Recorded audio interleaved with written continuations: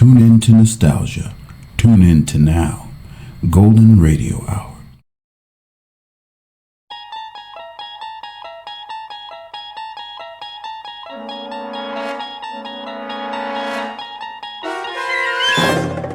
You unlock this door with the key of imagination. Beyond it is another dimension, a dimension of sound, a dimension of sight, a dimension of mind. You're moving into a land of both shadow and substance, of things and ideas. You've just crossed over into the Twilight Zone.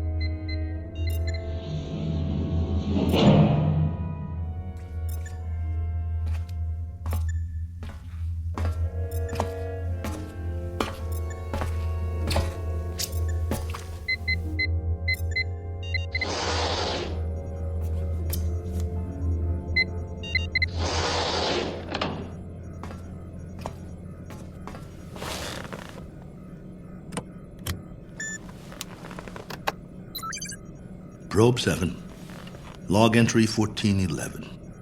Another waking period. Ship seems to be functioning perfectly as usual. Wish they could make cars this reliable back home. Oxygen supply, right on the button. Food supply, a little over. Something wrong with my appetite. Not enough exercise, I guess. I know. More workout time. Gotta stay in shape. Never know who I might meet in space.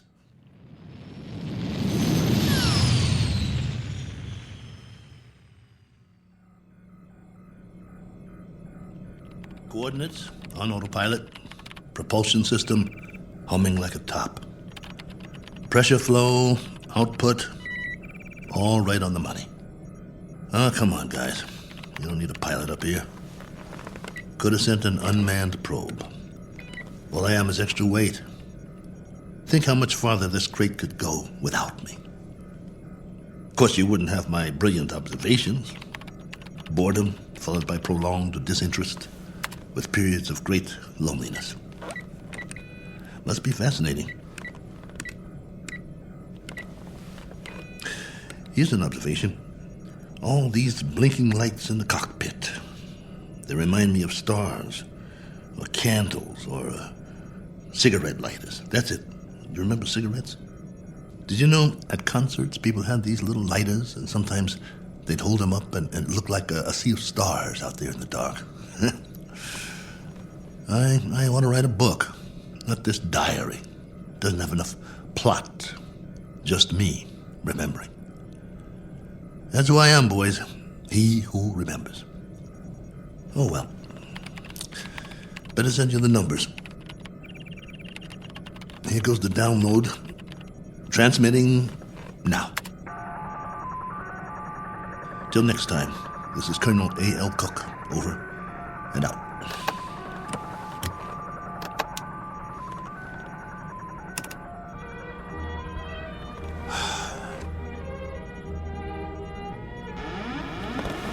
Hold on, I think we've got a malfunction here. Some kind of overload. Yep, there's a power drain. Initiating diagnostics. No time for that. Switching to manual override.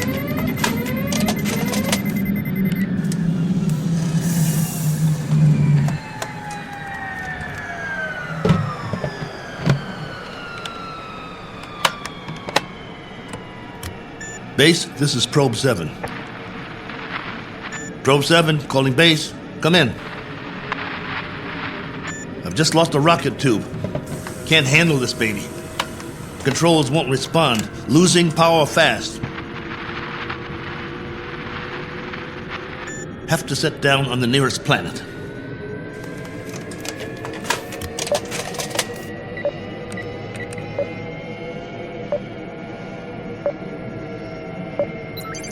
Got one in view now. Not much choice.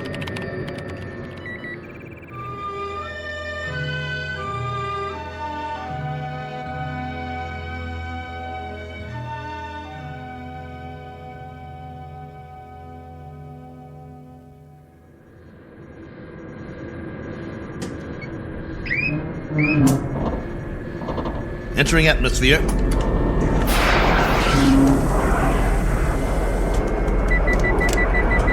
Surface coming up fast.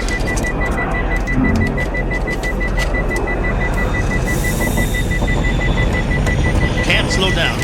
No retro rockets.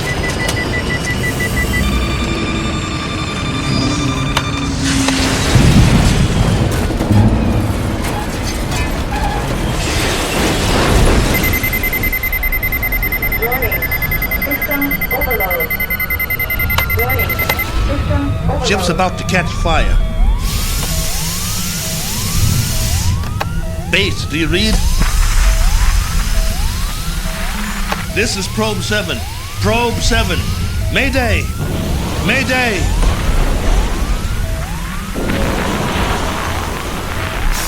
Mayday!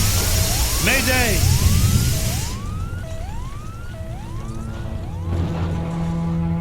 One Colonel Cook, a traveler in deep space several million miles from his point of departure and presently out of options. He set a course across an endless ocean in a one-man lifeboat, now scorched and broken on an alien shore. But even if he should survive, his greatest ordeal is yet to come, for he must face a far more dangerous challenge, an opponent more menacing than the cold, lifeless vacuum of space. He must face what awaits him on the other side of the bulkhead and do battle with the unknown.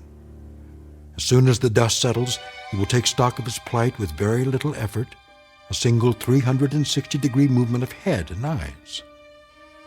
For Colonel Cook has come to rest on a small, undistinguished planet not on any chart, one that is actually an outpost in the Twilight Zone.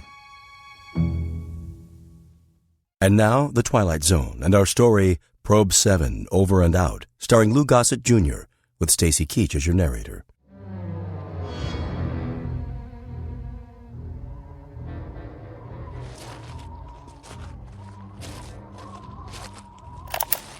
Log entry 1412.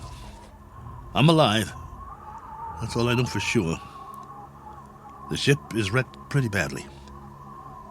It might be possible to realign the main drive, but not without help. So far, I'm holding up. One badly bruised head and a broken right arm for which I've made a sling. A few more painkillers in the first aid kit, but after that, I'm on my own. The planet has an atmosphere, so I don't need the pressure suit.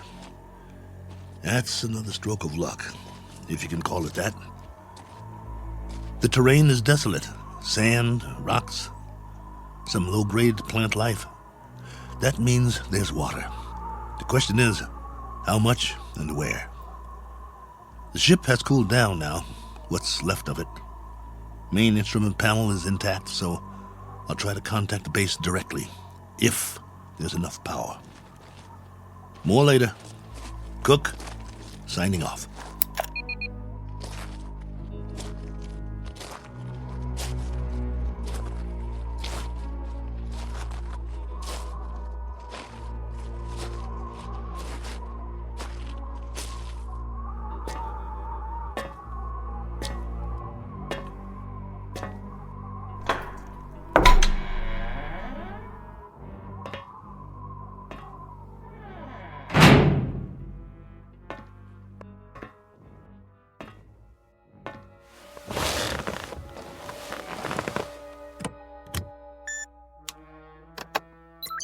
This is Probe 7.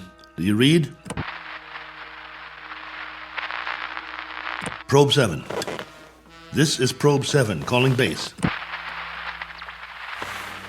Probe 7, with a landing report and damage assessment. Over to you, Base.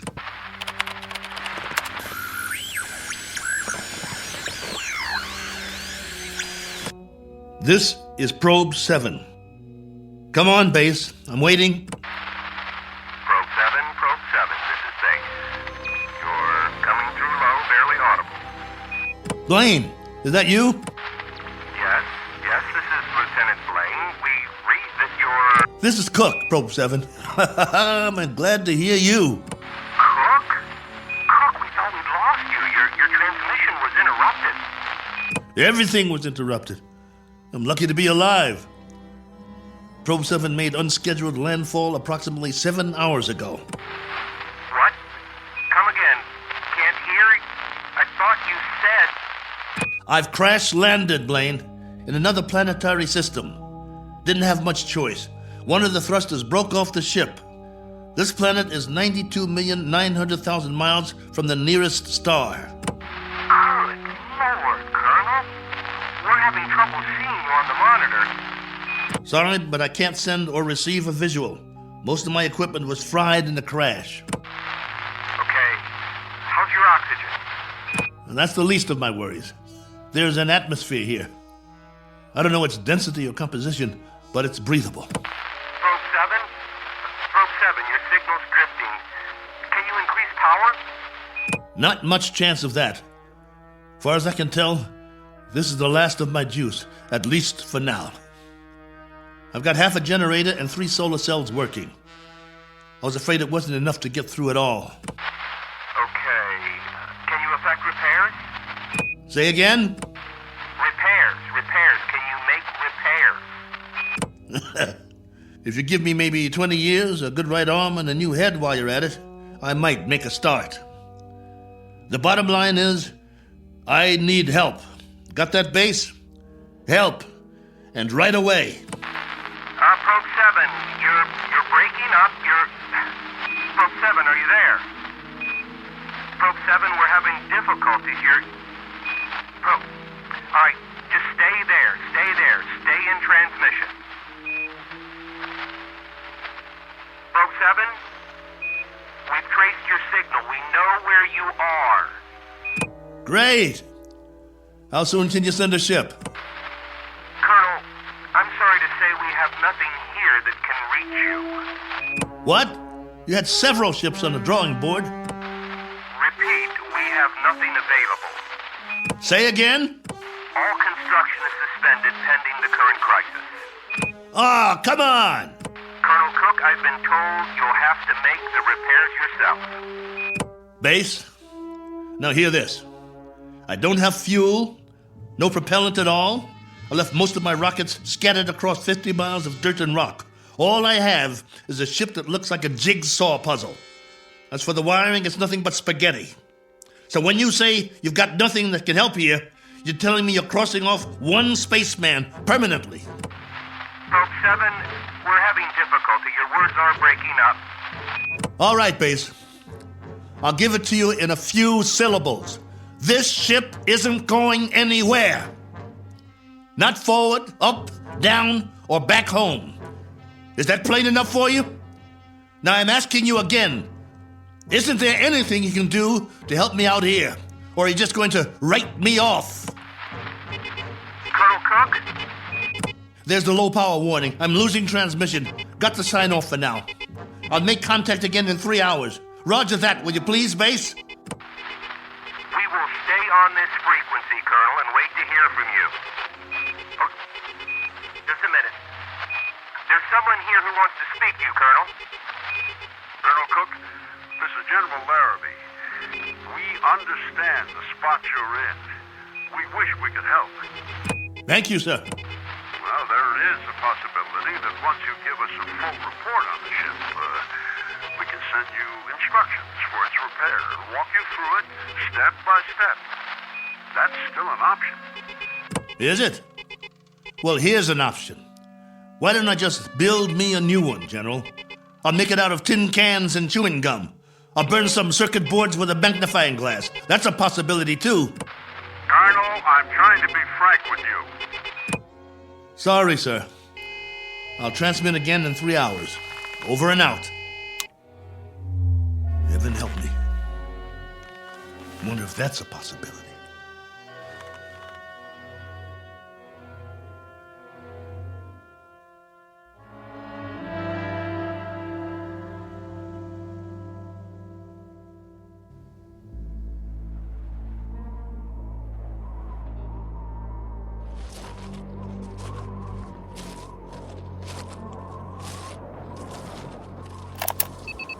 Log entry 1413. I'm standing on a hillside a few meters from the ship. You hear that? I think there's going to be a change in the weather. Back home we'd call it a sandstorm. Better head back soon. I see vines and some flowers down the other side of the hill. There's more life here than I thought. As to what stage of evolution it's reached, that's pure conjecture. No sign of animal life, but the vegetation grows thicker in certain areas, like the valley. Can't trust my leg yet. Better stay close to the ship. I've picked some plants for analysis. We'll see if there's anything edible. Hey! Anybody! Hey! Take me to your leader. I've got beads and wampum. Is anybody here?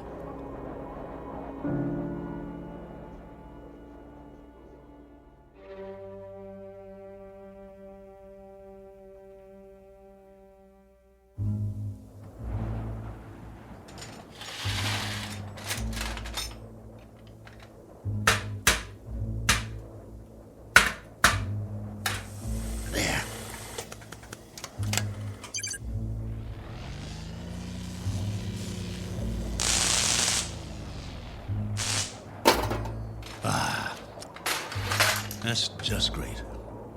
The last good wires in the whole ship. Here comes that sandstorm. I'm gonna get the hatch shut. Close, will you?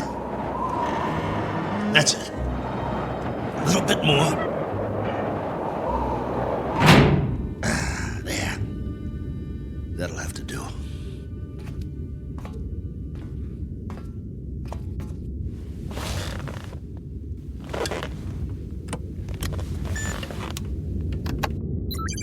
This is Probe 7, calling base. Probe 7, calling base. Over to you, if you read. We read you very well, Colonel. You've got the video going. For now, General, I've wired all the solar cells in the series. At the moment, I'm running off the storage batteries, though. It's almost night here. All right, tell us your situation, please. My situation? Yes, any change, Colonel? I've done what I can, but I'd have to call it unchanged. The power level's higher as long as I charge up during the day, but I don't know how long that will last. At least, I've got you on the screen. Got to see another face, both of you. You should be used to solitude. You've been in space a long time. Yeah, I should, but that was different somehow. I was a big something in the middle of nothing. This, though, I've landed and it feels like I'm supposed to be somewhere, and I'm not. My memory of home is fading fast. Colonel, and the condition of the ship, still a total loss? Probe 7 is no longer probing, General, unless it's the few feet of dirt I tore up when I crashed. There is life here, like I said, vegetable life, pretty elementary. I've explored the surrounding area in all directions, but I can't get down to the valley with this leg. The gravity is roughly the same as ours. From what I can tell, the atmosphere is similar as well. At least, there's no pollution. I haven't started coughing yet.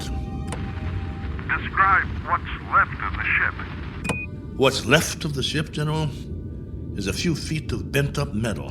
I told you, it's unrepairable. You're sure, Colonel? You're absolutely positive? There isn't one other section that's still intact. She'll do for a museum or a junkyard. Take your pick. As for me, I don't have the luxury of making a choice. Nor do we, Colonel. Nor do we. Right. The crisis. Listen to me, Cook. We've got a major problem here. Oh, you do? Since you left, we've had an international incident. A serious one. There's talk of war. The next 24 hours will be crucial. As long as I can remember, there's always been a crisis, and there's always been talk of war. Well, hasn't there? Yes, but this time I'm afraid. You'll forgive me, General, but I've got a crisis too, and it's a very immediate one. I have the remainder of my rations and 2 broken bones in one arm. You have my location. I need to know that help of some sort is on the way, or would you call that unreasonable? Now listen up, Colonel. The rest of the fleet's been taken out. There isn't another ship, unless we build one. And if we go to hydrogen war in the next few hours, there'll be nobody left to do the building. Do I make myself clear? You're serious? That's the realistic view, Colonel. It may go down hard, but I'm giving you the facts of life. 10 hours from now, maybe 6, maybe 4, we'll be fully committed. I'm talking about 500 million people, not just one man. That's about as clear as I can put it. Very well then, General. I guess that's it. We don't see any alternative.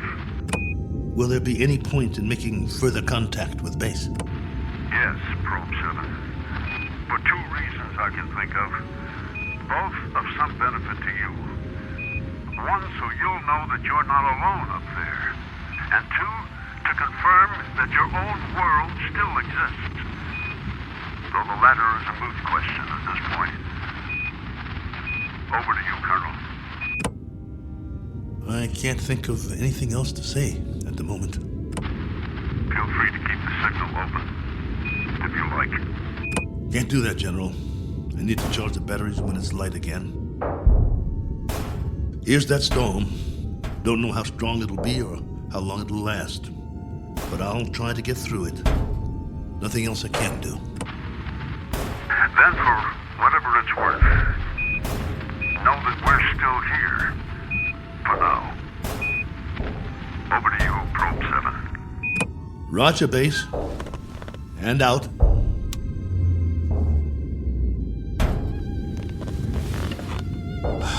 It's going to be a long night.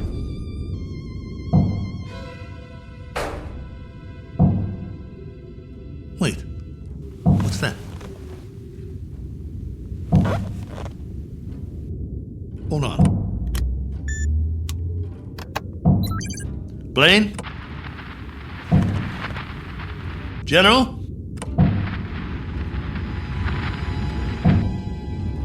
I wish you could hear this. There's something outside, I swear. Something or someone.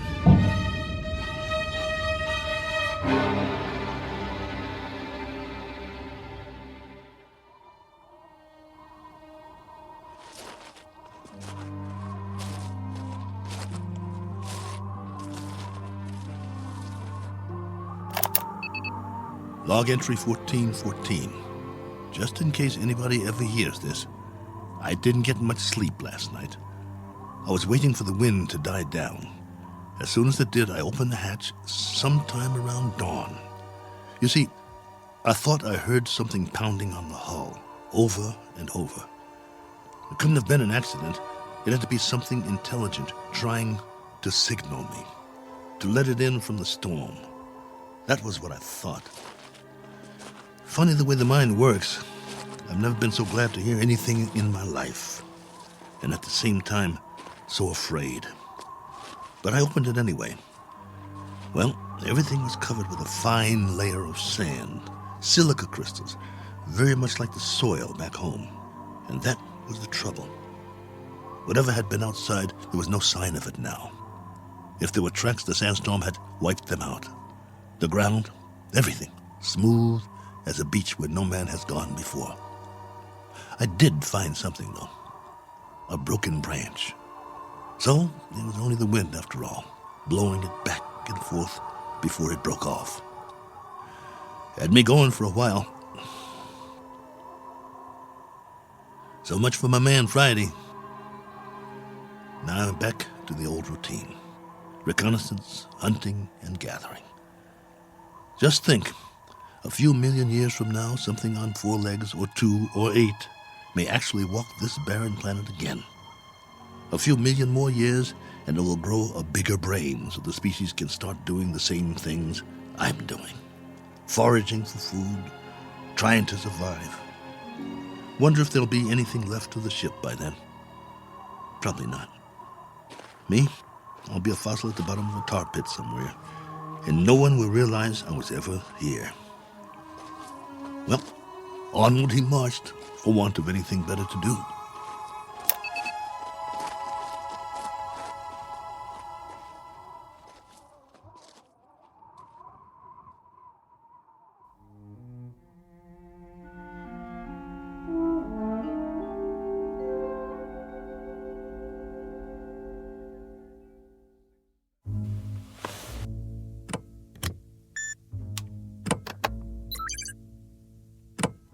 Blaine? General Larrabee? Are you still there? Here, Colonel. Go ahead. Well, you look like you haven't slept. Not much.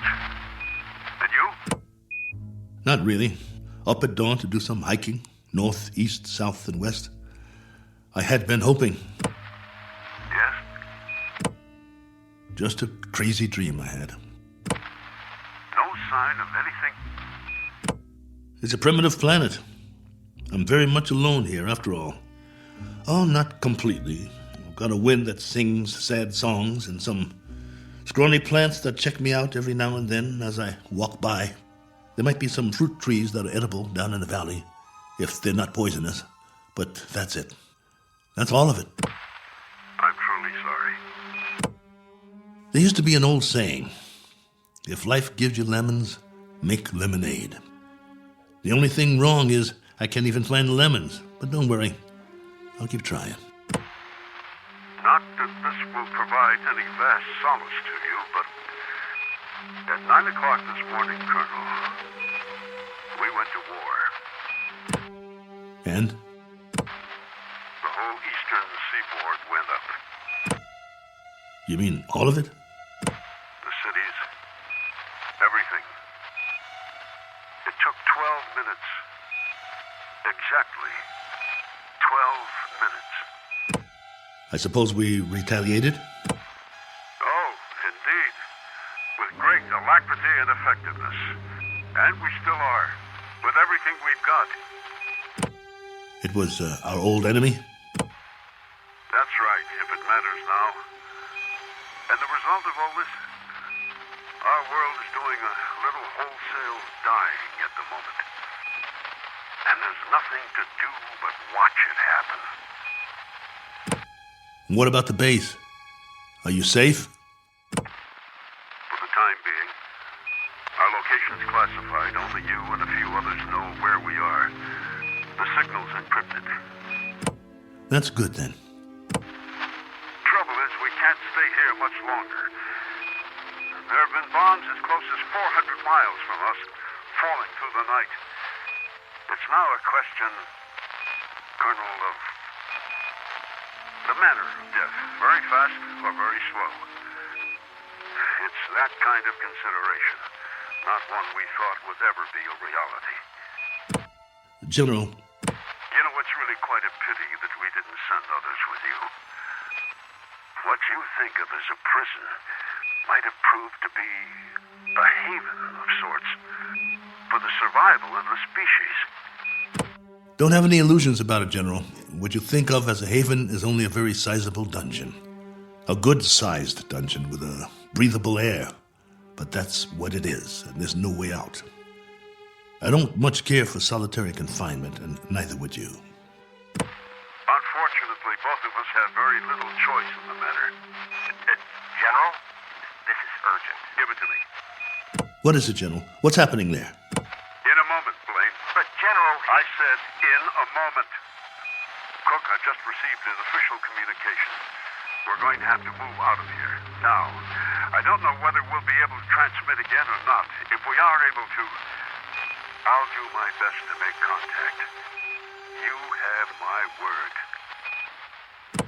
Thank you. Try if you can. It means a lot to hear a real, live voice.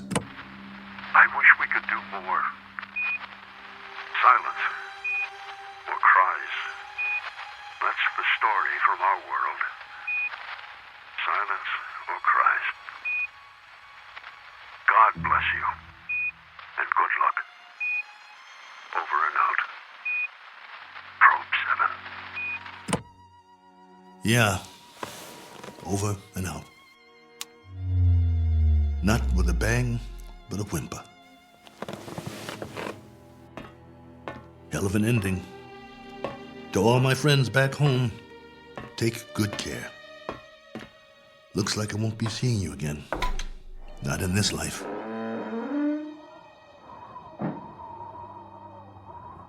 Time to start a new project.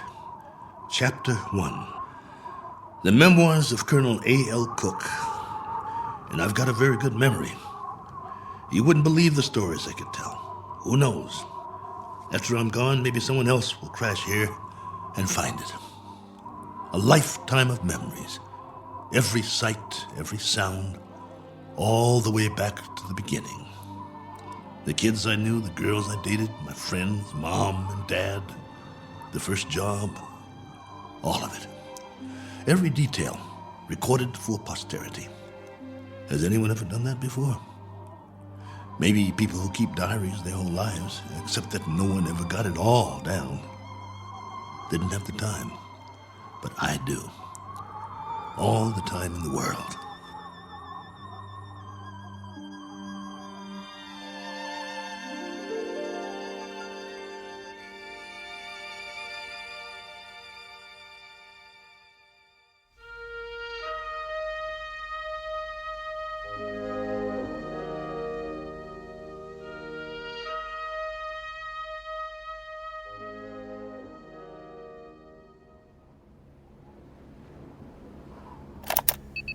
Log entry 1415. This one's for the record. A final official entry. From here on, it'll be the life story of Colonel A.L. Cook. Me, myself, and I. If for no other reason than to keep from going batty. But for now, it's a beautiful day. Here on Primordial World. Ship still standing, of course. You'd never know that's what it was. More like something from a scrap metal yard. The cost that went into building it, the man hours, and for what? To come to rest here. A little way station that isn't even on the map.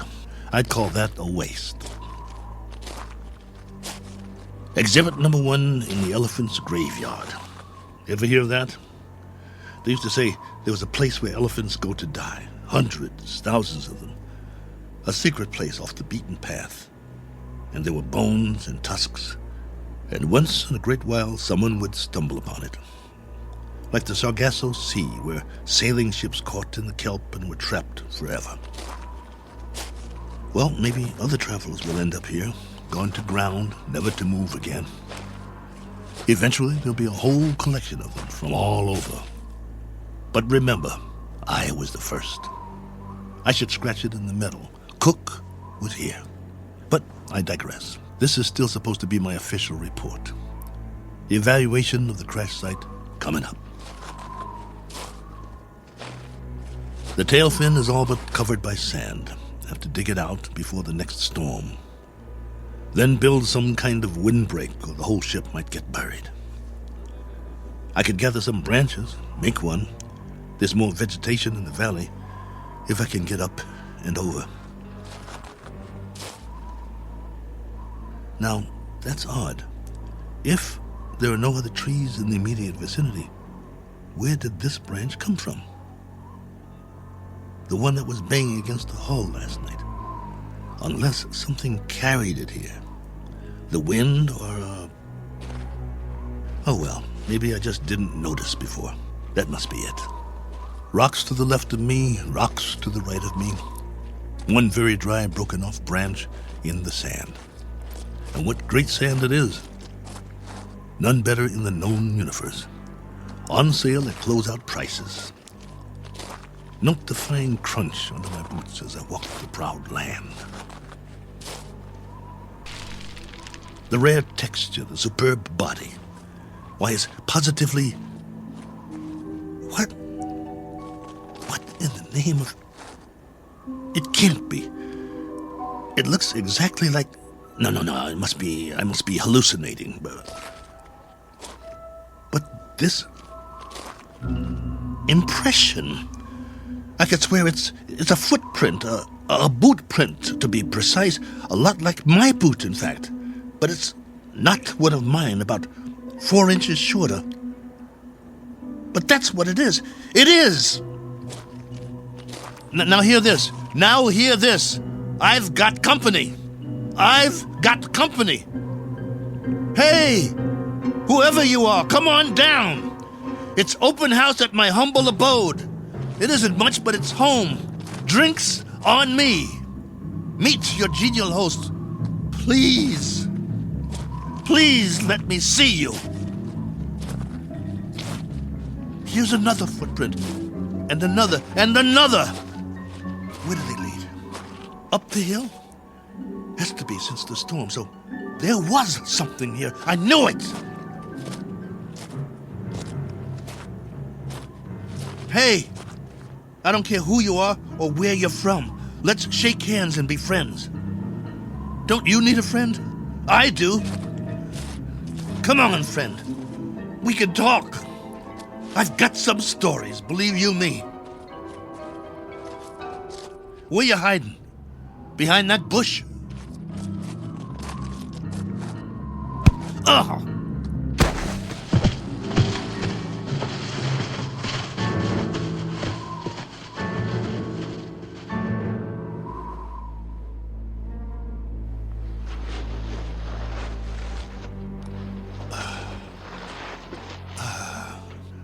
Blood on my head. Something hit me. Why'd you do that? Probe 7, come in. Got to get inside.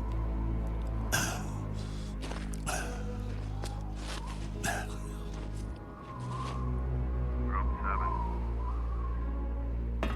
Probe 7. Space.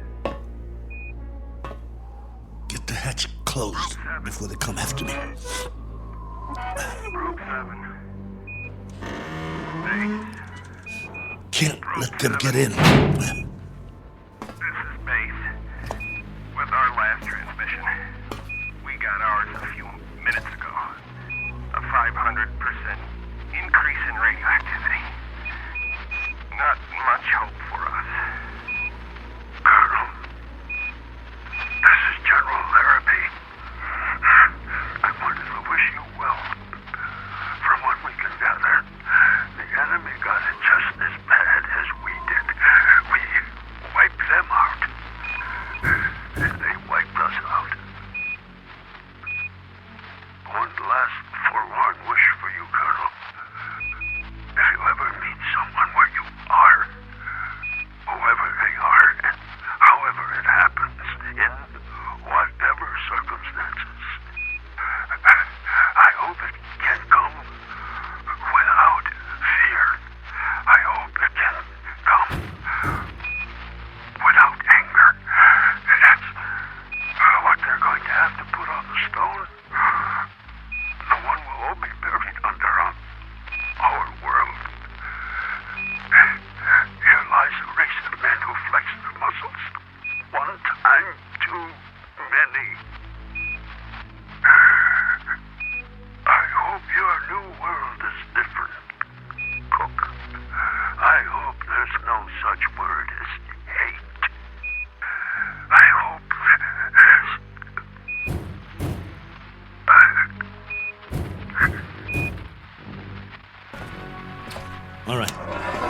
All right. I'm ready for you. You want in? Maybe I'll let you, and maybe I won't. It's up to you. You can be friendly, or you can be dead.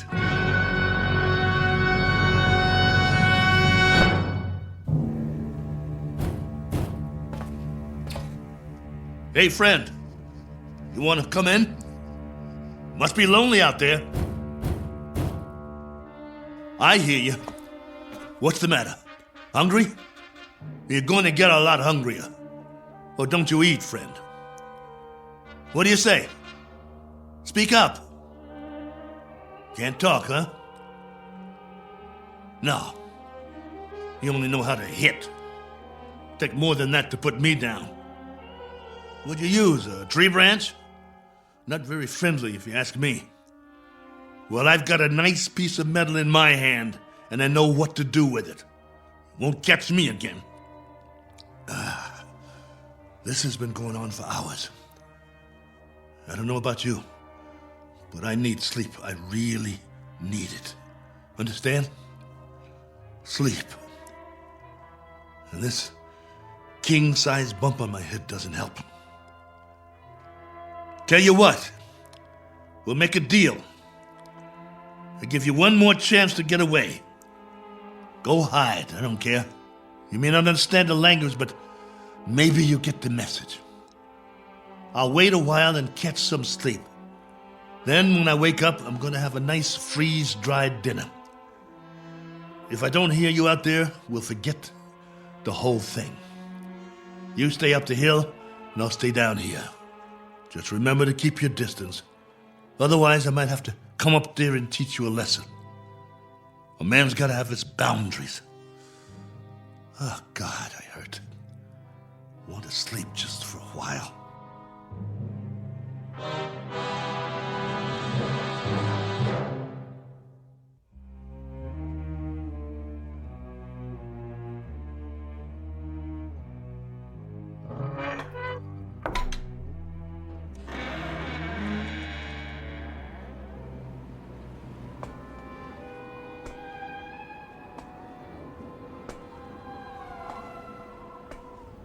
Hey, friend. Gotcha. Stay down. Pretty weak, aren't you? Let's see who you really are. Ituko. Miyana. Manda.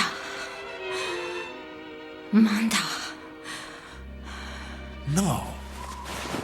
You're a woman? No, wait. Let's talk. Can't we talk about it? Do you understand anything I'm saying? Min. Oh boy. Look. My name is Cook. Colonel Cook. I'm from another planet. I crash-landed here. Cracked up my ship. This is my ship, get it? Or it was. It can't fly anymore. Now I'm just a wingless spaceman with no place to go and all the time in the world to get there. All right, be that way. I'm not going to hit you. I'm putting my weapon down, see? Oh, what difference does it make? You're probably an illusion, and those prints you left on the ground, they're illusions too. I've been fighting a running battle between fear and loneliness, and loneliness took the prize. You can disappear any time now. Any time at all. Go on. Poof! In a puff of smoke.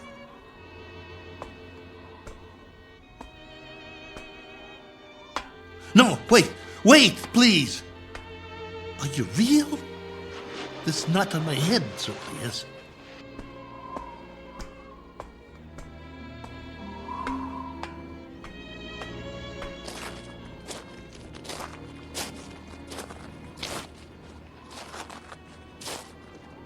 All right. Do whatever you want. Just don't go. Not yet. If you can't understand, I'll draw you a picture. Where's the stick? Look. Right here in the sand. This is my solar system. The sun in the middle, and this is my world. See? Omida? You got it. Now then, I went off course. I didn't have the power to get back. You know, power? Vroom, vroom. No good. So, I tried to land here, where we are.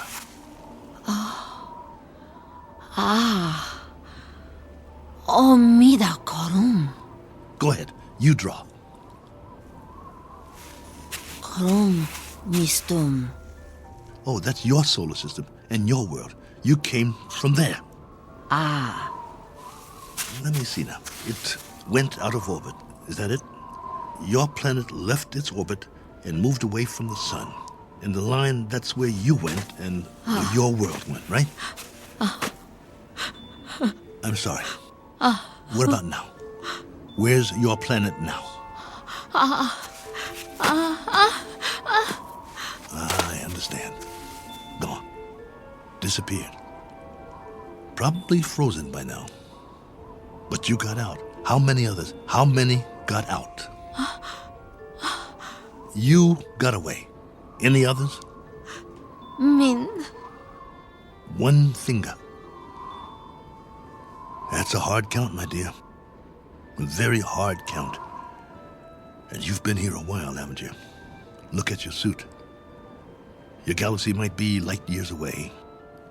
It would have taken years to reach here. Where's your ship?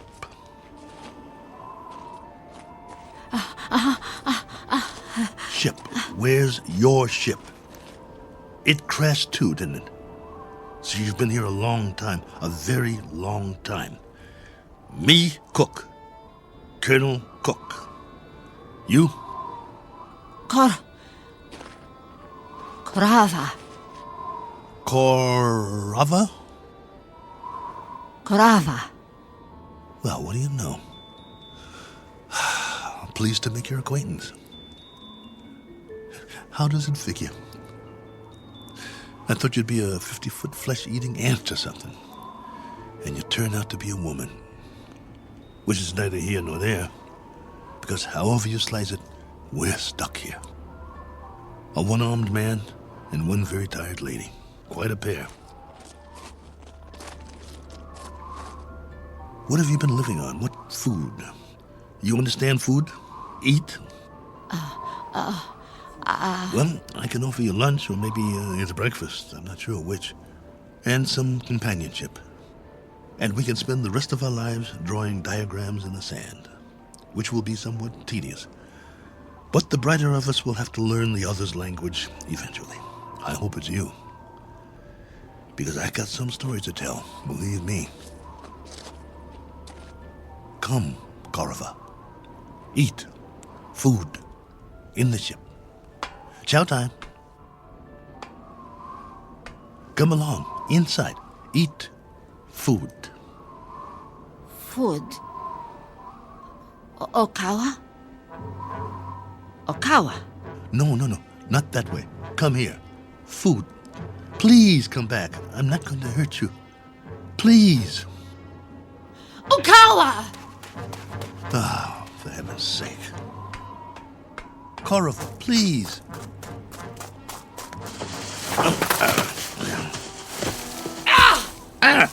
You scratched me. What did you do that for? That's all you know how to do, isn't it? Draw blood. Well, go ahead. Get away from me. It's not just language, is it? It's our animal nature, the way we instinctively respond to one another. In that case, there's not much hope. Go on. Go.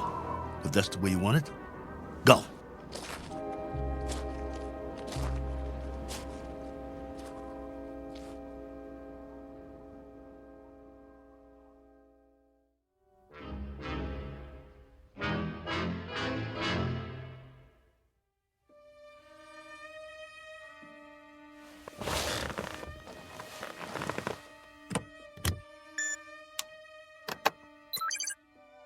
Base, this is Probe 7.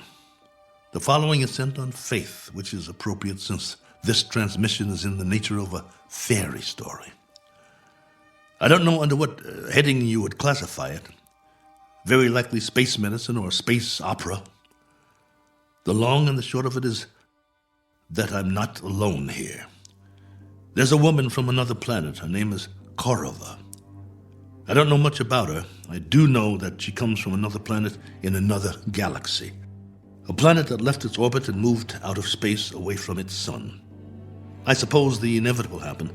They just froze. She's not very old, so she must have been sent in a spaceship as a little girl. But now that ship is no more. They probably sent others, too. God knows what happened to them. Died en route, lost their way, landed elsewhere. Who knows? But somehow or other, she made it. Perhaps as a child on a preset course. She was here alone until I came.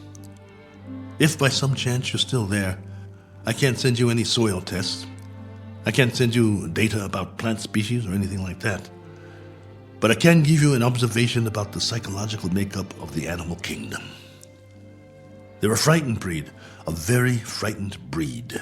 It must be a universal trait wherever there are advanced life forms. Though it's questionable how advanced we really are, so I guess we aren't alone in that regard, which is really quite a pity, as you may understand all too well if any of you survived. Base, this is Probe 7. Last call. Absolutely, positively, the last. Over and out.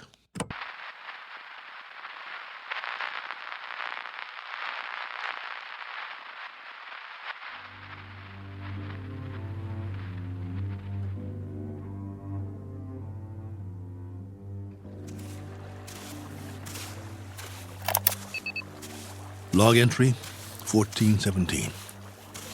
Well, the ship is history. I've left it for good. I finally made it up the hill and down the other side. And guess what? There's much more vegetation here. Fruit trees. Flowers as big as your head. And through it all, a stream of running water. I swear, it's like a garden. I brought what I need in a backpack. I'm going to set up shop on the banks of the river and try to live here, for better or worse. It will be the last great adventure. I only wish I could share it. Oh well, there's always posterity, if anyone should ever find this and play it back.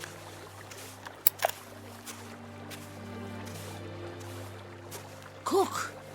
Oh, you. Never mind. Talking to myself. But you wouldn't understand. Why don't you just keep your distance? Cook? Ah. Cook. Not going to hit me, are you? No? That's a surprise. Well, you're just in time to say bon voyage, friend. I'm going that way. There are even more fruit trees over there. No reason to get in each other's way. Cook. You want to come? You may, if you like. We'll eat and we'll live. I don't know how or for how long, but we can try. Cook. What? Dirt? Soil?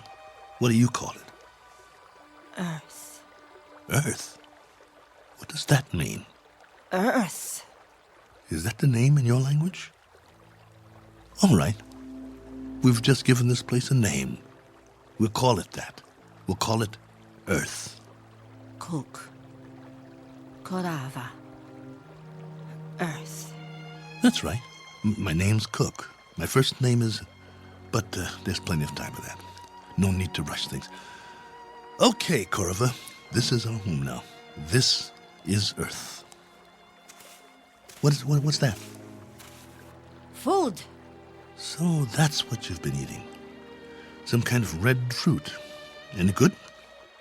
Food. Eat. All right.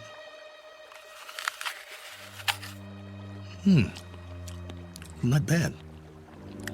We'll take some with us. If you think it's all right. Come on. I wanted to tell you something, but now I've forgotten. I guess we'll have plenty to talk about, though. This place, a new life after all. And after a while, we'll have new memories to talk about. Things we can share. Come along, then. Let's go.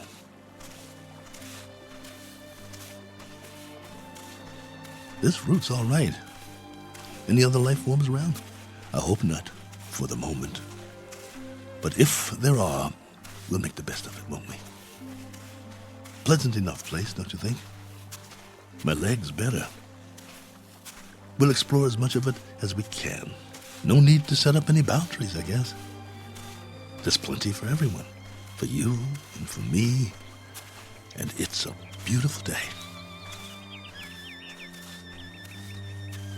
Do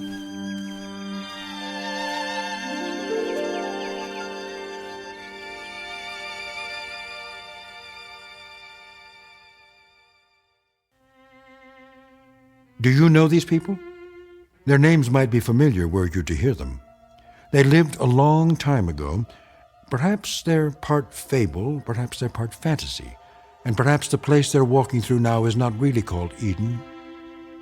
That's for you to decide.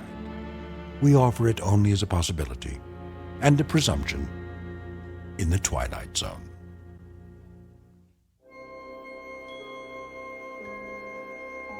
Hi, this is Carl Amari, producer of the Twilight Zone Radio Dramas. I'd like to take a moment to tell you about our official website at twilightzoneradio.com, where you'll get the latest news and information on these Twilight Zone radio dramas. Plus, at twilightzoneradio.com, you can digitally download 3 free episodes or any of our episodes for only $1.95 each. In this age of ever-changing technology, we've decided to make these episodes instantly available to you by making the Twilight Zone radio dramas a digital download-only series. This means that this series will no longer be offered on CD. The CD collections at our website are now being offered while supplies last at buy one, get one free. So be sure to get your favorites before they're sold out. Be sure to visit us often, and I'll see you in the zone.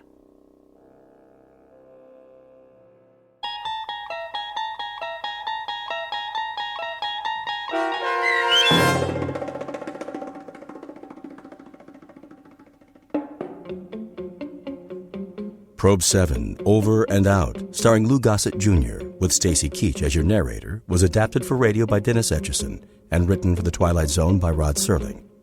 Heard in the cast were Tony Maka Sr., Sam Darrence, and Oksana Fedanushin.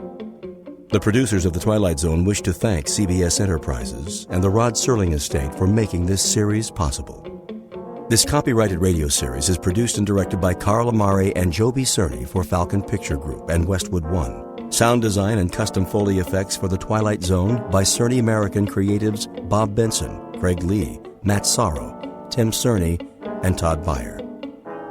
To learn more about The Twilight Zone radio dramas and to contact us, visit our official website at twilightzoneradio.com. Touching speaking.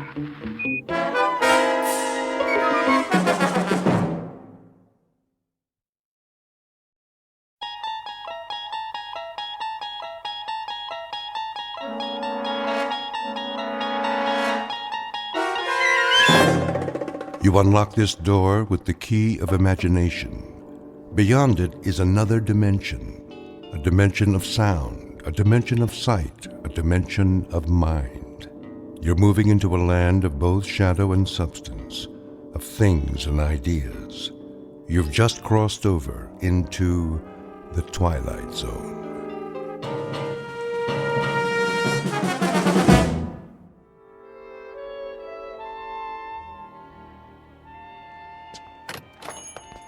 Yes, and will that be all then? No.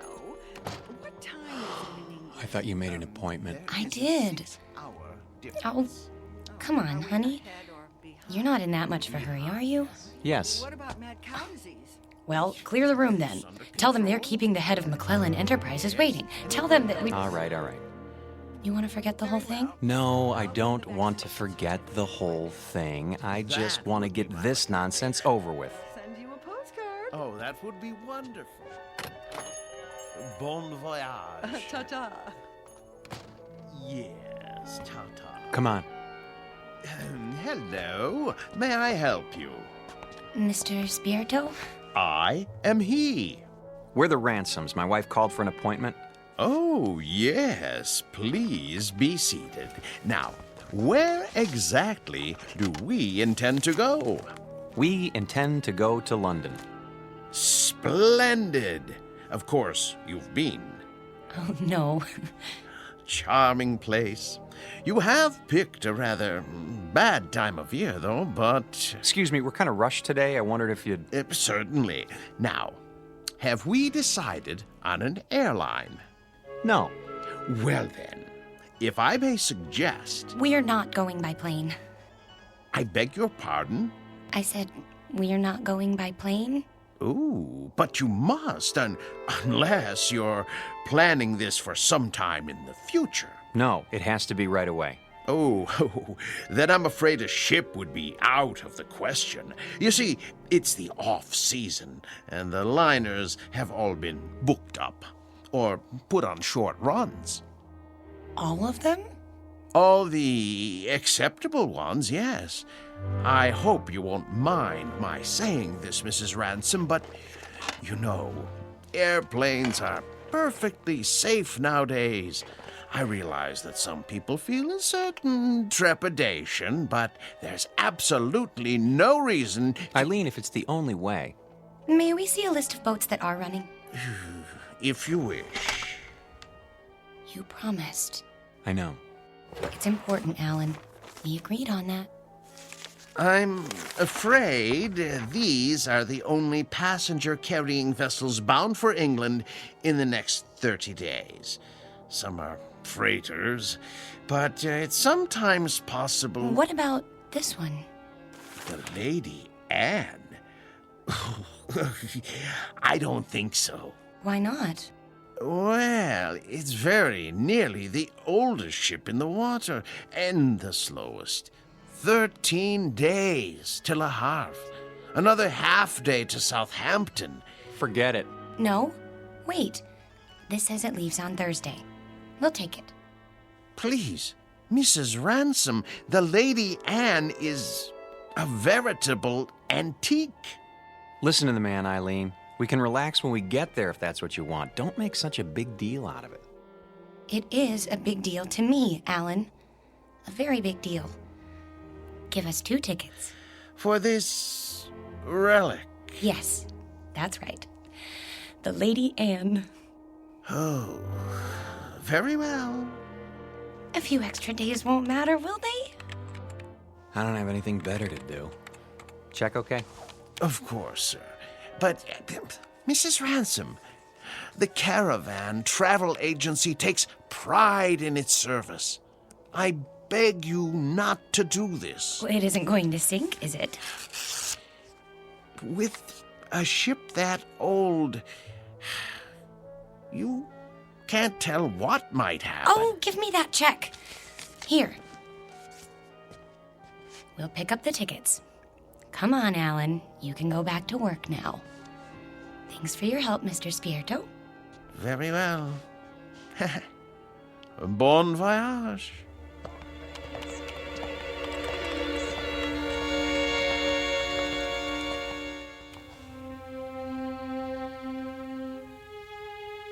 Portrait of a honeymoon couple about to embark on a journey.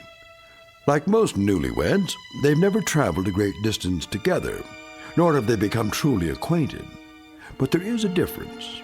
These newlyweds have been married for 6 years, and they're taking this honeymoon not to start their life together, but to save it. Or so Mrs. Ransom believes. She's not sure why she insisted on an ocean liner, except that it will give them some much-needed time together, even if it is the Lady Anne. The tickets read New York to Southampton, but this old ship is bound for a very different port. Its final destination? The Twilight Zone.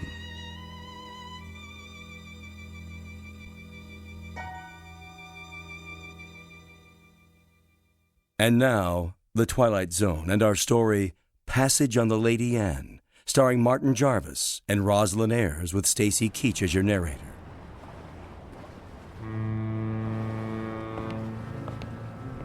Perfect. A foggy night. Can't even see the ship. Where is everybody? Already on board. We're a few minutes late. I was ready. If you hadn't taken so long packing... There it is! Oh, Alan, isn't it beautiful? No, not it. She. The ship happens to be a lady. Sorry. She's beautiful. Indeed she is. Oh, yes. There's the gangplank. Is that what they call it? Come on, Alan. I can hardly wait. You know, from the descriptions, we were expecting a cross between a kayak and the Flying Dutchman. You're seeing someone off? No. We're passengers. What? How's that? Passengers. Oh, no. No. I hardly think so. No, you see, this is the Lady Anne. Toby, please. You have no right to badger them. Yeah, be quiet, woman. Well... Now, young fellow, look here. If you'll consult your tickets, I think you'll find there's been a mistake. I repeat, this ship is the Lady Anne. And I repeat, there's no mistake. Show me your tickets. Why should I do that? Call it curiosity. Do you mind? Go ahead, Alan. Oh, all right. Let's see. Mr. and Mrs. Alan Ransom, New York to Southampton. You're not going to read the fine print, too, are you? Well, they seem to be in order. Thank you. It's good to know that. Well, there must be an error. This is a private passage, you might say. A mistake in booking it. No, it's a terrible mistake. Come along, dear. But, Millie, I don't understand. I really don't. I said, come along,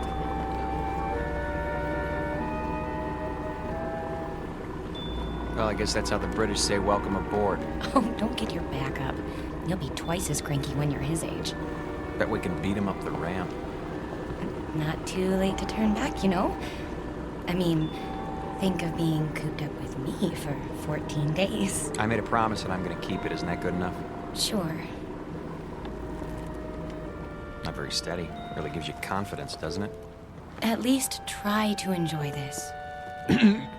One moment, please. Your names? Ransom? Yes, I see it on the list. Do you want to see our tickets, too? Everything seems to be in order, sir. Stateroom 24, down that flight of stairs. Thank you.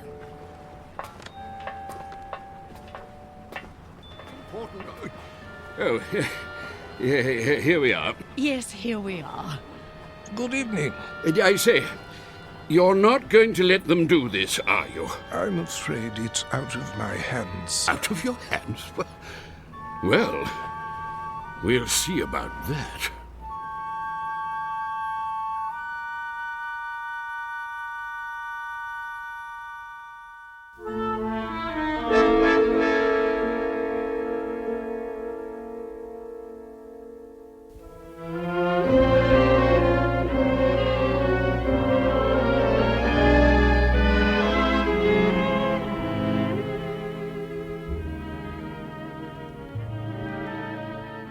I hope they got the luggage on board. It'll be waiting in our room. You'll see. It better be. We're due to take off in 10 minutes. Take off? Sail. Disimport. I think it's disembark. All right. Alan, you have to admit, it's a real showpiece. Did you notice this carpeting? And the oil paintings? And brass everywhere. Great. Where's the bar? I could use a drink. Number 24. This is it. What in the... Alan, look! It's like an old-fashioned drawing room with a tapestry and gold everything. Pigeon's blood vases. I don't believe it. Are those plaster cupids on the ceiling? Oh, it's marvelous! And the canopy bed. Shaped like a swan. It's got a goose feather mattress. Oh, Alan, isn't this fabulous? It's probably the most ridiculous room in the entire world. You realize that? Probably? It is! And you actually like it. Don't you? Look at this chest. It must be 100 years old. A bowl of fresh flowers on top. And even a box of candy, shaped like a heart. At least the luggage is here. No kidding. You think we can take it for 2 weeks? I mean, with all this... There's the whistle. Come on, let's go up on deck. Why? Why? That's what you do. Haven't you seen any movies? Hurry.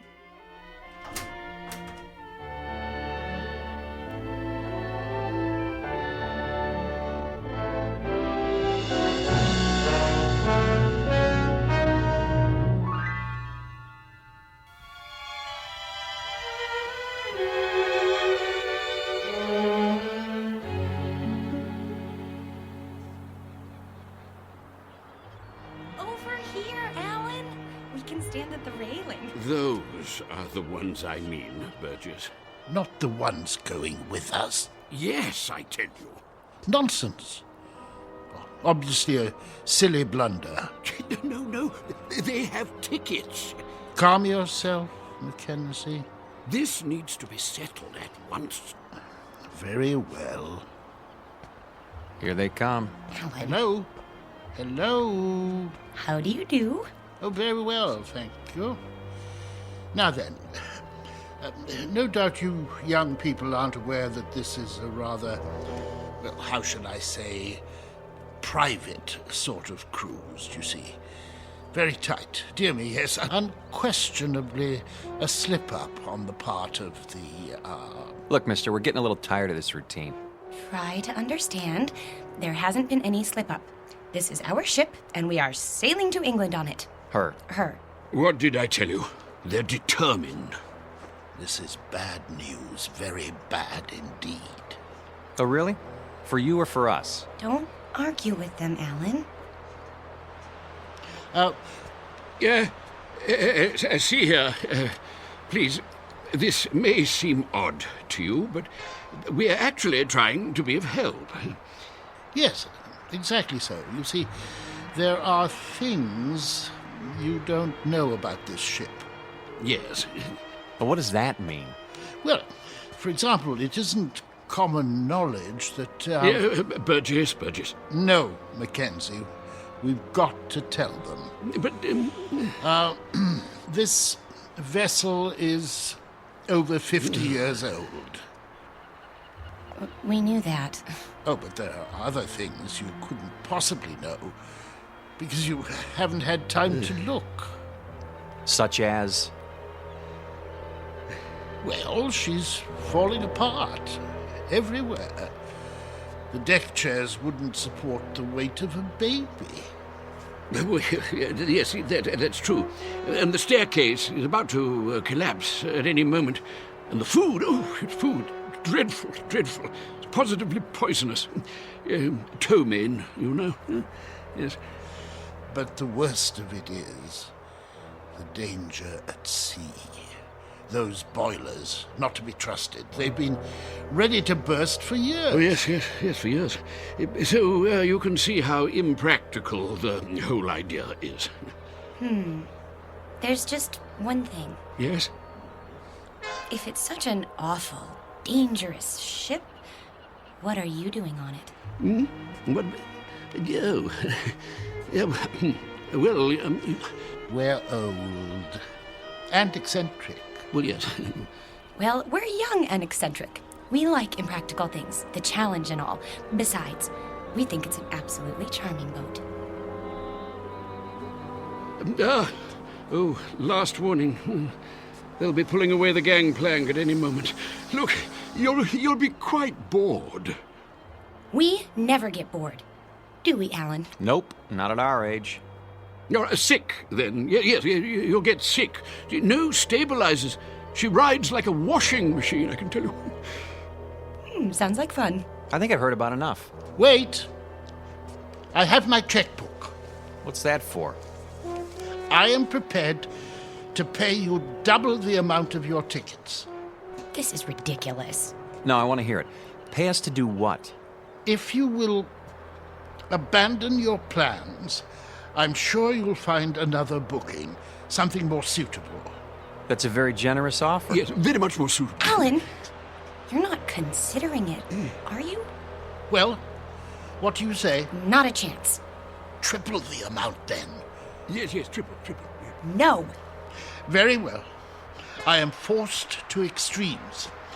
Sir, madam, if you will leave the Lady Anne at once, I will give you the equivalent of, let me see, 50,000 American dollars. 50,000 American dollars, yes, which I will match. Well, I haven't got it all on me, but Making it a total of 100,000. Yes, 100,000, well. You're talking my language now, gentlemen.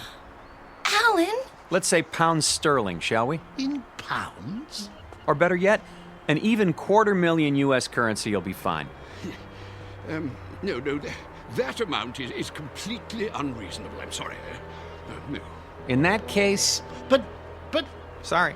Let's go, honey. You must reconsider. You don't understand the implications. Look, fella. Ever since we picked this tub, people have been doing their best to discourage us. I don't know why, and I don't care. But if you're worried about brash Americans crashing your cozy little tea party... No, it isn't that at all. Forget it. From now on, leave us alone. I'm proud of you. Thought I'd take the money, didn't you?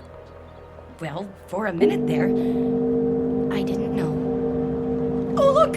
We're moving! Off to a great start. I could use that drink now.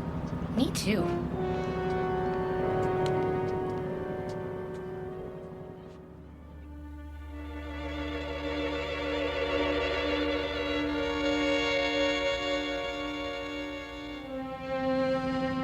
Too late. We did our best. We should have tried harder. But the funds he was demanding... highway robbery. Nevertheless, it was our duty. The duty of everyone on board. Who knows what the consequences will be? I fear we should have done whatever was necessary to keep them off this ship.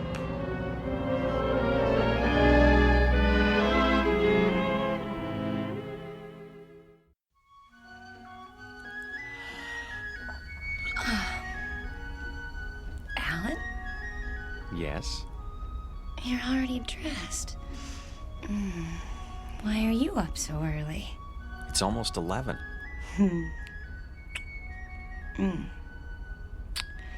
Don't tell me you're nervous. We're not going to let two cranky old men spoil our second honeymoon, are we? A lot more than 2. Better get dressed. Fire drill's in 15 minutes. What?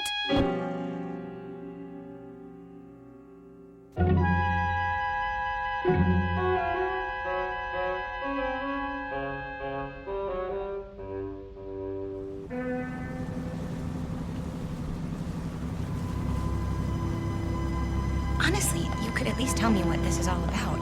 You act as if we're going to an execution. There. See for yourself. Look at all of them. And all wearing their life preservers. Oh no.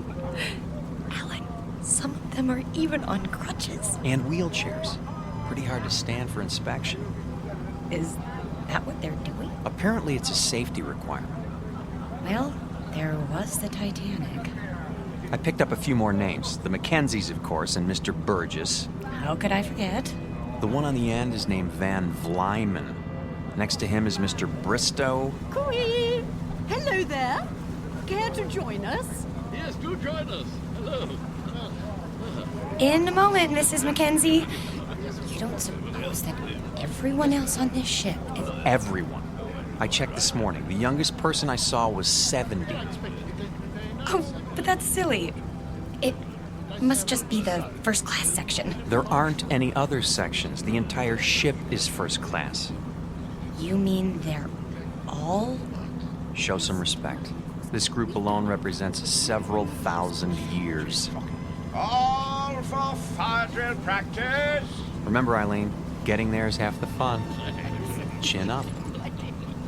Your life jackets. Oh, thank you. Now then, as soon as you're all ready... I think the straps go over your shoulders. Like this? That doesn't look right. Psst. Do you need help, dear? Good morning, Mrs. Mackenzie.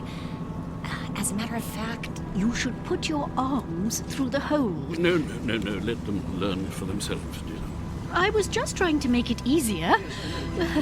See you later, then. Yes. Do the best you can.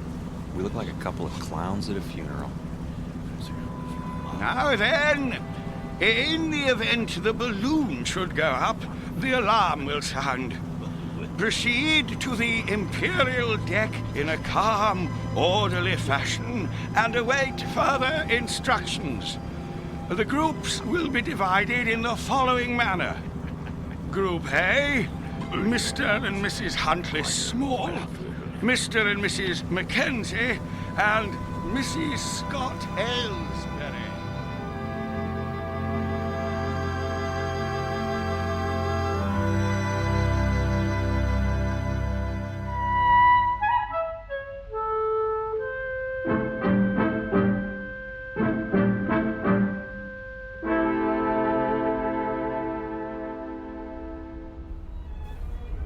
Here we are.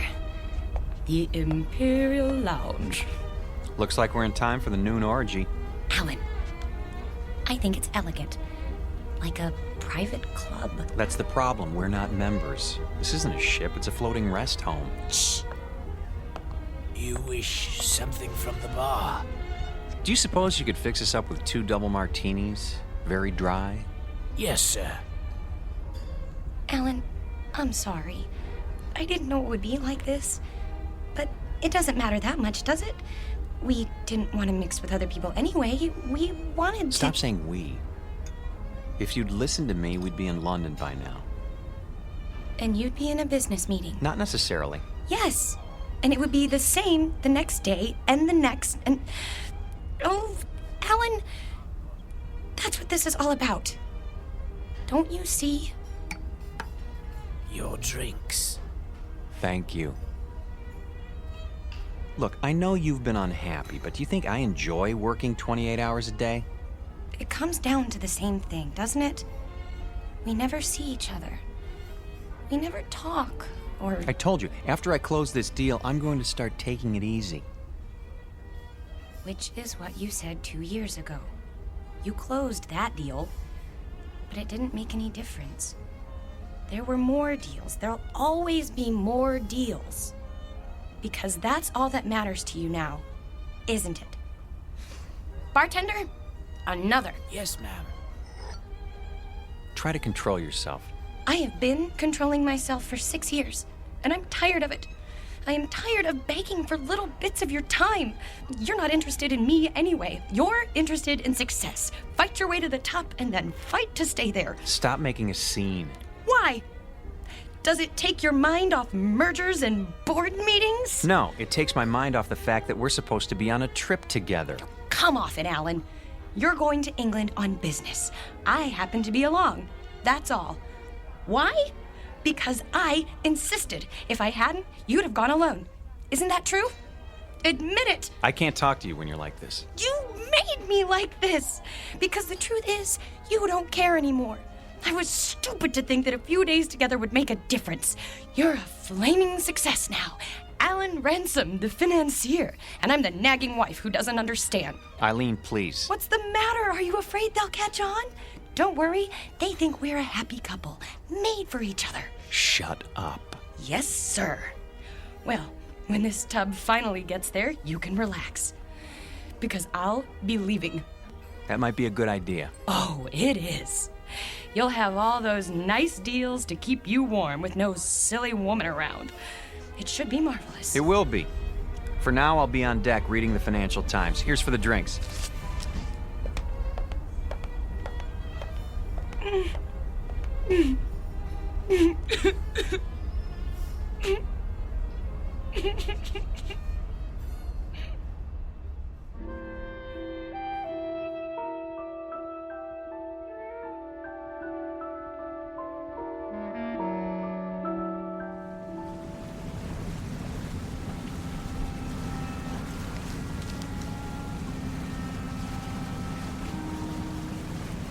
I say, you two, excuse us. Not you again. Well, yes. Not really. How do you do, dear? Nice to see you, Mrs. Mackenzie. If you don't mind, I'm trying to read the paper. My wife, Millie, yes. I say my wife, I mean we would very much like you to join us for tea, if you'd be so kind. Because I'm wearing my tweed jacket? Eh? Hmm? No. Tweed jacket, I see. That's I see, we're very British. No, we simply want to chat. Is it a date then? We'd be delighted. In about an hour? Yes, in the Imperial Lounge. We'll see you there. And thank you. Not at all. An hour, then. Jolly good. Looking forward. Why did you do that? Because you and I don't have anything more to say to each other. You know it's true. We're finished. But you said it yourself. We're stuck here. So we might as well call a truce for now and make the best of it. Agreed.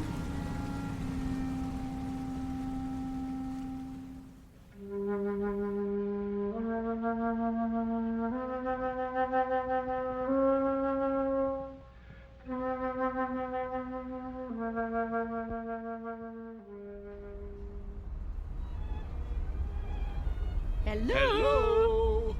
Over here. Hello again. My dear. So glad you could make it. Charmed, I'm sure. Do sit down. Do sit down. Not at all. Nasty day. What? Now look. The reason for this meeting, apart from the pleasure of your company, is, Go ahead, Toby. Yes, thank you. Millie, that's my wife, Millie pointed out that we've all been, something less than hospitable to you, if not rude. And so I expect I ought to apologize. And do you? Oh, yes, most sincerely.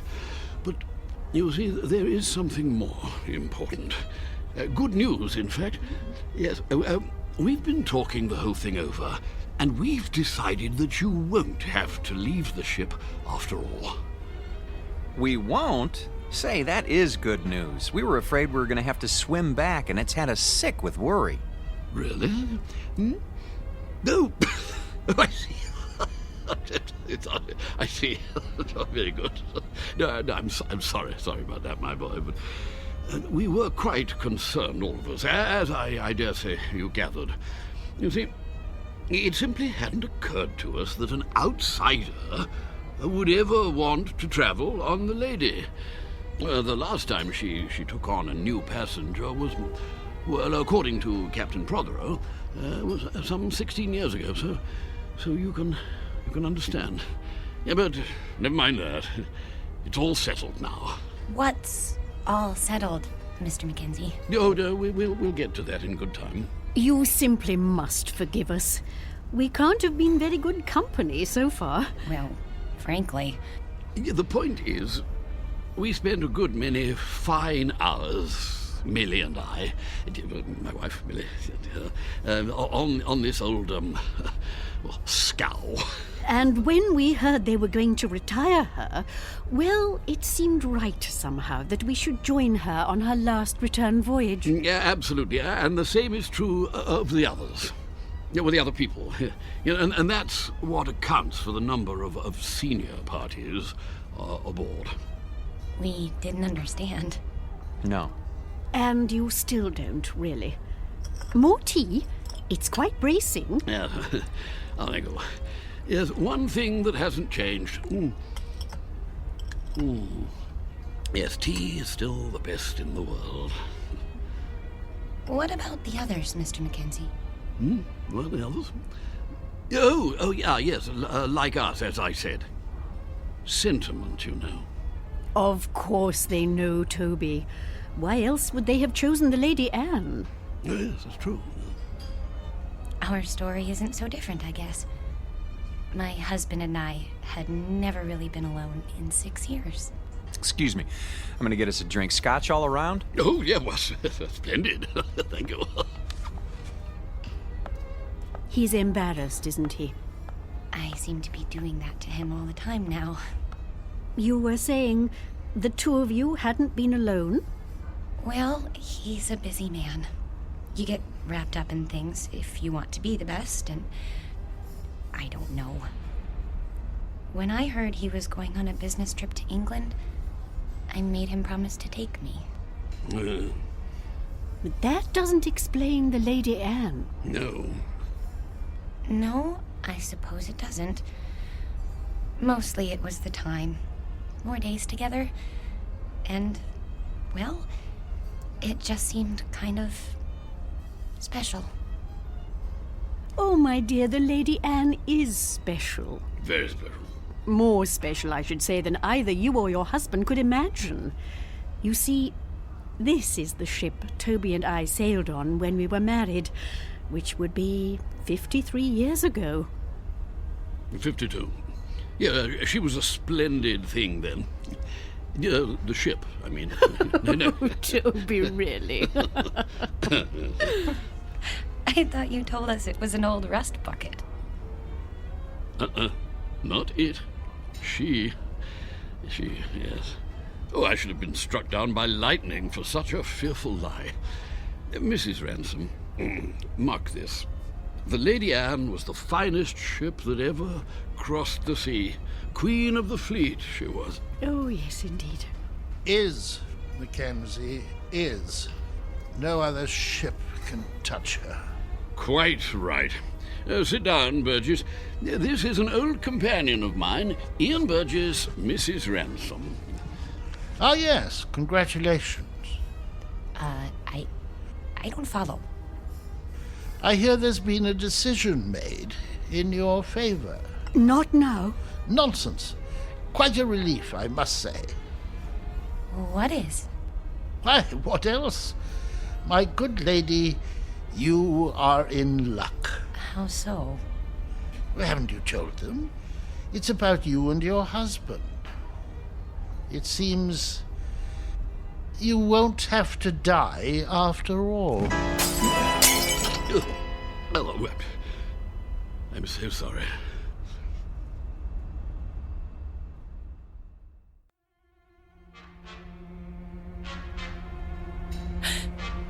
What did you say? He said you won't have to die after all. Of boredom, he means. Well, don't stand there like a ninny, Ian, tea all over you. But sit down, sit down.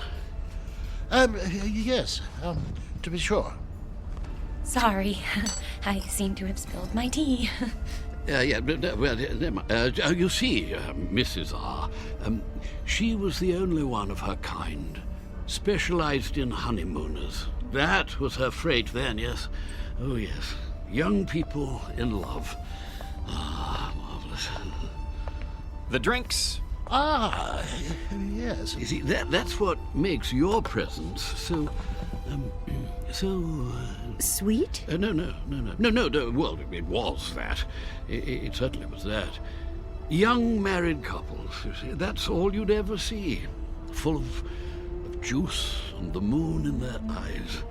All those children trying to act grown up and worldly and used to it. And everyone as nervous as a mouse. Yes. But that sort of thing, it lasted for only a few days. The Lady Anne gave them time to know each other. Oh, she was a wise ship. Cheers. Cheers. Cheers. Everything was arranged for young people. Love has its own point of view, you know. It sees things larger than life. Nothing is too ornate or too fancy or too dramatic. If it is a good love, it demands the theatrical and then transfigures it. Turns the grotesque into the lovely, as a child does. With it, we can see what we wish to see in people. Without it, we cannot see it all. We can search forever. How a shipping line ever found that vision, I cannot imagine. But they made the Lady Anne into an enchanted gondola and took that moment of happiness and pure sweet pain all lovers have and made the moment live for 2 unspeakably pleasant weeks. Well, they get the drift, my dear. There's no need to go gooey. But I feel gooey. The same is true for all of us, actually. Bolshia Jones and his wife over there, the bald chap. Engineer in his day, and a good one. The Whiteways. Next to them, Lord Bristow, with his cigar. Nice enough, but he's getting on. And there's old Champion. Innes Champion, the writer, adventure stories, that sort of thing. Quite a droll fellow, though you wouldn't guess it now. Widower, you know. Aye, and his wife. There was a wild thing. She passed on in... Oh, can't be sure of the date. What about you, Mr. Burgess? The same. We'd planned this trip together, but... Have you a picture? In my breast pocket, over my heart. She's very beautiful. Ah. Oh, my dear, please. This is purely temporary. I shall be with her soon. I'm so sorry. Oh, there, dear. It's all right. None of it really matters if you're in love. You are in love, aren't you, Mr. Ransom? Yes, of course. Well, that's the only thing that counts, you know. Everything else perishes. Now you've made her cry. Oh, perfectly all right. I cry all the time, don't I, Toby? All the time. Well, I don't. Why don't you two go out and get some fresh air? Do you good. Fog or no fog. That might be a good idea. Yes. We'll see you later. Of course you will.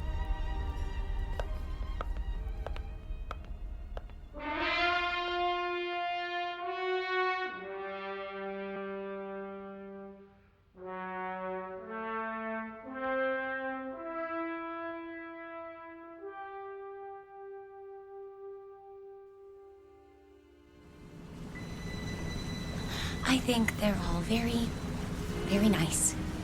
What is going on? The sun. What about it? It's behind us. It was over there, and now it's... We're heading north. So we're heading north. We should be heading east. Blame it on me. Everything else is my fault. Why not this? There you go. Starting again. I don't know what I'm doing here. Look at them down there playing shuffleboard. Or sitting, wrapped up in their blankets. Really, Eileen, this whole idea was ridiculous. Eileen? Eileen, where are you? Eileen? Eileen!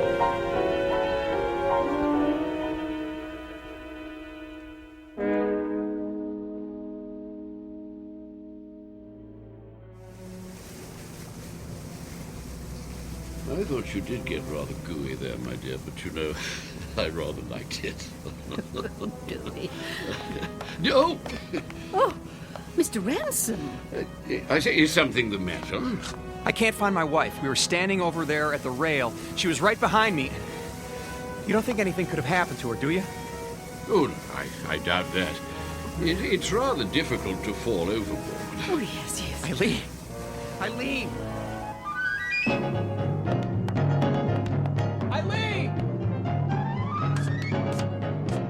Eileen! Eileen? Stuart, have you seen my wife? No, sir, but I wouldn't worry. I want this ship searched. I'll take the liberty of alerting the crew. Have you tried the library?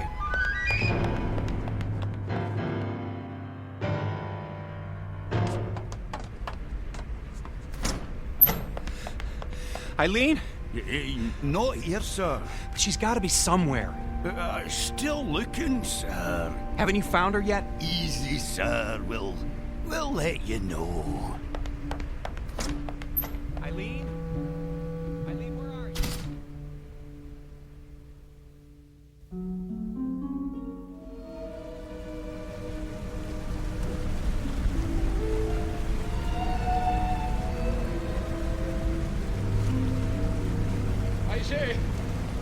turned up yet? No, I searched everywhere.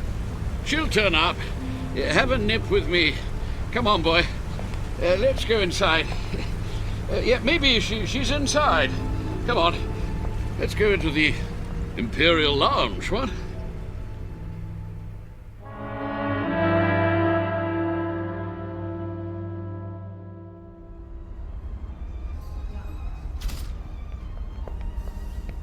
Two whiskeys. Make 'em strong. I can't believe it. She's gone. Well, it does seem that way. But of course it isn't so. You've just missed her. You don't know how much. A toast to the Lady Anne. Here, here. Oh, yes. Yeah. The Lady Anne. Yes. It's a pity. What's going to happen? A crime. An evil, black-hearted crime. Easy, Burgess, easy. Easy? Gad, they want to scrap the lady. Outlived her usefulness. Nonsense. A little slow, perhaps. Speed. That's all that counts now. Why? What's the rush, eh, Ransom? I see your point. Freddie, another gin. That's the state of the world today. It's a plot, doubtless of communist origin. Who wound him up? Burgess, do sit down. Haven't you eyes, man? The Lady Anne was condemned because she represents a better way of life. She's grace and manners and tradition. She's the Empire. I say, somebody turn him off. Silence, Adicott. The beasts are at the gate, and we stand about like statues, with our medals gone to rust and our swords broken. Soon they'll reach up their hairy hands and pull the Queen down from her throne.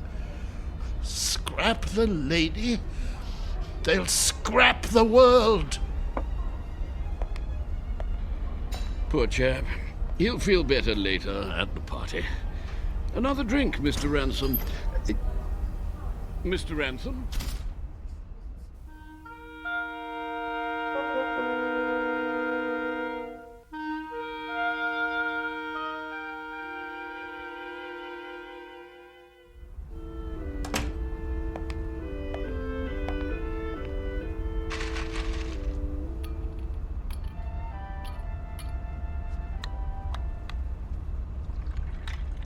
Pour me one, too. Honey, where have you been? I decided to take a nap on our swan bed. You mean you were here all the time? But I've been searching for you. I'm here. I've always been here. Oh, Eileen. Are you drunk? Maybe so, or maybe this is the first time in 6 years that I've been sober. What's that you're wearing? The nightgown? Oh, Mrs. Mackenzie gave it to me. She wore it on her honeymoon. It's beautiful. You're beautiful. This whole stupid world is beautiful. What happened to you? I don't know. But I'm going to try not to forget. I'm going to try very hard. Oh, Alan?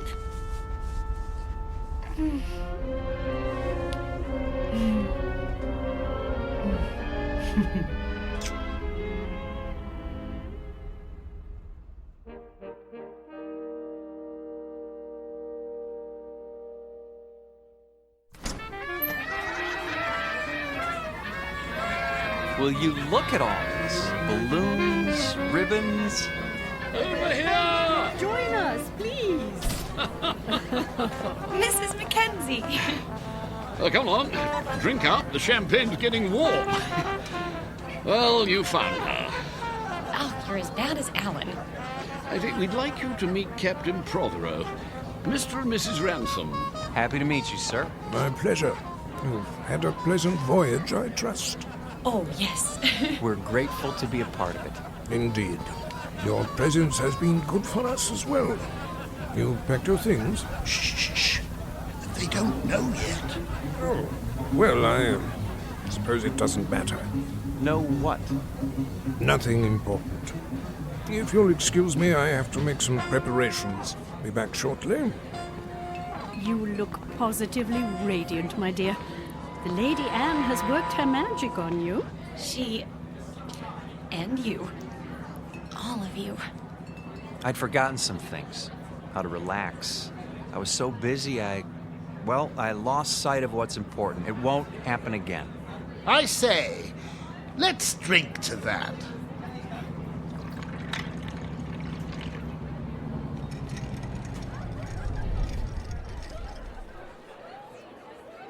Have the engines stopped?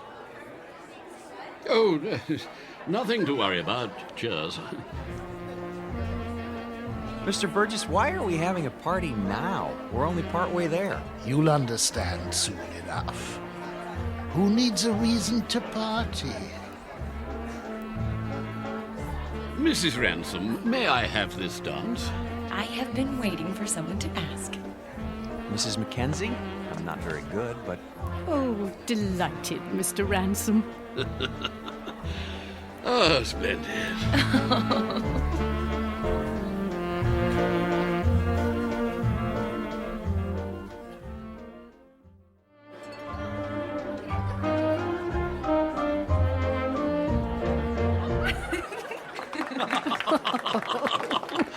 Oh, very nice.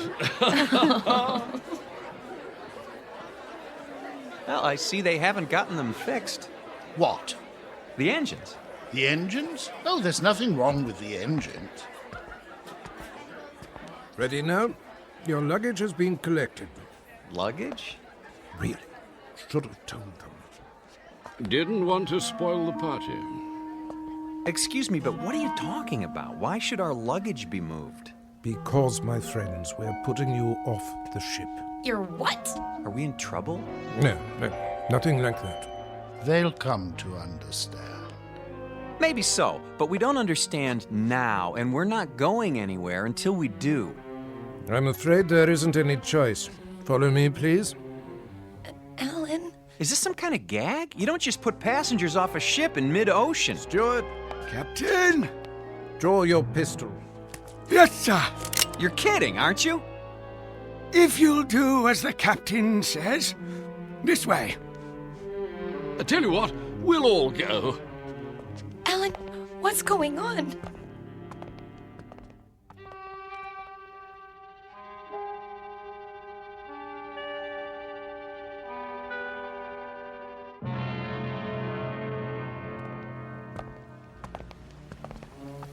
You can't be serious. There's nothing to worry about, my boy. Your exact position has been radioed. Even now, help is on the way. Alan, I'm not kidding. Captain, this is outrageous. Your luggage is in the boat. There's a tin of biscuits. Champagne? I thought of that. The lifeboat sends out a signal, so you'll be picked up straight away. Everything you need, really. Except a reason. It's time we were off. Into the boat with you. No, please, But why? Is it something we've done? Not a bit of it. Then tell us. You can't do this without a reason. Cause, my boy, you can't go with us. Not yet. Yes, come along. Not where we're going. No. Step carefully, please. We liked you people. We thought you liked us. They do, Alan. Don't you see? They do. Lower away. Don't forget the blankets. Alan, look. Everyone's at the rail. Goodbye. Bye. Goodbye. I say, what are those papers, dear? They're your letters, Toby. Don't you remember, dear? I've kept them for so long. You're throwing them overboard. They deserve a proper burial at sea. I won't be needing them now, will I? No, dear. Not anymore. Listen, the engines are starting again. So are we.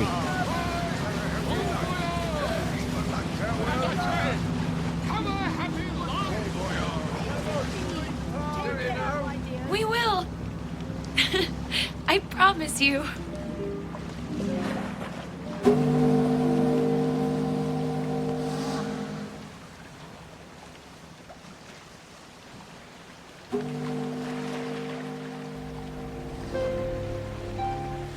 Here's a blanket.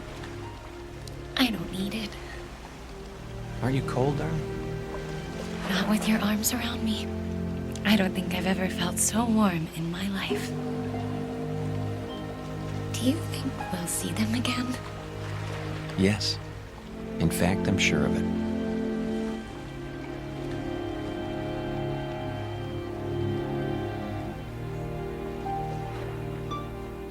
Lady Anne never reached port. The ransoms were picked up by a cutter a few hours later, just as the captain promised. They searched the newspapers but found no mention of the Lady Anne. The ship, with all its crew and passengers, went down in the mid-Atlantic, or so it was said. But Alan and Eileen knew better. They knew it had sailed on to a better port, its final destination on a distant shore called the Twilight Zone.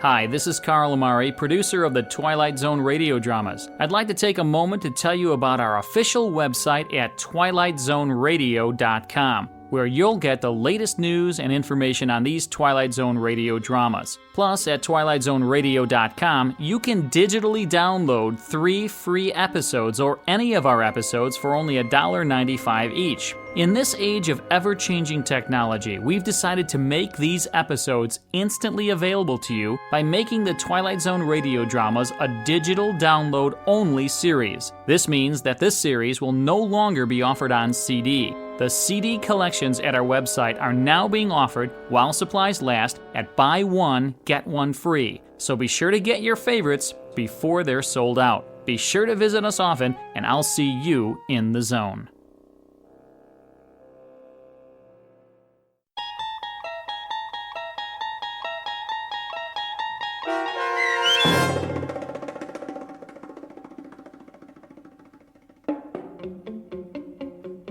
Passage on the Lady Anne, starring Martin Jarvis and Rosalind Ayres, with Stacy Keach as your narrator, was adapted for radio by Dennis Etchison and written for The Twilight Zone by Charles Beaumont. Heard in the cast were David Pasquesi, Anne Somerville, Jim McCants, Joby Cerny, Eleanor Weingart, Martin Astrop, and Nick Ruddle. The producers of The Twilight Zone wish to thank CBS Enterprises and the Rod Serling Estate for making this series possible. This copyrighted radio series is produced and directed by Carl Amari and Joby Cerny for Falcon Picture Group. Sound design and custom Foley effects for The Twilight Zone by Cerny American creatives Bob Benson, Craig Lee, Matt Sorrow, Tim Cerny, and Todd Beyer. To learn more about the Twilight Zone radio dramas and to contact us, visit our official website at twilightzoneradio.com. This is Doug James speaking.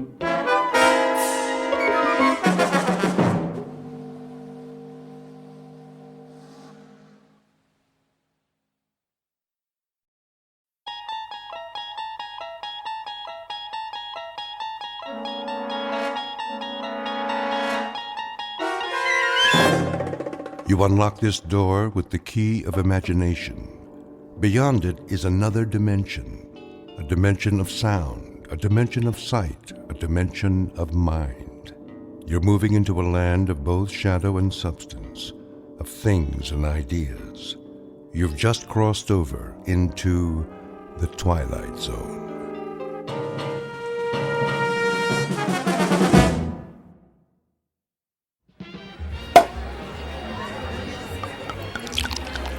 Here's to Michael Franklin, in honor of the most stunning, ruthless stewardship of a corporate takeover I've ever seen. Thank you.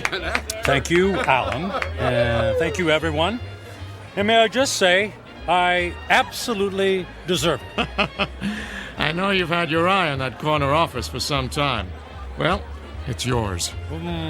Actually, Alan, I have my eye on the corporate suite. That's my office. Exactly. Careful, Michael. Your ambition is showing. Well, my ambition is what made this deal happen.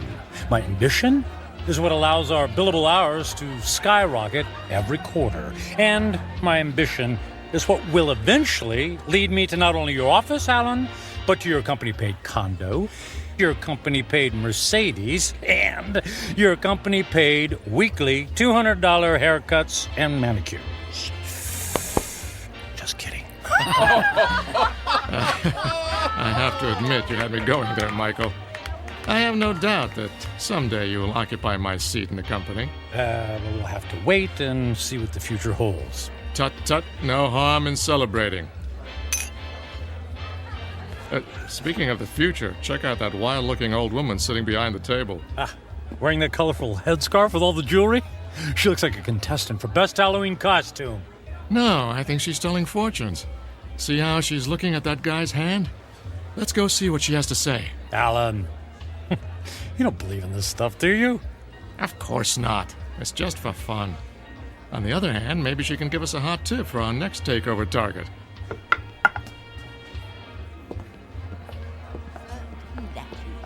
The warnings of the tea leaves, for they are never wrong. I see there are 2 more supplicants who wish to learn about their futures. Make that 1 supplicant. I'm not playing. Oh, go ahead, Michael. What can it hurt?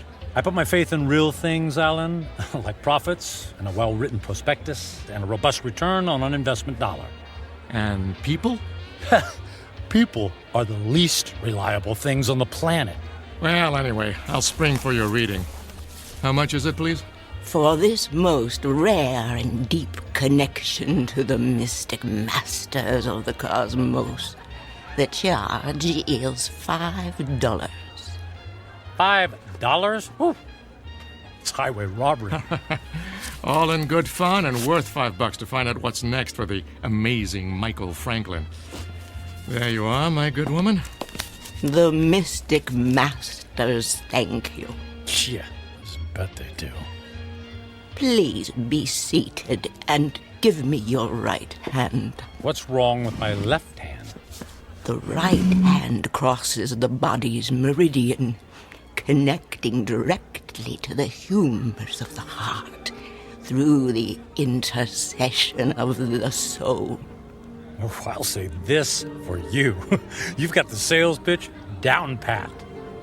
Please close your eyes and focus your thoughts on your inner golden light. I would have guessed that green is your color.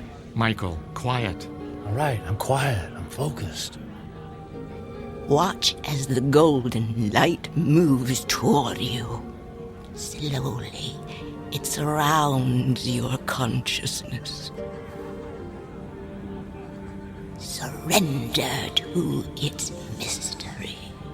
I never surrender. The mystic masters perceive you as a man who values work above all else. She's got that right. She could have said the same thing about anybody in this bar. There are people in your past who have suffered a disconnection with you.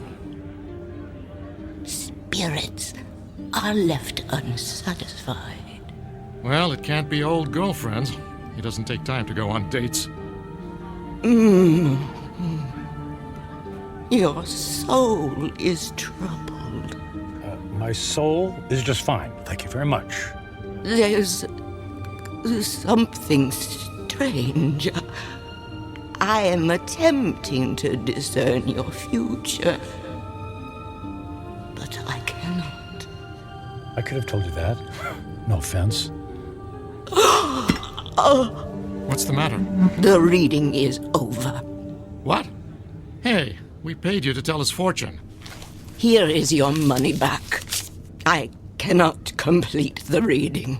Now look, lady, I don't believe in all this hocus pocus, but a deal's a deal. Just tell me I'm going to be the richest man in the world, and you can keep the $5. I do not take lightly the readings of the soul. I'm going to go complain to the manager. Alan, hold on, Alan. Look, we don't want to cause you any trouble, lady, all right? Just say what's on your mind, and we'll leave. Very well. I will tell you what the mystic masters have divined. May the Lord have mercy on your soul. What is it? Alan's gonna fire me? I'm gonna lose my hair? Your future is very clear, and it is this. In 10 days, you will be dead. What? I don't think that's very funny. The signs are serious, and the reading is true. What kind of scam is this? Come on, Michael. Don't let her ruin your night. You know, lady, we were humoring you by coming over here. The least you could do is play along and not be such a downer. I did not wish to reveal your fate. You insisted that I do. When the clock strikes midnight on the 10th day to come, you will be dead. And now what? Wait. And no. Don't tell me. Let me guess. I pay you another $5, and you tell me how I can avoid this terrible fate. That is impossible. Your fate is sealed. Let's go get a beer. Come on, Michael. Fine. See, it's been a real pleasure spending time with you, ma'am. Alan, I'm heading home. I got some paperwork to finish anyway. Are you sure? Oh, yeah. Yep. Suddenly, I don't know, I've lost my desire for celebration. Okay, buddy. See you tomorrow. Yeah, see you tomorrow.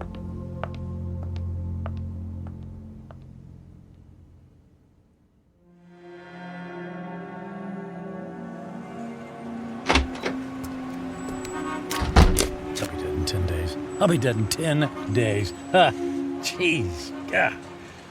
Con artist. Hey, come on.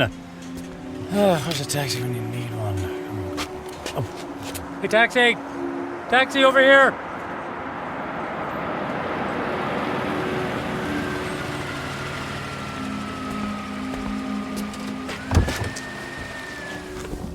Hey, where to, buddy? Take me to... Hey, pal, you okay? Feel dizzy. You don't look so good. I need... Hey, buddy. Oh my gosh, he passed out. Gotta get him to the hospital.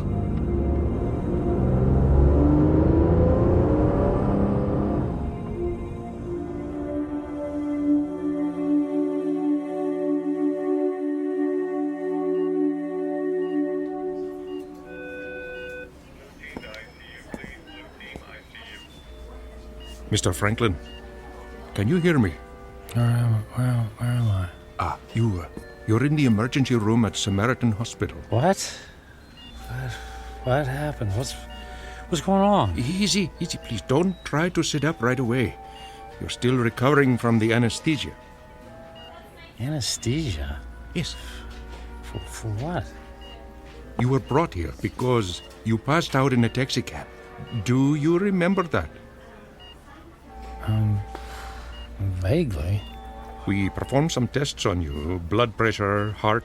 Everything was normal. Well, then, I don't get it. Then why am I... In an abundance of caution, we gave you an MRI. I'm afraid we found something unusual. Oh. Well, what does that mean? There's a dark spot on the X-ray of your brain. We don't know what it is until we perform more tests, of course, but I must impress on you. This is a very serious situation. Well, what happens next? Well, I'd like to check you into the hospital for further procedures. We can consider options for chemotherapy and radiation right away. But I feel fine. I'm in great shape. Cancer has no respect for those issues, I'm afraid. How long do I have? A few years? Given the size of your anomaly, I suspect that your prognosis is dire. And how long? 6 months? It could be a matter of days. I'm very sorry, Mr. Franklin. I will send the nurse in to take your information, all right? Days, wait. The old woman in the bar, she was right. I'll be dead in 10 days.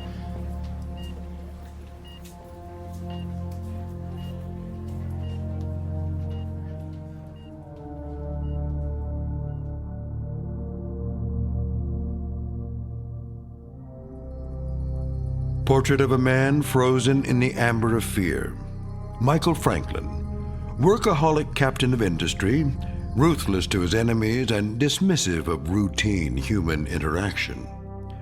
Given a prognosis that would send a chill of terror down the spine of the most stalwart of men, he is faced with the rising specter of his own mortality. But even worse, he stares into the rear-view mirror of a life only half-lived. Devoid of true friendship, with only a string of consummated business deals to mark his measure, Michael Franklin is about to embark on a frightful journey of self-examination that can only be experienced in the land between regret and insistent memory, a land we like to call the Twilight Zone.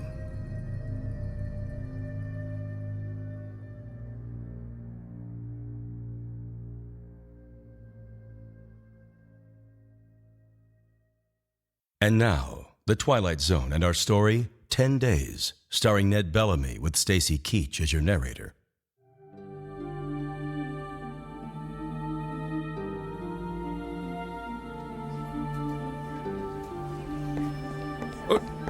Nurse! What happened to the patient who is in this bed, Mr. Franklin? I just saw him a moment ago, Doctor. I have no information about his condition. I certainly hope he isn't about to do something foolish.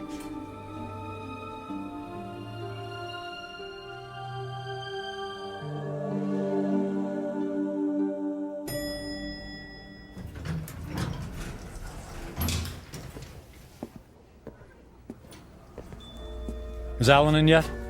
Oh, yes, Mr. Franklin. Are you all right, Mr. Franklin? I'm fine.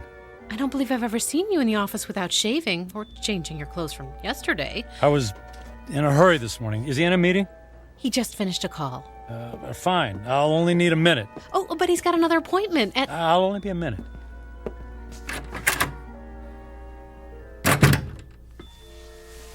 Michael, you look like you haven't been to sleep all night.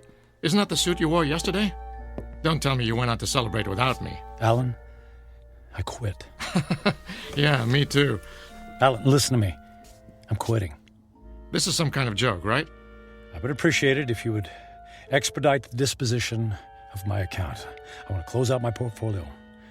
I'm cashing in my stocks. I need my retirement funds and my annual bonus, every bit of it.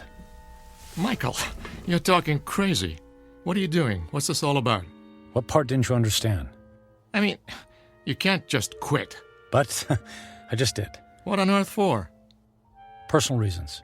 Personal reasons? After all these years of working together, you offer me that? Correct. Michael, if this has something to do with that crazy old woman who told your fortune last night... It's not that. I just decided to take my career in a different direction. I've just been thinking about making this move for a long time. I don't believe you. Alan, no offense, but I don't care if you believe me or not. I've made my decision, and I'd like you to honor it. You realize that if you disassemble your corporate portfolio early, there will be substantial penalties. Not to mention the perks you'll be losing. The company car, the country club membership, the center court basketball tickets. Can you have the accounting department wrap everything up right away? Oh, and I'd appreciate all of the various income streams to be folded into one check. That check will be worth several $1 million. Yes. Well, I can't say I approve of what you're doing, and I can only hope you have a good reason, even if you won't tell me. Could you make the call, please? I'm in a bit of a hurry.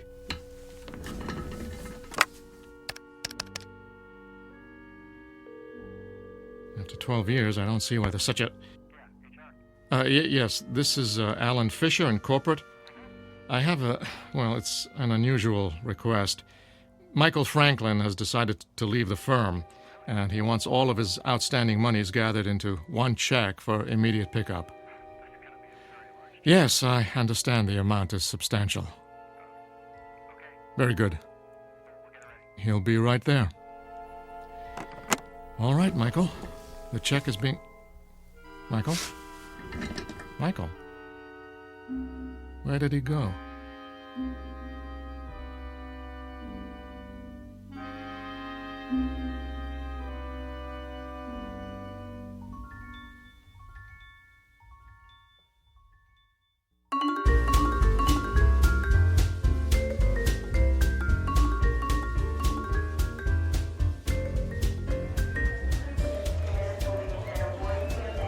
May I help you, sir? I'd like to buy a ticket to Rome, please. Leaving today? Very good, sir. And on what date would you like to return? Just a one-way ticket, please. I just love Rome. The sights, the food, the museums. It's a banquet of... Yeah, I'm in a hurry. Please. If you'll just sign here. Will you prefer a window or an aisle seat? Surprise me.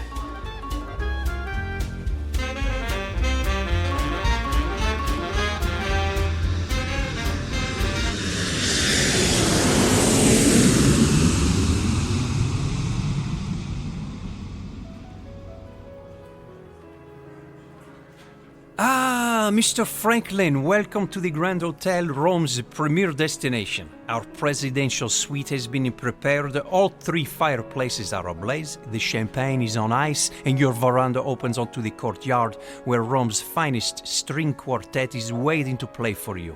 And of course, an entire staff of valets are at your disposal. And the concert tickets for this evening? The limousine will gather you at 6 o'clock. You will be driven directly to the private entrance where a personal elevator will whisk you to the ambassador's box. Only the finest for you, Mr. Franklin. Bravo! Wonderful!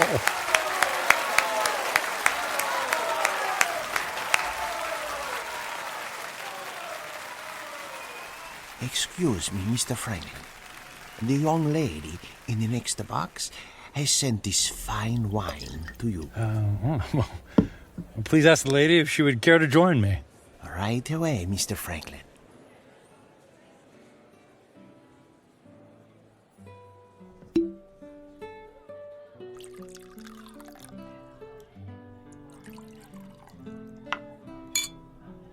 I haven't seen you at the theater before.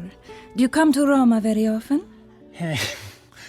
You might say this is a once-in-a-lifetime vacation.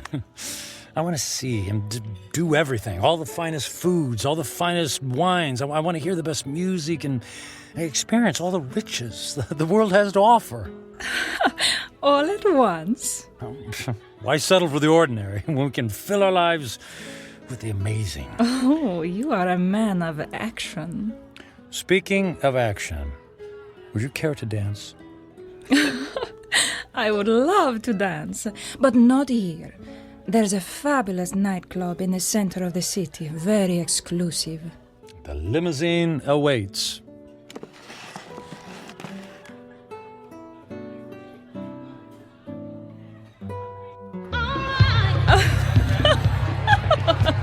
What a wild dancer! It's not me. It's a champagne. You're so funny. I believe I'm slightly tipsy too. Oh, tipsy. What does it mean? It means I've had too much to drink, which means I'll probably have a ferocious hangover tomorrow. Oh, that is too bad. Oh, but no worries. The way to prevent a hangover is to keep drinking. More champagne! More champagne! More champagne! And more dancing! And more dancing!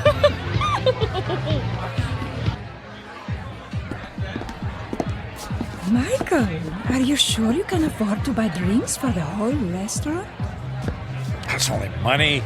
And look how much fun they're having. Look how much fun I'm having. Waiter! Another round for my friends. 3 cheers for a friend, Matthew. It's Michael. Okay, cheers for Michael.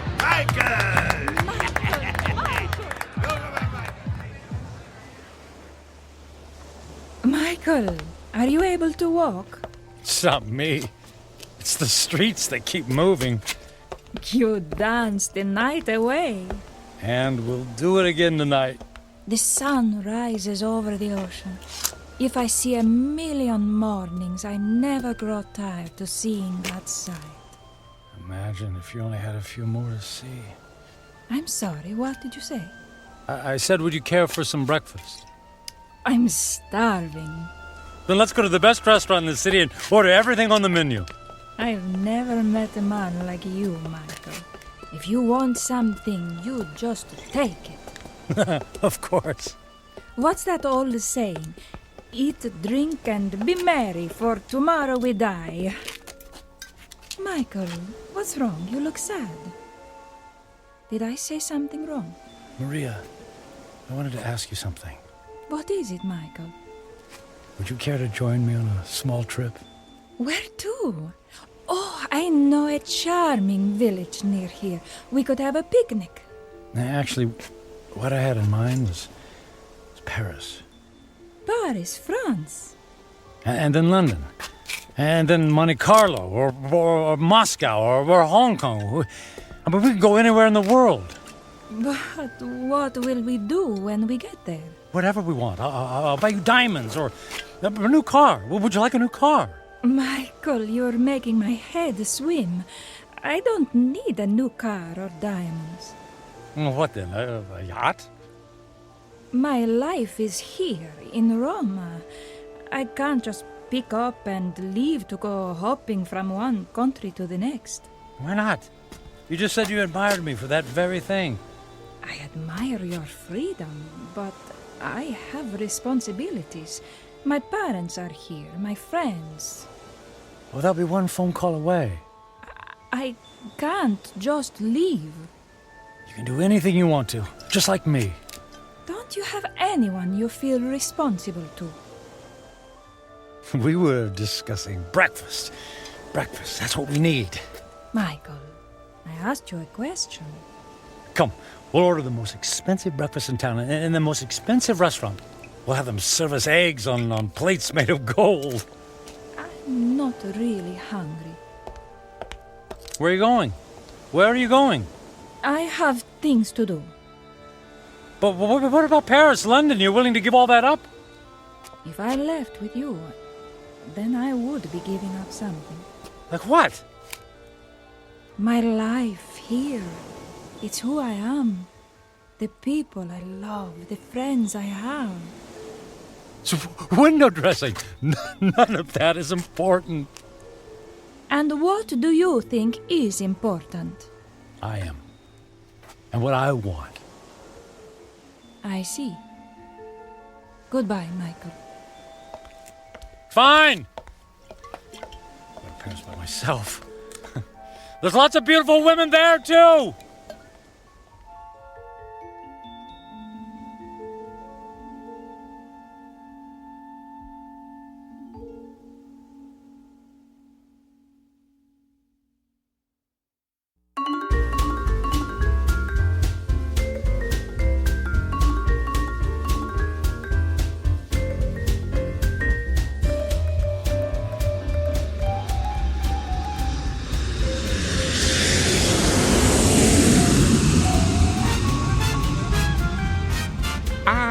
Bonsoir, Monsieur Franklin. Welcome to Paris. Your suite is prepared for you with a view of the Seine and a bottle of champagne on ice, right? Mais oui.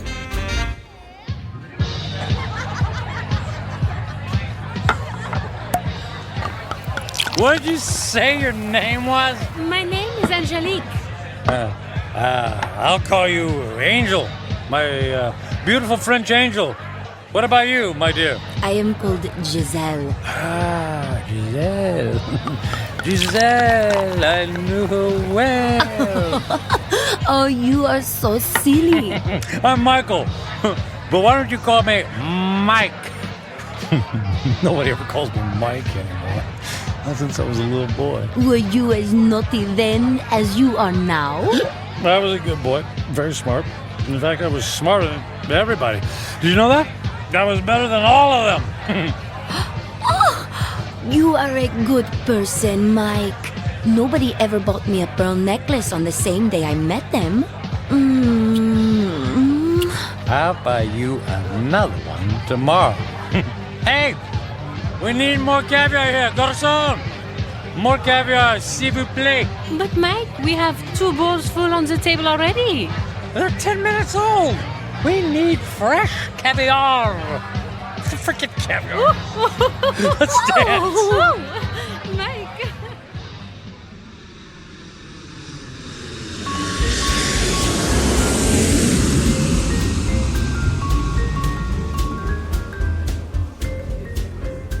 Welcome to London, Mr. Franklin. Your suite has been prepared for you and... Bottle of champagne on ice. Got it. Let's say, just on second thought, cancel my room. Book me on a flight to Monaco. I got an itch to gamble. Right away, sir.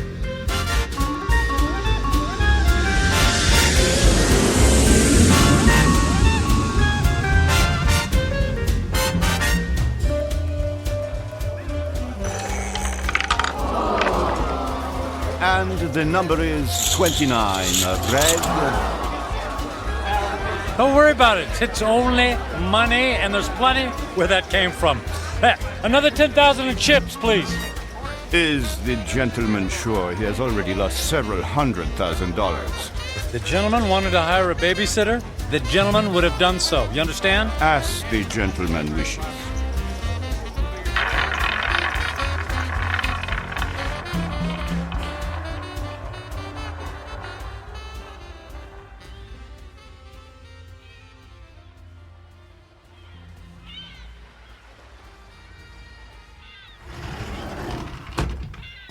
Mr. Franklin. Good morning, Mr. Franklin. Mr. Franklin? Hello? Mr. Franklin, your branch is here, sir. Shall I place the champagne bottle next to the bed? Shall you... Who are you? Where am I? I am Captain Philippe Duchette. This is the Fandango Dancer, the luxury yacht you rented last evening. I rented? Was I alone? The gentleman was escorted by several very attractive ladies, and there was a request for the boat to take you to Australia. But, as you may know, that trip is beyond the range of this vessel. Wanted you to take me to Australia. After we received the Alaskan crab, Russian caviar, and of course, the champagne. I hope I never see another glass of champagne. What shall I do with the cases that are on the deck? How many cases did I order? 10. They're yours. Merry Christmas. Do you wish to proceed with the cruise? No, I don't think so. Very good, sir. All right. For a week, I've eaten the finest foods, drunk the most expensive champagne. I've slept in the most exquisitely comfortable beds with the most luxurious silk sheets. I've held beautiful women in my arms.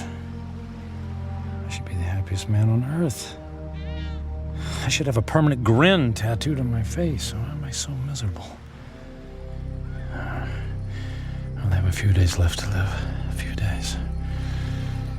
I need to be somewhere where someone knows me, where I don't have to pay for the company of people. I need to go home. I need to go home.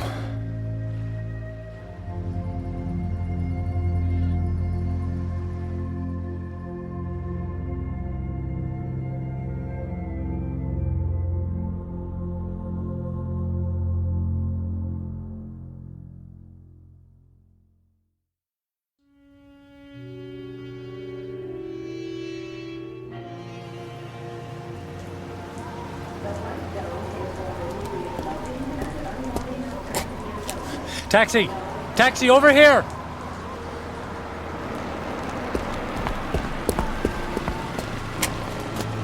Hey, where to, mister? 1020 Clark Street. Hop in.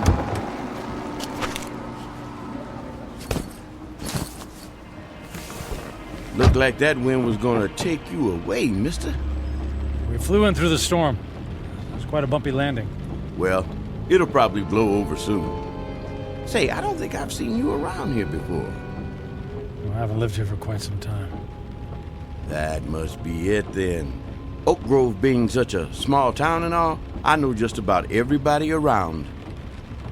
Yeah, well, as I said, it's been a few years. Just visiting? That's right. Family? Not really. What'd you say your name was? I didn't, but it's Michael Franklin. Your dad was the high school teacher. That's right. Oh, I don't think I remember seeing you at the funeral. What was it, 4 years ago?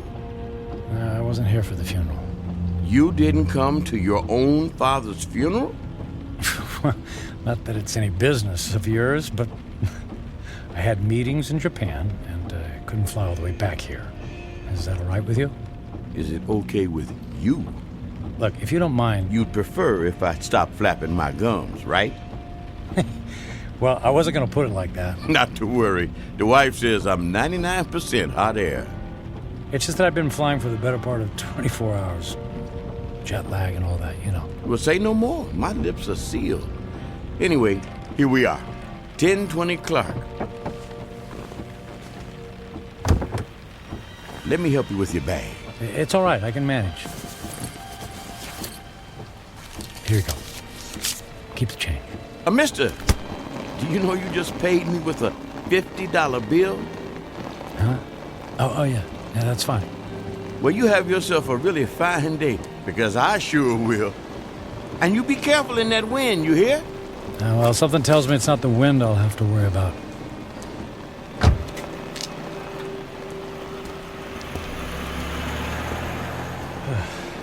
Here goes.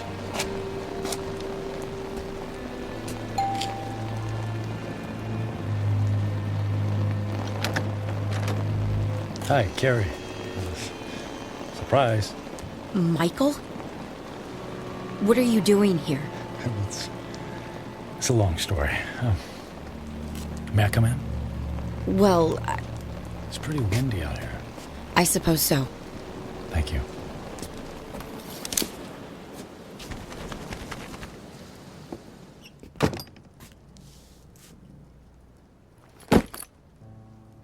Michael, what's going on? You just show up on my doorstep after 4 years? Well, you know me. Spur of the moment. You are not a spur-of-the-moment person. You plan everything in your life. I wouldn't be surprised to find that you plan how many times you blink every day. Well, the truth is, I don't have any place else to go. That sounds dramatic. It's true. What about the penthouse? It's gone. The beach house? Gone. They're all gone. I sold everything. I thought you went through your midlife crisis when you left me. Apparently, it's still going on. Please, Carrie, I don't want to fight. Then what do you want? I just wanted to see you again. You just wanted to see me. Okay, you see me. Now what? Do you mind if we sit down? Michael, I have to be at work in an hour, and I'm in the middle of a term paper. You went back to school. I'm getting my master's. That's wonderful. Congratulations. Thank you. I mean, you planned it for years. It's great that you finally decided to do it. Yeah, well, if there's nothing else on your mind... So, how have you been? Busy. I don't have a lot of downtime, but that's how I like it. You redecorated things here. You redecorated the house. I needed a fresh start after you left. Oh, well, Carrie, about that, I'm so... If you're about to apologize, please don't. I've already more than paid you back by thinking the most horrible thoughts any person could think about another person. I guess I deserve that. Oh, you have no idea. How could you just walk away from a marriage, Michael? What was so terrible that you couldn't stand up like a man and fight for me? For us? It wasn't about you, Carrie. Oh, that's good to know. Because when I was picking up the pieces, when you left, it sure felt like it was about me. What I mean is that I wasn't a good husband. True. You were always working. And I knew that I wouldn't be a good father. True. You never even walked the dog. So, I didn't give up on you. Or us. I gave up on myself. Well, that makes everything all better. You can go now. Carrie, please. Oh, I could just clobber you for coming back here. It isn't fair for me to have to dredge up these old feelings again. Well, maybe a civilized conversation without any bickering would do both of us some good. I don't think so. Please, Carrie, it's more important than you know. For what purpose, Michael? So you can go back to your high-powered, big-shot job in the city and feel good about yourself? I just don't want to leave loose ends. Please, for better or for worse, can we just talk? I'm not looking for forgiveness, just closure. Well... One cup of coffee? I'll even make it. All right. 1 cup, and I'll make the coffee. Yours always tasted like motor oil. Thank you. Thank you so much. Thank you.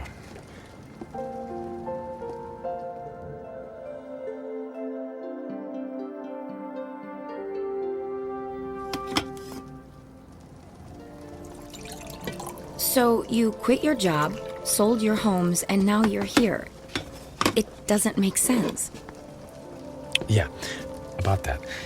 I guess I just realized that being a workaholic isn't very much fun, after all. But that's all you know. When we were married, you barely slept at night. You were up early to track the Asian stock market. You stayed up late to finish paperwork. I can count on one hand the number of times we actually went out on anything resembling a date. And even when we did go out, you acted like it pained you to be away from your business calls. That is all over now, Carrie. Money doesn't mean a thing to me. I find that hard to believe. Believe it. It's true. So, what? You're gonna take up oil painting? Or become the stand-up comedian you always wanted to be? Nothing like that. Actually, it's quite serious. Last week, What was that? It came from the living room. Oh, the tree! The wind knocked the tree into my house! Carrie, wait a sec, Carrie, don't go over there. It might be dangerous. That's a tornado warning! Oh my god! The house across the street! The roof just caved in! All right, look, let's get into the basement. The power just went out! I have flashlights downstairs. Wait, outside, look. What? Michael, come on, there's no time! Oh, look in the street, there's a kid in a bike. Oh no! That's Jimmy from next door! He doesn't know which way to go. Oh, Michael, he's going to be hurt. I'll get him. Michael! What are you doing? Michael! Jimmy, keep your head down. Jimmy, I'm coming for you. Help me! I'm right here, buddy. I'm right here. I'm gonna carry you into the house, okay? What about my bike? I'll get you a new one. Let's get out of the storm, okay? Okay. Put your arms around my neck and hold on. I'm trying. Squeeze real tight, Jimmy. I'm scared. And I'll be brave for the both of us, Jimmy. Okay? Got to get this door open. Michael, I can't budge it. Carrie, push. Push as hard as you can. Carrie, push. Pushing. Harder. As hard as you can. There, you got it. We made it. We made it. Into the basement. Come on. Come on, Jimmy. That's it. Let's go get safe. Okay.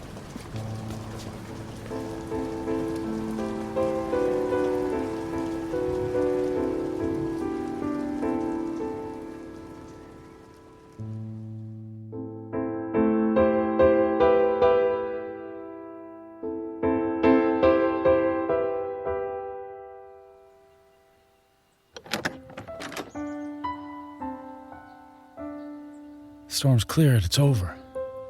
Is the wind gonna get me? No, honey, you're safe. Look, that car. It's been overturned. At least there's no more damage to the house. Mom! Jimmy! Jimmy! Oh, Jimmy, we didn't know where you were. We had him in the basement with us. I was so scared. And then the wind came, and then this man came and saved me. You saved my Jimmy? Well, not really. Yes, you did, Michael. You ran right into the path of the tornado and brought him inside. Oh, come here and let me give you a hug. You don't have to. Okay. How can I ever thank you? You don't have to. It was my pleasure. Is our house okay, Mom? Yes, sweetie. We were very lucky. Jimmy, you're a very lucky little boy. Yes, and thank you again for my son's life. Yeah, thanks. You're welcome. Michael, you saved Jimmy's life. You're a hero. I didn't even have time to think. I just saw him and ran. It was still amazing. When the chips were down, you really came through. I'm proud of you.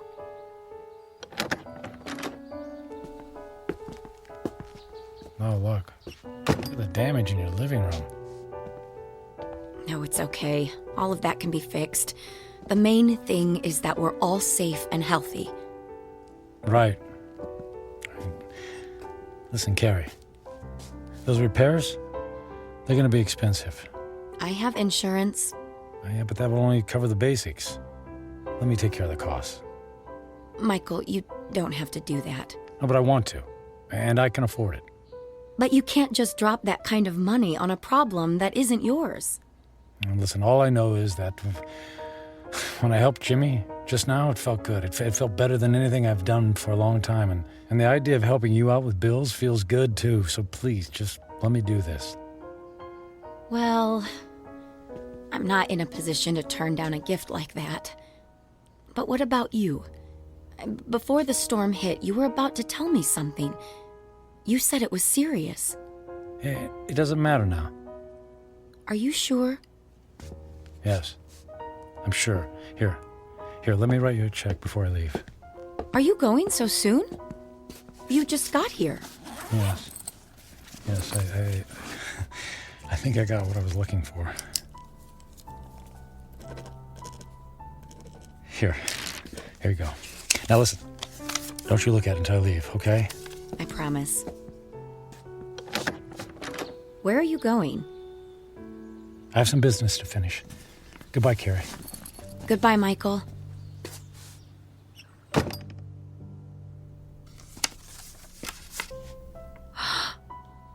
$1 million? Michael! Michael!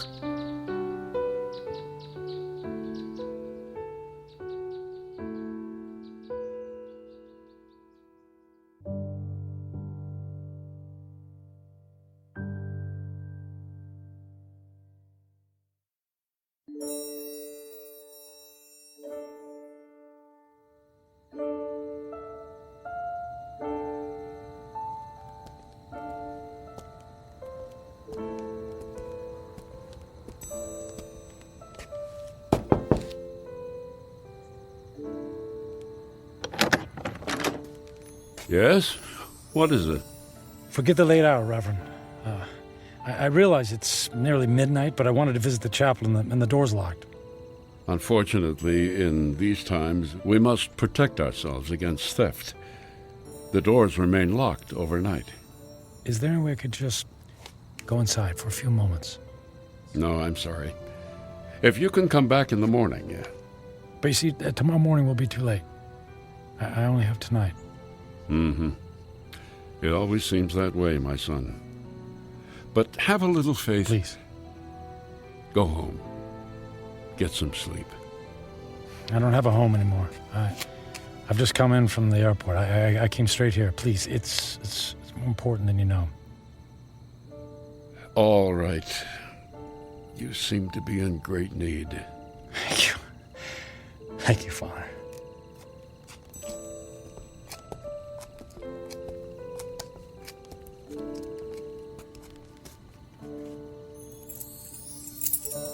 Yeah, it's one of these.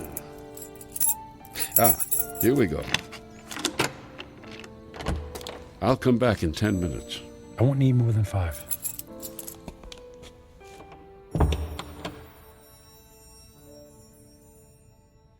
And now that I'm here, I don't know what to say.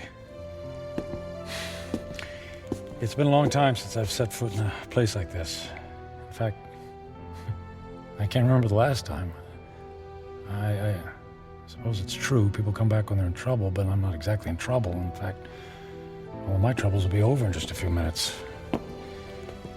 Then why am I here? Maybe I just wanted to see if I could find a moment of peace before everything ends. Just a single solitary moment when I don't have to feel so alone.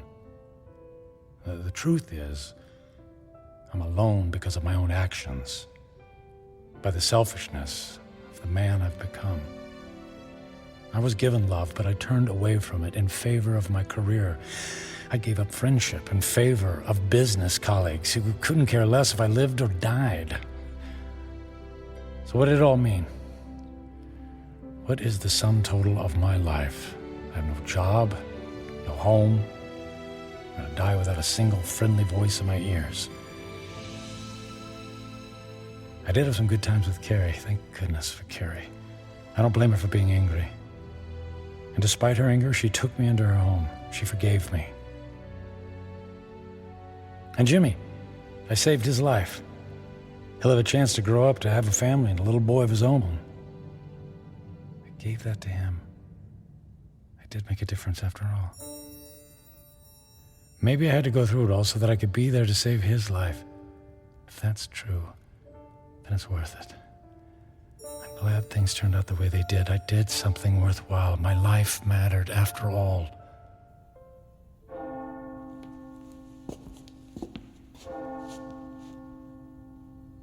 Nearly midnight on the 10th day, just like the old lady said. When the clock strikes midnight on the 10th day to come, you will be dead. I'm not afraid. I thought this moment would be terrifying, but I actually feel ready. No regrets. I'm prepared to say goodbye to everything.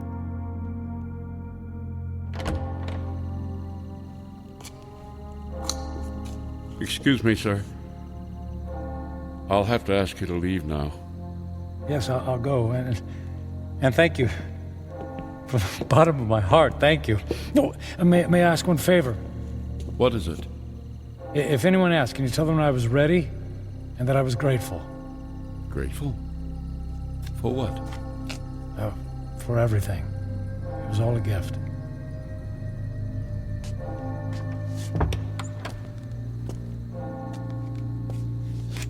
Okay, it's time.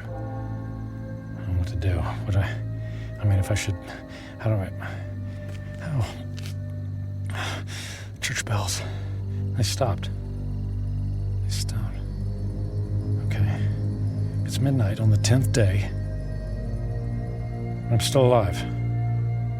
Nothing happened. Okay.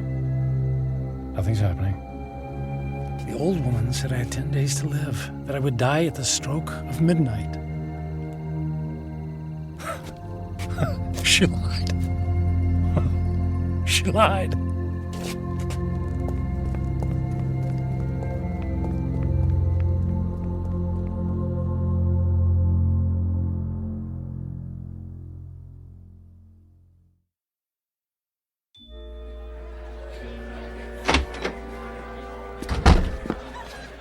Hey, excuse me. The old lady, the one who reads fortunes, is she here? She just left a few minutes ago. She walks to the bus stop down in the corner. Oh, which corner? Which way? Up that way, go left.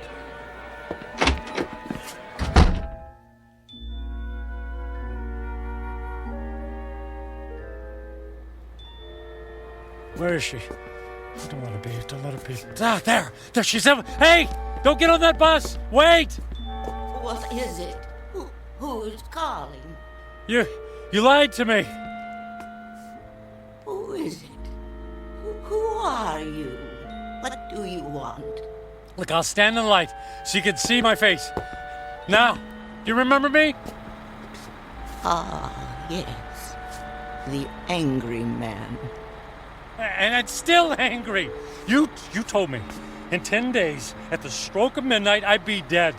10 days are now over. I sold my home. I shut my life down because I believed in you. Yes. I told you that in 10 days you would be dead. So? And I was correct. The man I spoke to 10 days ago is dead. What do you mean? That man was selfish and cruel. That man was friendless and meaningless. Can you say the same things about yourself today? I guess not. He's gone. Bury him. Give yourself the rarest of all gifts in life. A second chance. A second chance? Huh. Sounds too good to be true. And yet, here it is, yours for the taking. You're right, things are different now. I don't know how to thank you. Live for someone other than yourself. That's the best thing any of us can do. Actually, there might be someone willing to let me try. And her name is Carrie. Thank you. Thanks for the second chance. Thank you.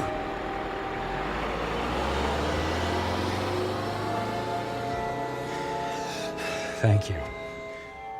Thank you so much.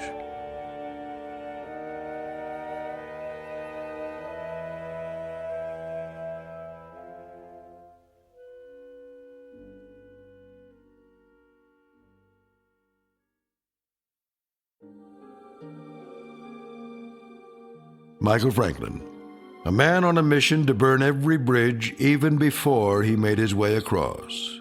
Stung by the terrible knowledge of his impending demise, his journey toward redemption faced a detour of intoxication and self-indulgence.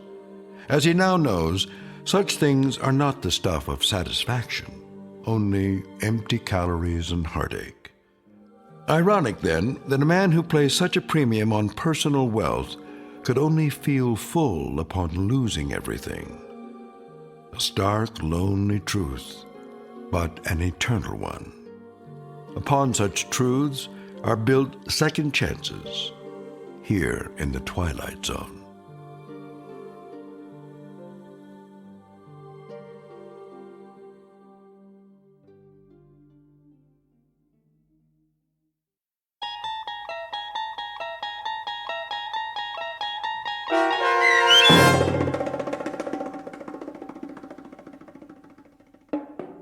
"10 Days," starring Ned Bellamy with Stacy Keach as your narrator, was written for The Twilight Zone by Mark Valente. Heard in the cast were Linda Ryder, David Darlow, Ernest Berry Jr., Roger Mueller, Tony Makis, Saskia Bellori, Joby Cerny, Elizabeth Lido, Martin A. Strope, C.J. Amari, Molly Glynn, and David Pasquesi. The producers of The Twilight Zone wish to thank CBS Enterprises and the Rod Serling Estate for making this series possible. This copyrighted radio series is produced by Carl Amari and directed by Joe B. Cerny for Falcon Picture Group. Sound design, custom Foley effects, recording, and editing are produced in the Cerny American Sound to Picture Theater by sound designers Craig Lee and Todd Beyer. Music for The Twilight Zone is provided by CBS and American Music Incorporated, New York. To learn more about the Twilight Zone radio dramas and to download episodes, including 6 free episodes on our homepage, visit our official website at twilightzoneradio.com. Doug James speaking.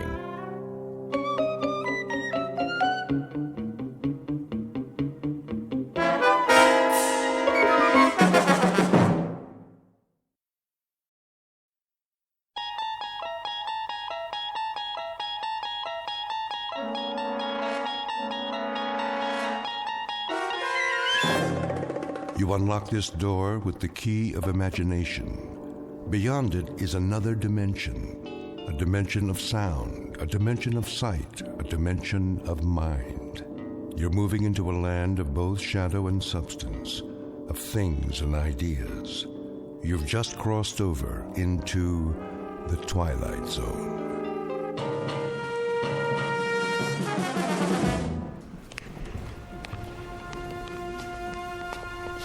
Here we have the famous temptress from ancient Egypt, Cleopatra.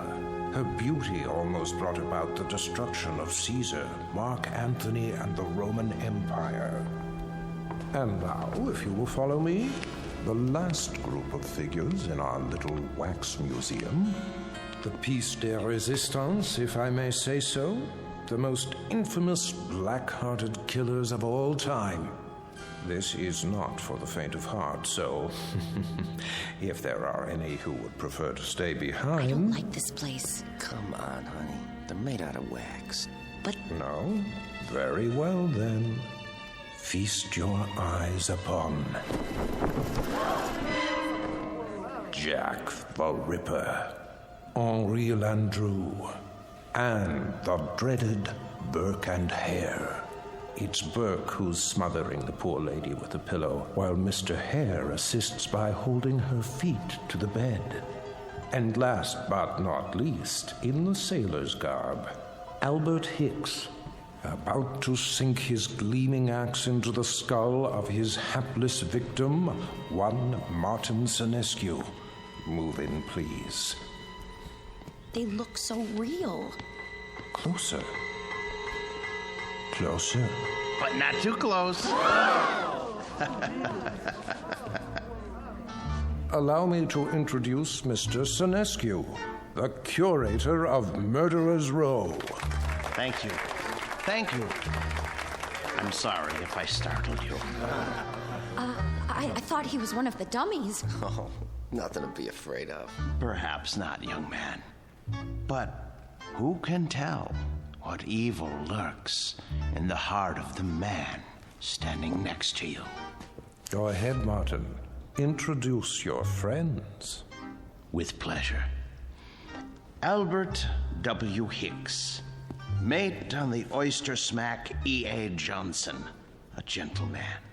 Yet one day, in 1860, off the Atlantic coast, he murdered everyone in his crew with an axe, exactly like this one.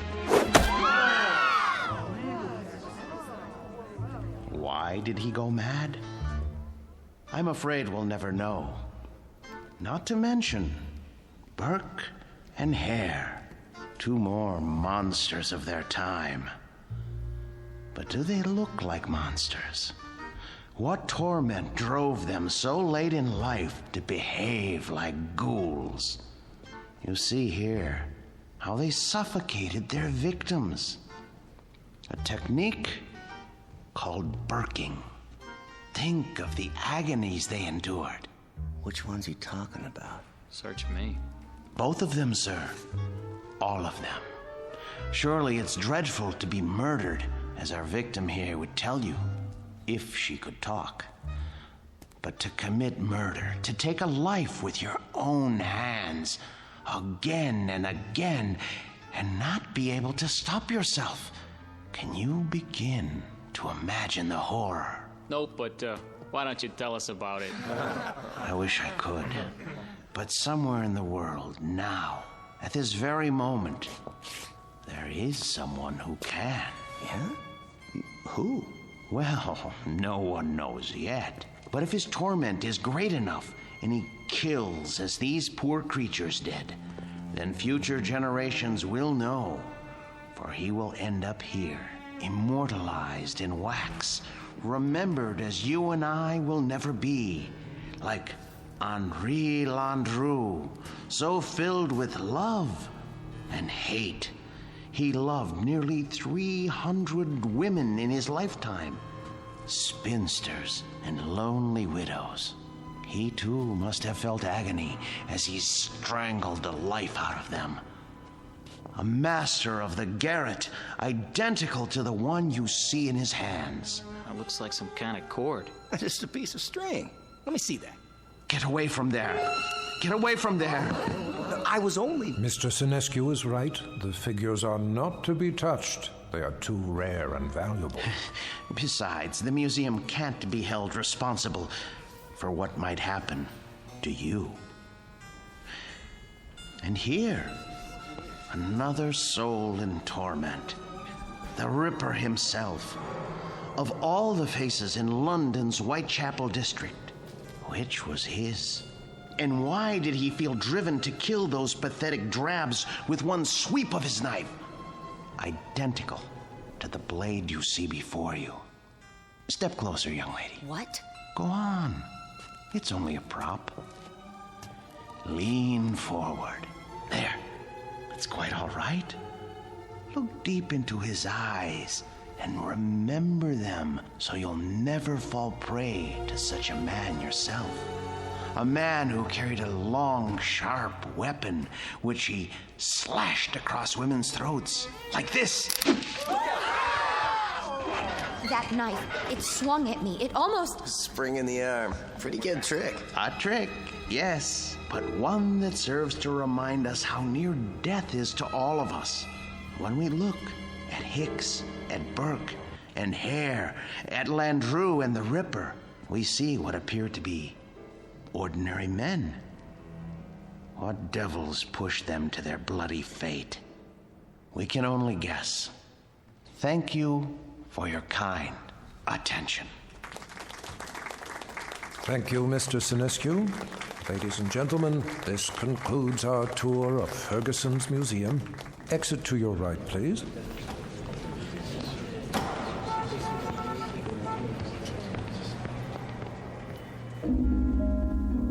Mr. Martin Sinescu, a gentleman, and the curator of Murderer's Row in Ferguson's Wax Museum.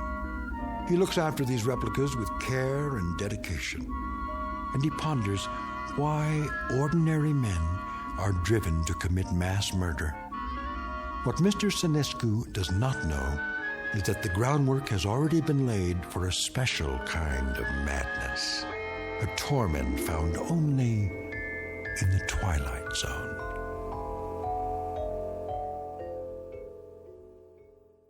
And now, The Twilight Zone and our story, The New Exhibit, starring Joby Cerny with Stacy Keach as your narrator. There now, Mr. Landru. Collar turned up just so. Easy to see why you're a real lady killer. We have to do something about that suit. Martin? Yes, Mr. Ferguson? I'd like to talk to you. All right. I'll be through here in a moment. That can wait. What I have to say to you is rather important. You know, sir, I think Landru needs a new suit. This one is 10 years old and shows it. Something wrong, Mr. Ferguson? Well, yes and no. I think we'd better discuss it in my office. All right, if you like, sir.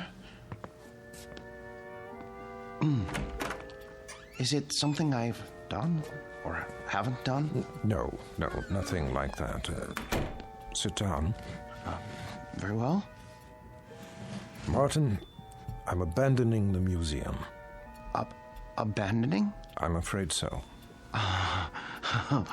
Is this a joke, sir? No. But you can't. You mustn't, sir. I know how you feel, Martin, but there isn't any choice. I don't understand. I've been offered a large sum of money for this property. Some people want to build a supermarket here. A supermarket? When I first opened the museum 30 years ago, I'd never dreamed I'd see this day. But the day is here, Martin, and we will just have to face it. 30 years, sir. No, for heaven's sake, don't make it more difficult than it is. I'm sorry. I hate this, Martin. You're the best employee a man could have. The way you've run the Murderer's Row exhibit, why, I don't think you ever missed a day's work. No, never. How many more days? None.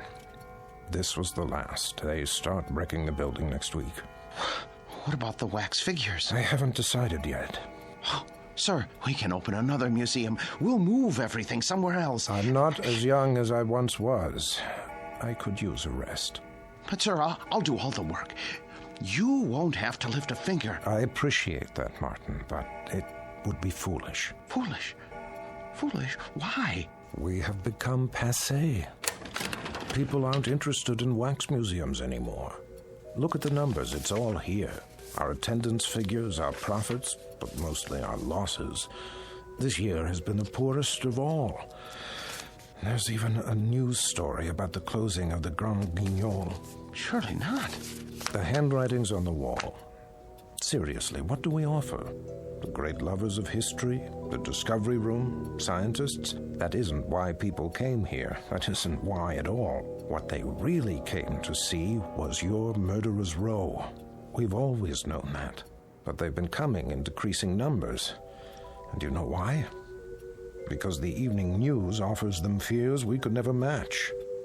The wars, the atrocities, the perversions, they've all ruined our chamber of horrors. People are blasé. They think they've outgrown the need to be frightened. They already live in fear day in, day out. It's the world, Martin, and the world has changed. No, it would be foolish to open another museum. Maybe it's the location or the exhibits. Remember how people came after we installed the Ripper's arm with the knife and the spring mechanism? That was years ago. They're simply not interested anymore. But what's going to happen to them? Landru and Hicks and the others? If I could sell them, I would. But there is no market for wax figures. Mr. Ferguson, you're not thinking of destroying them, are you? I mean, they were meant to live forever. Martin, I tell you, I don't know what I'm going to do. You're forgetting something. Come with me. Martin... Look at Landru. His eyes. Don't you see the shy, frightened little choir boy he once was? The bookkeeper who so longed for freedom. Of course, but... Even the cheek feels real, like flesh, with pores, and the mouth. Isn't it about to say something? Oh, Landru was an elegant man, full of tenderness. It's right here, in the lips. The way... What are you trying to say? Mr. Ferguson, you seem to have forgotten that these figures are the work of the great Henry Guillemond, the only ones he created outside of Europe. I haven't forgotten. There was genius in everything he did. They're not just so much candle wax. It's as though they were alive. I'm afraid it doesn't make any difference now. I don't think I could stand it if these figures were destroyed. It would be like losing 5 close friends. I won't destroy them, Martin. I give you my word. But where would I store them? You know how vulnerable they are to changes in temperature. I could take them. You? Yes. What would you do with them? I wouldn't put them in an ugly warehouse, I'll tell you that. They need constant care. I'll put them in my basement. That's ridiculous. Think about it. What would Emma say to having the figures of 5 famous murderers in her basement? Oh, she wouldn't mind. She rarely goes in the basement. It's my space. She'll understand. I'll put air conditioning down there and a heater for colder days. Oh, you'll see. I'll take care of them, just as I always have.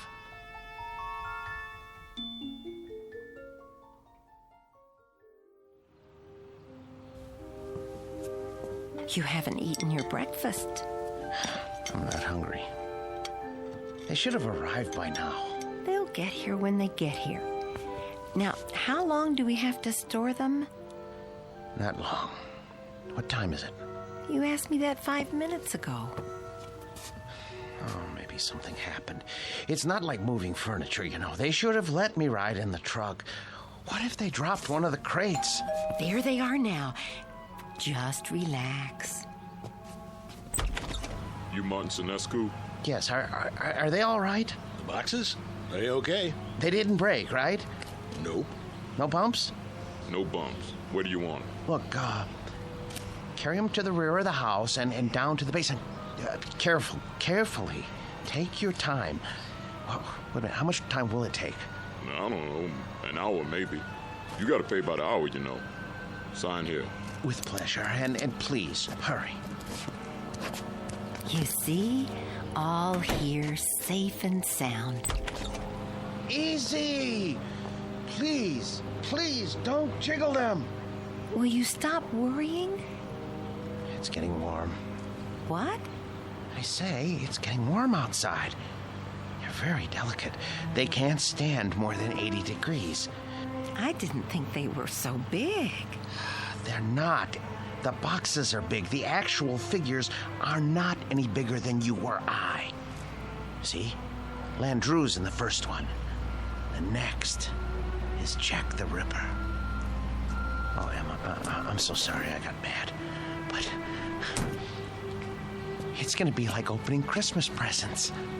Mr. Sinescu? Yes? Miller's Appliances. Got your air conditioner in the van. Where do you want it? Oh, good. I'm glad you're here. Look, put it there. There, the basement window. Oh, please hurry. I'll do my best.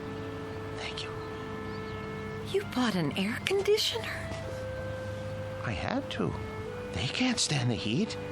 How much did it cost? Don't worry about that. Well, I am worried about it. Please, leave me alone. Just leave me alone with my friends, all right? Now, if you don't mind, I have to go downstairs.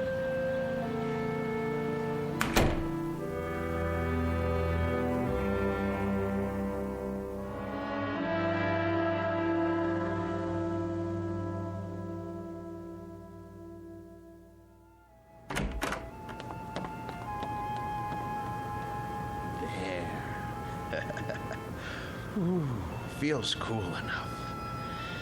Now then, gentlemen, Bloody Jack, Jack the Ripper, how are you today? None the worse for wear, I see? Oh my. Cape's a bit shabby, though. Martin, are you down there? Yes, sir. Positively threadbare. Martin! Yes? Are you fussing with the Ripper's cape again? No. Yes. No. It's his hat. His hat is going to need cleaning and blocking before long. In fact, all their clothes could stand it. It's been almost a year since Mr. Ferguson let me do that. Martin! Emma, listen to me. The truth is, these men need clothes. But the Ripper here, his are the worst. Part of his coat back's come undone and... Martin! What is it, dear? We're not buying them any clothes. Oh, Emma, listen. It's not just buying. It's tailoring to fit their bodies. I don't care, Martin. Oh, you don't mean that. Yes, I do. No, you don't. Honestly, Martin, you pay more attention to those murderers than you ever did to me. Oh, Emma, listen, that's not true. You practically live down there. Emma, they're a trust, a sacred trust. These figures were made by Guillemont. They're masterpieces. All right, so they're masterpieces. But you told me it would only be for a few days. Now, they've been here for weeks. I've been nice about it, Martin. You can't say I haven't. How long is this going to go on? I'm sorry, dear. I didn't lie. I thought they'd be here only a little while. I really did. But, well, I can't find anybody to finance the museum. How can you find anyone if you spend all your time down there? Well, I phoned, but everyone I talked to never even has heard of Henry Guillemont. Can you imagine that? What's that? The electric bill. You see how much this air conditioner is costing us running around the clock? Well, you know how hot it's been. Oh my. That is high, isn't it? I'd like to know how we can go on paying it. Martin, there's no more money in the bank. I know. But you mustn't worry. I promise you, I'll think of something. There must be somebody somewhere. Mr. Ferguson. No. Why not? You've told me he loves these things as much as you do. Besides, isn't it up to him to take care of them? Emma, I don't know anyone in the world I respect as much as Mr. Ferguson. I would never trust these figures to him. I couldn't be sure they were cared for properly. I don't even think I could sleep if I... So we're stuck with them. Stuck? Emma, it's an honor, a privilege. For you, maybe. But how do you think I feel? I am afraid to go into the basement because of these monstrosities. I mean, I just about get a heart attack, Martin. The way they stand there and stare at me, they're frightening. They're supposed to be frightening. Live with them as long as I have, and you'll come to love them. Love them? One day, they cease to be strangers to you, and you want to say good morning to them and ask them how they passed the night. And when that happens, Emma, I tell you, Emma, where are you going, Emma?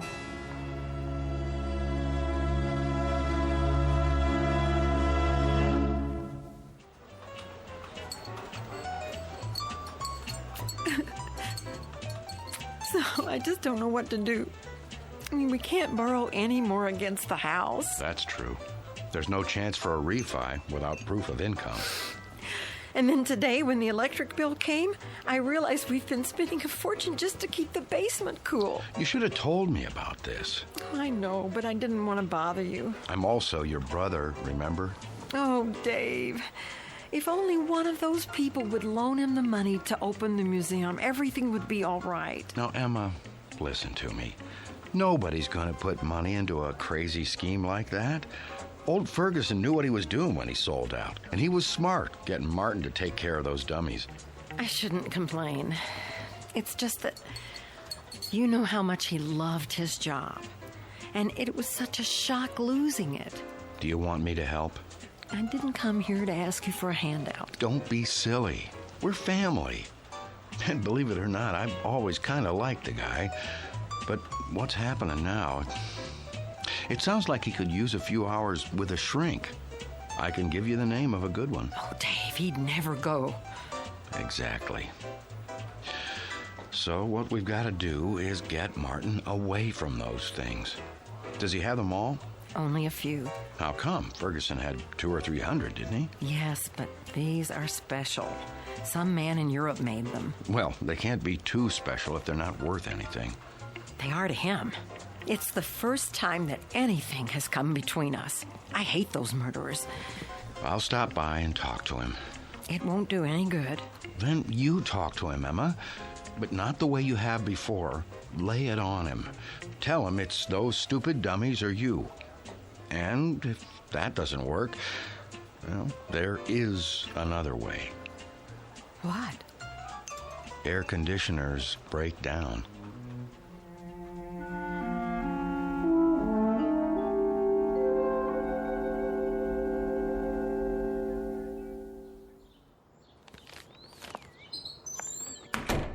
Emma? Emma? Is that you?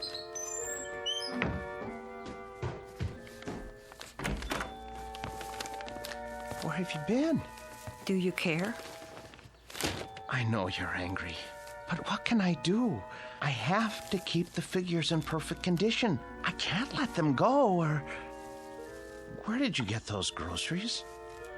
I thought you said we didn't have any money left. Dave gave me some cash. Oh, no. Oh, my, oh, my, oh, my. You told your brother. Martin, we can't go on living like this. I'll borrow some money from Mr. Ferguson. Borrowing isn't going to solve anything. Now, Martin, I know what those figures mean to you, but... But what, Emma? What? I simply will not have them in this house 1 minute longer. Martin, once they're away from here, you'll be a different man. You'll see. You've lived with wax dummies so long, you've forgotten how to be a human being. No, I haven't. What kind of friend do you think I am? I cannot desert them now. Not after all these years. They need me. They'd be lost. Martin, they're not alive. They don't need anybody. I want you to see a doctor. What? A doctor? Yes. Just once. What do I need a doctor for? Because, Martin, there's something the matter with you. You haven't been yourself lately. Oh. Well, who have I been then? Well, I'm not sure. Somebody I've never known. But Martin, staying down in the basement all day and talking to those things, honey, it's not natural. I know it's not natural, but it's my job. I'm not the only husband who brings his work home with him. This was your brother's idea, wasn't it? Well, you go back and tell him to mind his own business.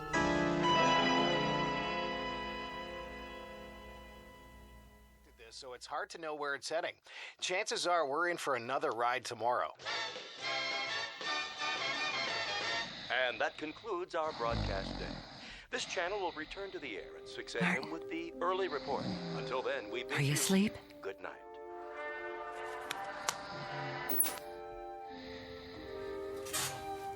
God forgive me.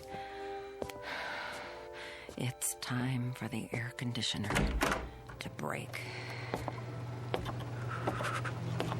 Oh, it's so dark down here. And cold. Well, it won't be for much longer. Oh, where's the fuse box?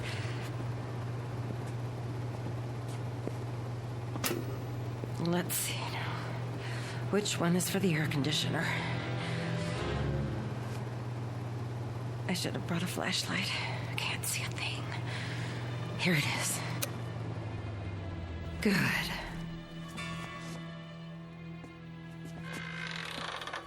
What? Who's there? What's happening?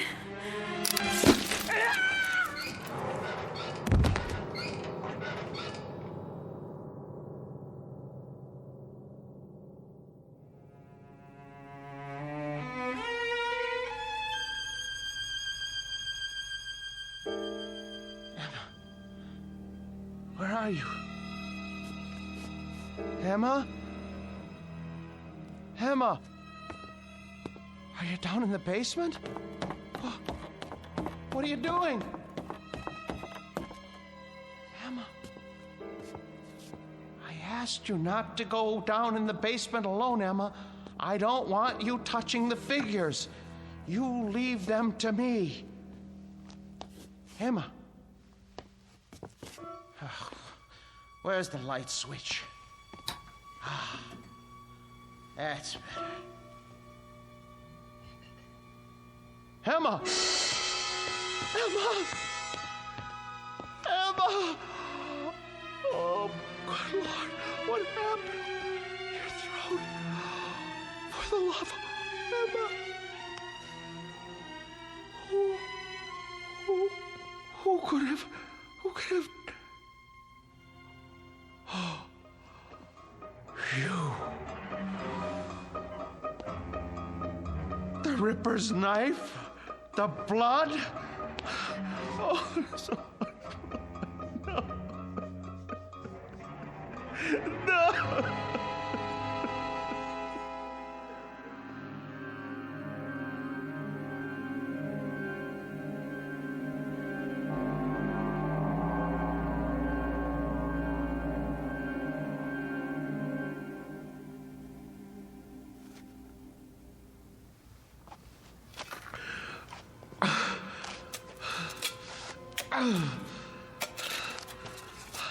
I hate to bury you down here, Emma.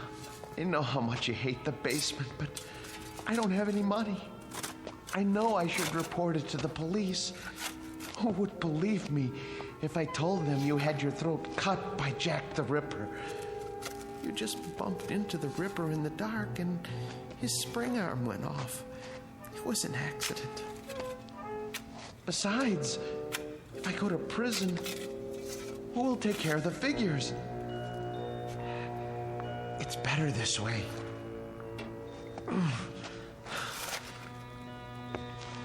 They didn't like you, you know. You said some very unkind things about them, and they heard you. You have to be careful around Jack. He has such a temper. I should have warned you. There. Now for the cement. Oh, poor Emma. But it's too late to tell her anything now.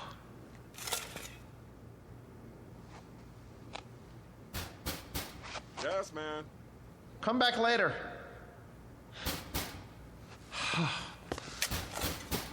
All right.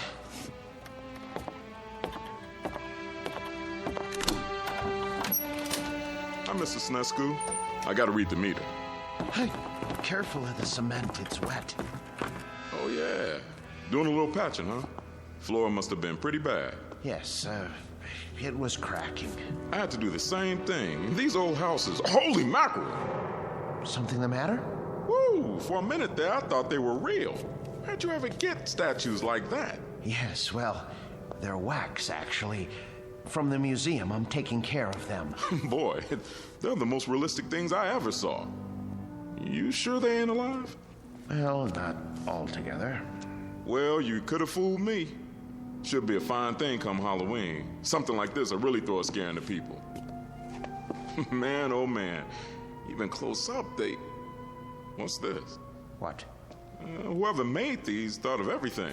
Even put blood on a knife. Well, I gotta go. You've got quite a layout here. Hey, tell me something. Yes? Don't they ever give you the creeps? Not when you know them as well as I do. You're a real joker, Mr. Sinescu. Wait till I tell the wife about this. Hey, do you think it'll be all right if I bring her over for a look? No. Well, I mean, we're going to be gone. I don't know when we're going to be back. Oh, okay. Well, I'll see you next month. Fine. Goodbye. Best to keep the outside door permanently locked.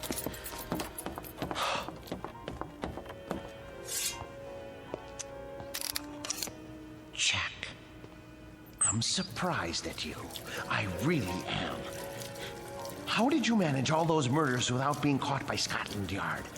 Any killer knows you can't leave blood on the murder weapon. And I don't mean to make a joke, Mr. Ripper. It's a dead giveaway. There. Knife's good as new. Now behave yourself. Emma?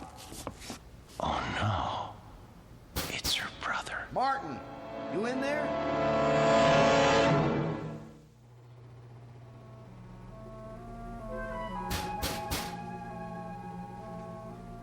Emma?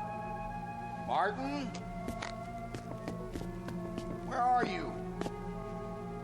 Gotta lock the basement door. Martin, if you're in there, open up. Now. Martin, are you in the basement?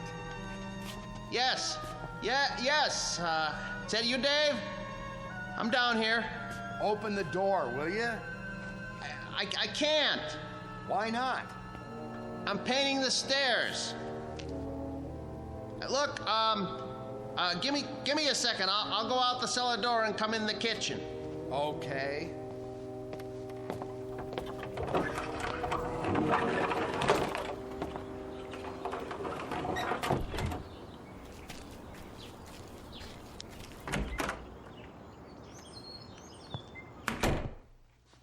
Where's Emma? She went out to get some air. Just as well. Mind if I sit down? Why? What do you want? You sit down, too. Dave, look, I don't have time. I'm in the middle of something. Now, just tell me what you want. Emma came to see me yesterday. I'm very embarrassed. She told me about it. She did, huh? Well, that'll make it easier. Perhaps. Oh, you two have an argument? Yes. But look, everything is settled now. Glad to hear it. She was pretty upset when she talked to me. I know. You didn't treat her square when you brought those dummies home. That's been changed. Well, now, I guess I had you pegged wrong. You got rid of them. Yes. Must have been pretty hot in here last night, huh? What? For a bunch of wax dummies. Hey, what's that humming noise? I don't hear anything. It sounds like it's coming from the basement. No, is that the air conditioner?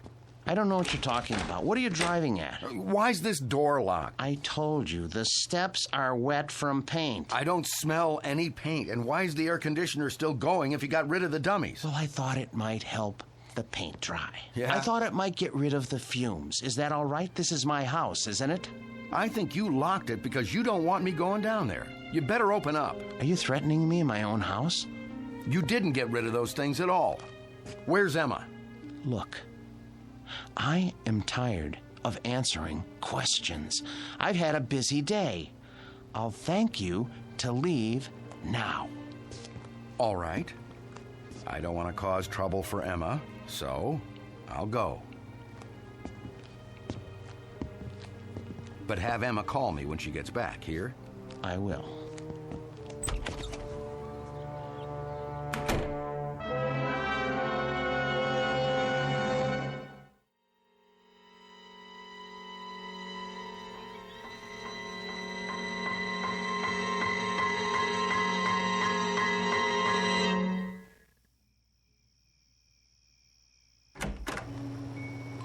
Emma? Boys? You can breathe easy. I'm going to bed now. Sweet dreams. Good night.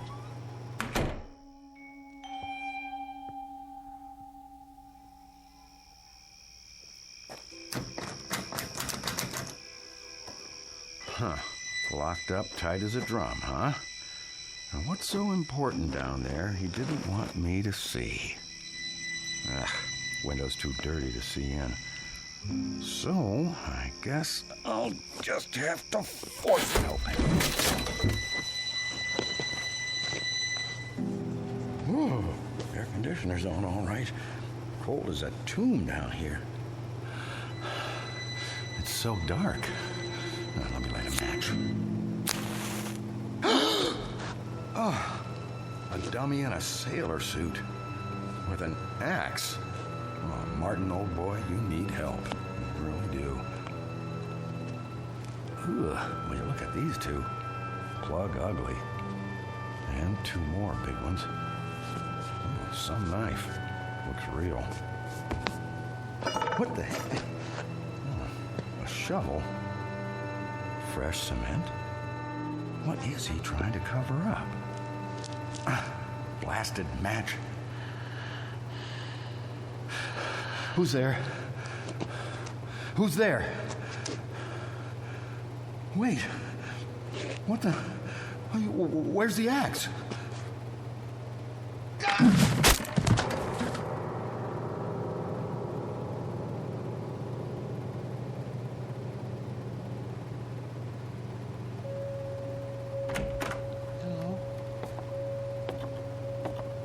Hello?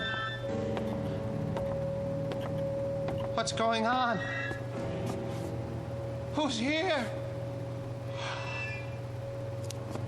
Hicks. Where's your axe?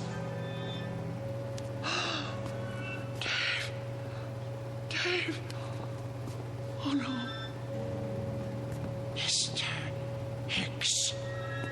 When I took your axe away from you and put it up in the rafters where you couldn't reach it, I tried to make sure that nothing like this could happen. How did you get it down from there? Why did you take it off the rafter?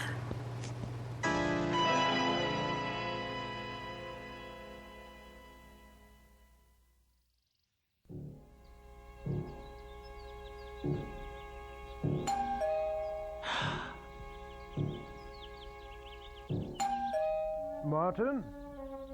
Martin! Mr. Ferguson? Mr. Ferguson! Martin, let me in, would you please? Just a moment. Hello, sir. Hello, Martin. Waking you is like raising Lazarus. Don't you answer your doorbell anymore? I was sleeping. Actually, I overslept. I was, doing a lot of cleanup work in the basement. Well, it's nice and cool down there with the air conditioning anyway, right? Yes, sir. How's Murderer's Row? Oh, fine, in rare form. Good, let's go see. I would have come 2 days ago when you first called, but things hadn't been finalized yet. What things? I must say, you've kept them up well. But I have done my best. We get along so well. You don't know what a relief it is to see you. They've been threatening to cut off the electricity because I haven't paid the bill. Think what would happen to the figures. Well, you won't have to worry about that anymore. Oh, I knew I could count on you, sir. Thank you. But it isn't just the electricity. Look at the Ripper's coat. It needs to be fixed. The threads are falling out. Look at all of their clothes. Maybe it's too humid down here after all. You won't have to worry about that either. Oh, I was going to have Emma repair this little rip in the sleeve, but... You have a remarkable wife. Thank you. There aren't many women who would have put up with an exhibit like this in their basement. She got used to it. You're looking a bit grubby. Have you been sleeping down here? Yes. I wanted to show you. I came across an item in this book last night. Martin? I forgot I even had this. It's got a letter in it written by Landru himself. Martin, listen to me. I'll read it. But for you, whose very walk is beautiful, whose sweet eyes and smile make a just claim to happiness, whither am I bound, my dear little friend, under your tender leadership? Oh, isn't that touching? It's the one Landru wrote to Fernand Segre. Ha! You know it then. He also strangled her as he did all the others. Martin, are you all right? Yes. Well, that isn't so. I'm not all right. Some strange things have been happening. Strange? Yes. You see, my house guests haven't exactly been behaving themselves. Who? Oh, come on now. It's true. I swear. You have no idea what they've been up to. Martin, you've been so close to these figures for the past 3 months, you're beginning to imagine things. Oh, no, it was not my imagination. Well, that's neither here nor there now. I can't keep it from you any longer. What, sir? The best news in the world. Martin, old friend, when I told you nobody would ever want them, I was being pessimistic. The fact is, somebody does, but not just anybody. The Marchand Museum. Did you hear me? Marchands in Brussels. Aren't you pleased? You won't have to take care of them anymore. I want to take care of them. I know you do, and I appreciate what you've done. But it's all signed. You don't mean that you've sold them? Yes, and for what I'm getting, there will be substantial compensation to you for the years you put in. But my museum? I was going to buy them. You know you could never do that. Say you have another buyer. I'll get the money somehow. Please, Mr. Ferguson, they're all I have left. Martin, time moves on. There's no longer any need for our specialty. I thought with the closing of the Grand Guignol in Paris that things must be the same in Europe. But Marchand's is actually expanding. They were delighted to make an offer. The transaction was consummated only this morning. But what am I going to do without the figures? I'd die without them. Oh, come on now, man. You'll get over it. why don't you go upstairs and prepare us a cup of tea or something while I take some measurements? The Marchand people want the exact dimensions. All right, Mr. Ferguson. If you're sure that that's how you want it. I'm sure. Very well. Very well. Let's see now. Hicks. 6 feet, 1 inch. And Birkin hair. Hello there, Landrew. Still holding your waxed cord, I see. Be with you in a second. Now then, Mr. Hare, 5 feet, 10 inches.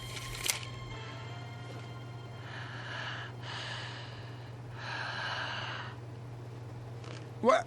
What?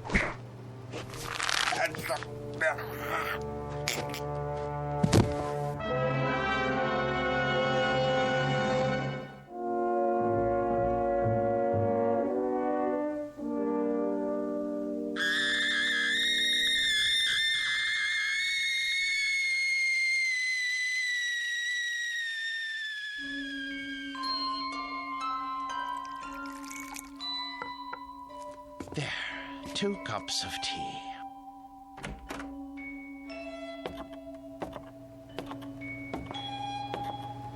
Mr. Ferguson, I don't remember whether you take cream and... Mr. Ferguson? Mr. Ferguson!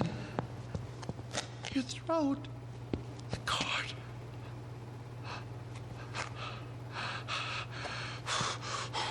Why did you strangle Mr. Ferguson?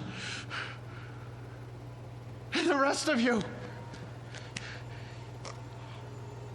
I know you didn't have any part in this, but you didn't stop it either.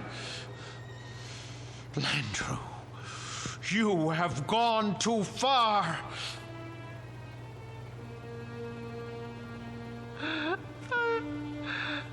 I gave all of you my best years.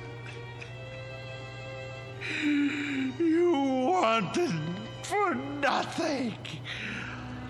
I washed you. I cleaned your clothes. I waxed your shoes.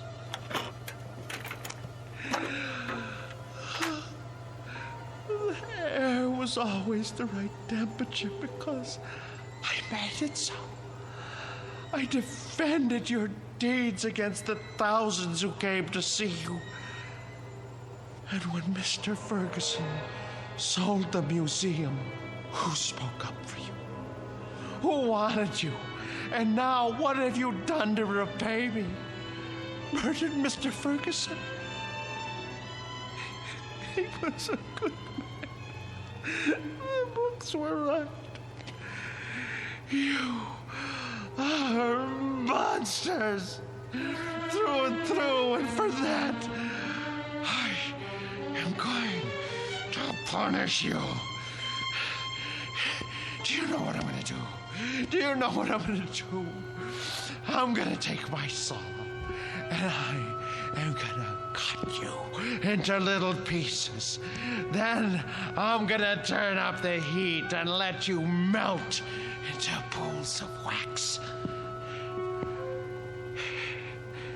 It's no more than you deserve. Who's going to be first? You, Landrew?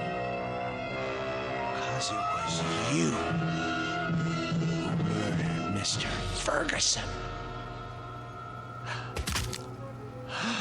It was not I, Martin Senescu, who strangled your friend. It was you. No, it was you. You killed him while I was upstairs making tea.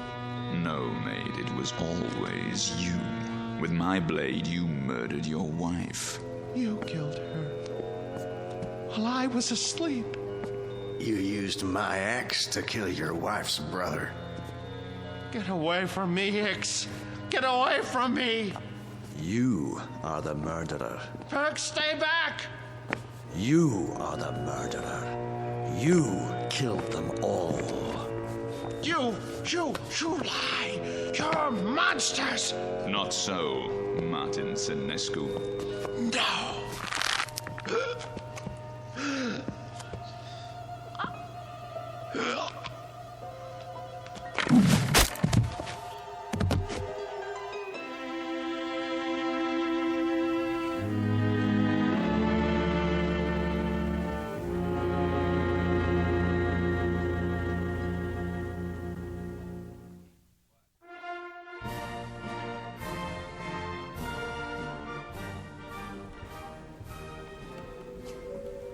And here is the latest addition to Marchand's Wax Museum, Murderer's Row, complete with its newest cast member, Martin Lombard Senescu, a remarkable and most versatile man.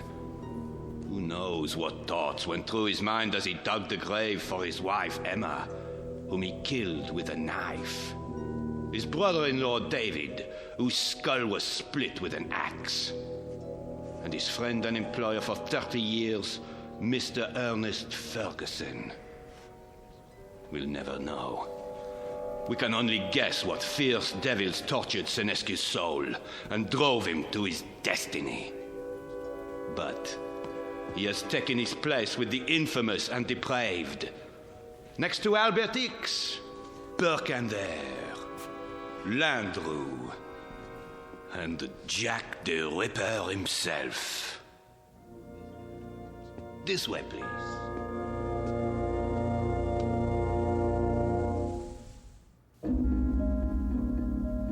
The new exhibit became very popular at Marchand's, an instant hit. But of all the figures modeled so lovingly in wax, none was ever regarded with more dread than an American named Martin Lombard Senescu. There was something about the eyes, people said, dazed, vacant, as if he had seen too much and come to understand it a moment too late. But they shouldn't have been surprised. It's the look one often gets after a quick walk through the Twilight Zone.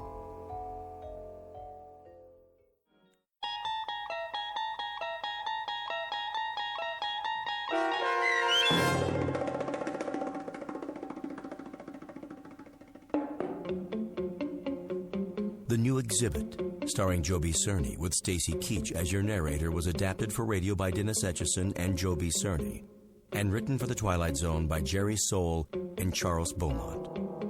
Heard in the cast were Jim McCants, Nancy Baird, Richard Hensel, Nick Sandys, Tom McElroy, Christian Stolte, Damian Arnold, Roderick Peoples, Craig Harris, Martin Aestro. This copyrighted radio series is produced and directed by Carl Amari for Falcon Picture Group. Sound design and custom Foley effects for The Twilight Zone by Cerny American creatives Bob Benson, Craig Lee, Michael Slaybach, and Matt Sorrow. To learn more about the Twilight Zone radio dramas and to contact us, visit our official website at twilightzoneradio.com.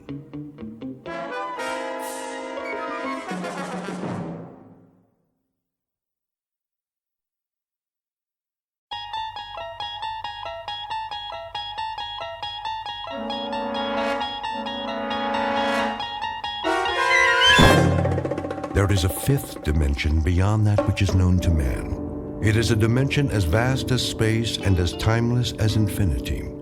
It is the middle ground between light and shadow, and it lies between the pit of man's fears and the summit of his knowledge. This is the dimension of imagination. It is an area which we call the Twilight Zone.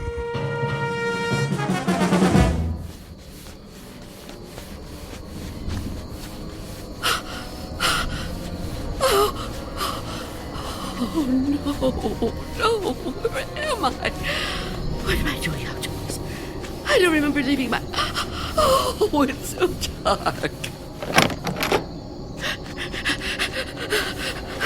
I don't live here. Or here. Which is my house. Oh, I must get home.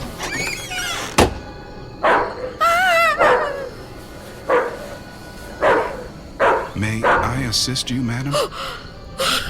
You startled me. I've lost my way. My home is somewhere around here, I'm sure, but I don't know where. Perhaps I can help you find it. Oh, thank you. Thank you. I don't even know how I came to be out here. It's certainly not safe at this time of night. Oh, at any time. Well, surely the daytime when the streets are crowded. No, that's when it's most dangerous. For me. So you see, I never go out. Never? Never. But, dear lady, why not? I'm afraid. Afraid? Of something or someone? Someone. It's difficult to explain. Please, try me. Oh, I'm not sure you'd believe me. You'd think I'm just a senile old woman. I'd believe you, Wanda. What did you call me? Wanda. That is your name, isn't it? Yes, but I didn't tell you that. You didn't? Are you certain? Yes, I'm certain. How do you know my name? Because I've been looking for you for a long time, Wanda. Oh, no. You've kept me at bay for many years, but no longer. No! Get away from me! There's nowhere to turn, Wanda. You don't know where you are, remember? You certainly couldn't run from me, a frail old woman like you. Please! No, I won't let you! Say that again. It amuses me. You won't let me? How do you imagine you're going to stop me? You really have no choice, Wanda. There's nowhere for you to go now. Come to me, old woman. Take my hand. No! Take my hand. No! No!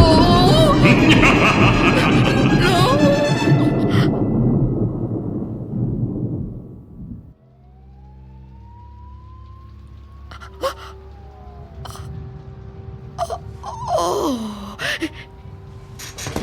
it was the dream. The dream again. I'm home. Of course I'm home. Where else would I be? But is it night or day? Oh, that's right. The clock is broken. It's been broken a long time. I can't get it repaired, can I? Not without going. No, I can't. I mustn't. I have to resist every temptation. Oh, really, Wanda? How could you be so careless? How could you fall asleep before... Oh, I must check.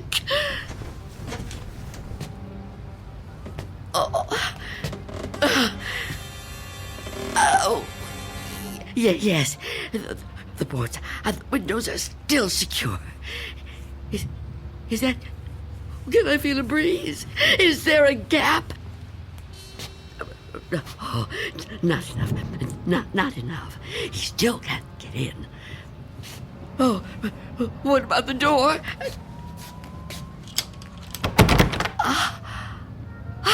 Chain is on.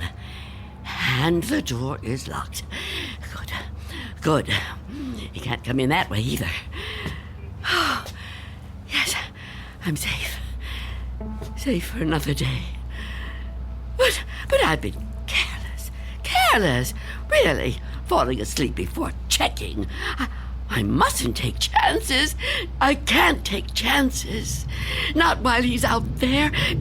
And he's always out.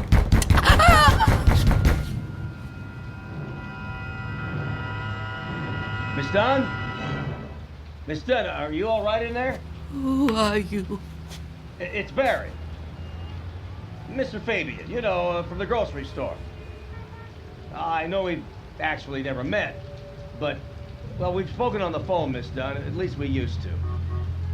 Do you even have a phone anymore? Anyway, you know me, right? What do you want? I'm delivering your groceries, Miss Dunn. You remember? Charlie, the kid who works for me, was supposed to bring them, I know, but he called in sick. Yeah, kids these days, huh?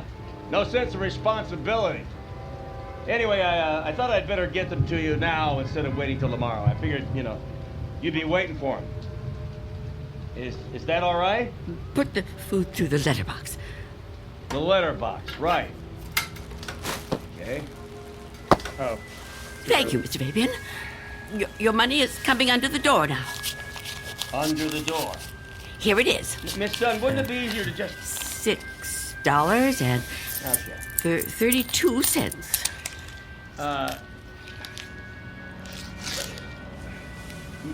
Many thanks, Miss Dunn, but... Good day to you, Mr. Fabian. Miss Dunn, are you still there? Yes? What is it? I've been thinking. I just wonder... Miss Dunn, does anybody else bring you food? I really don't see what business of yours that is, Mr. Fabian. Well, no, it's nothing like that, I promise you. This hasn't anything to do with business. I'm just concerned for your well-being. It seems to me a person can't live on food big enough to fit through a letterbox. I can assure you, Mr. Fabian, I'm in no danger of dying as long as I observe this strict regimen. Oh, well, I'm glad to hear you talk like that, but I don't know. Maybe if I could come in for a minute. Come in? Yeah, I just want to talk, Miss Dunn.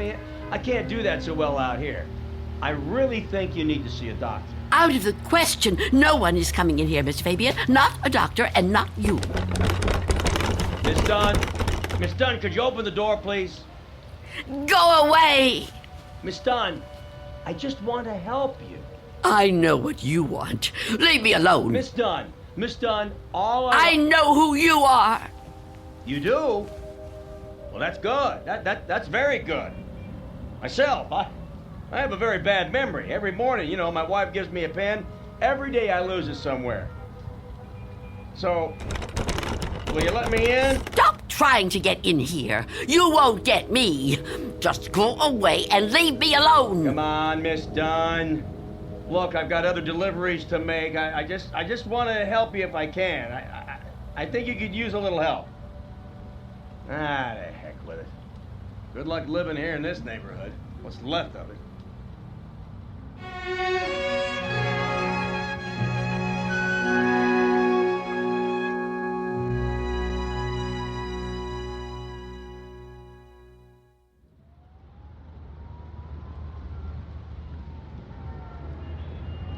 Go away.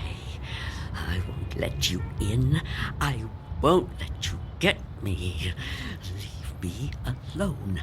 I don't want to die. I don't want to die.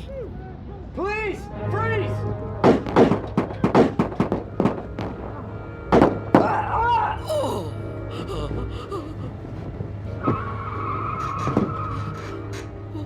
What's going on out there?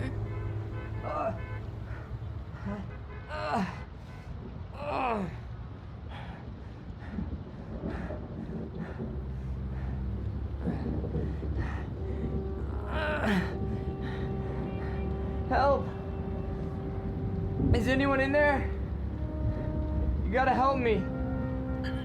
Who is it? Go away! I've been shot. I need help. Please. Please do something to help. Who are you? Officer. I'm a police officer. Please, you have to open the door. I need help. I've been shot. You're lying to me. I know you. You can't fool me. No, I'm not trying to fool you. Please. I think I'm dying. You can't trick me so easily. You're no policeman.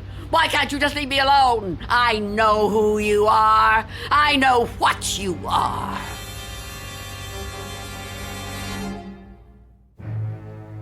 An old woman living in a waking nightmare. An old woman who has fought 1,000 battles with death and has always won. Now she's faced with a grim decision. A decision that might to others seem the simplest in the world. That of whether or not to open a door. And in some strange and frightening way, she knows that this seemingly ordinary door leads to the Twilight Zone. And now, the Twilight Zone and our story, Nothing in the Dark, starring Marshall Allman, with Stacy Keach as your narrator.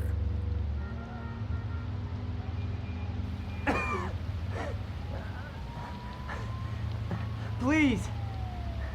Why won't you help me? Stop this! Why must you do this to me? I'm losing a lot of blood. It's so cold out here. Listen to me. I'm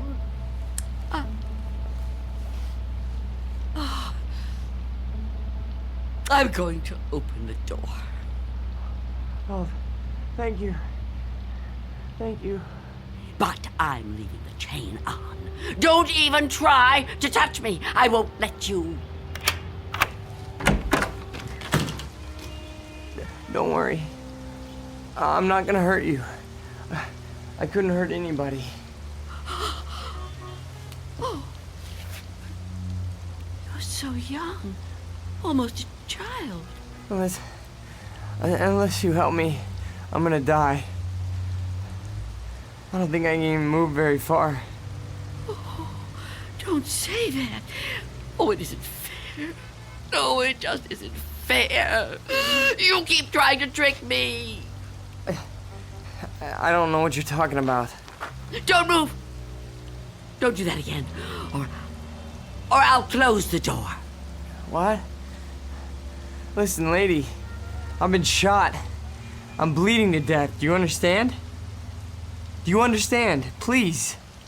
My name is Harold Belden. I need a doctor.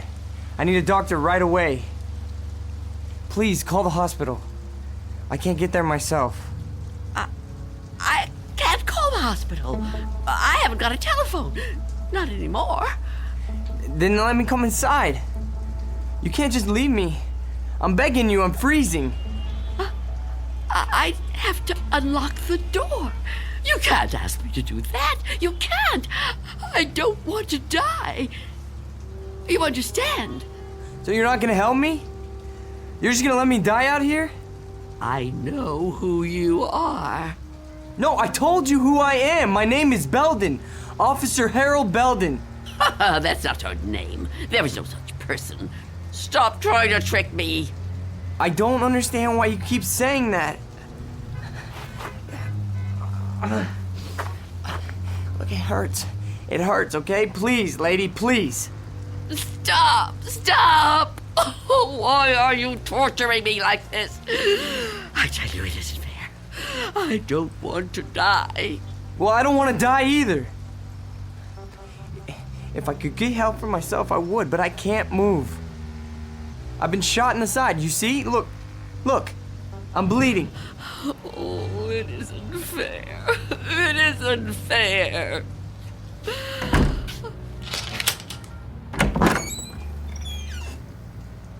Will you help me? Yes. Yes, I'll help you. Thank you. Take my hand. What? Take my hand. Pull me inside. No, I won't. I mean, I can't. Oh, can't you? Can't you crawl in? Oh, I don't think so. Please try. Quickly. I don't want to leave the door open.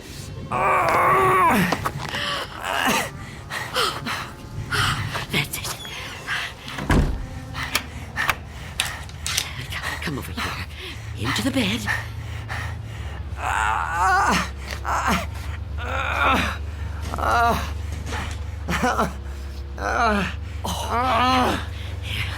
You just rest. Rest. Oh, what have I done? And what am I going to do?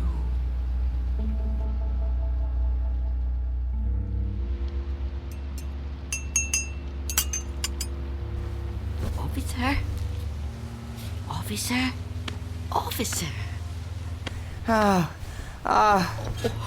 I'm so sorry. What a...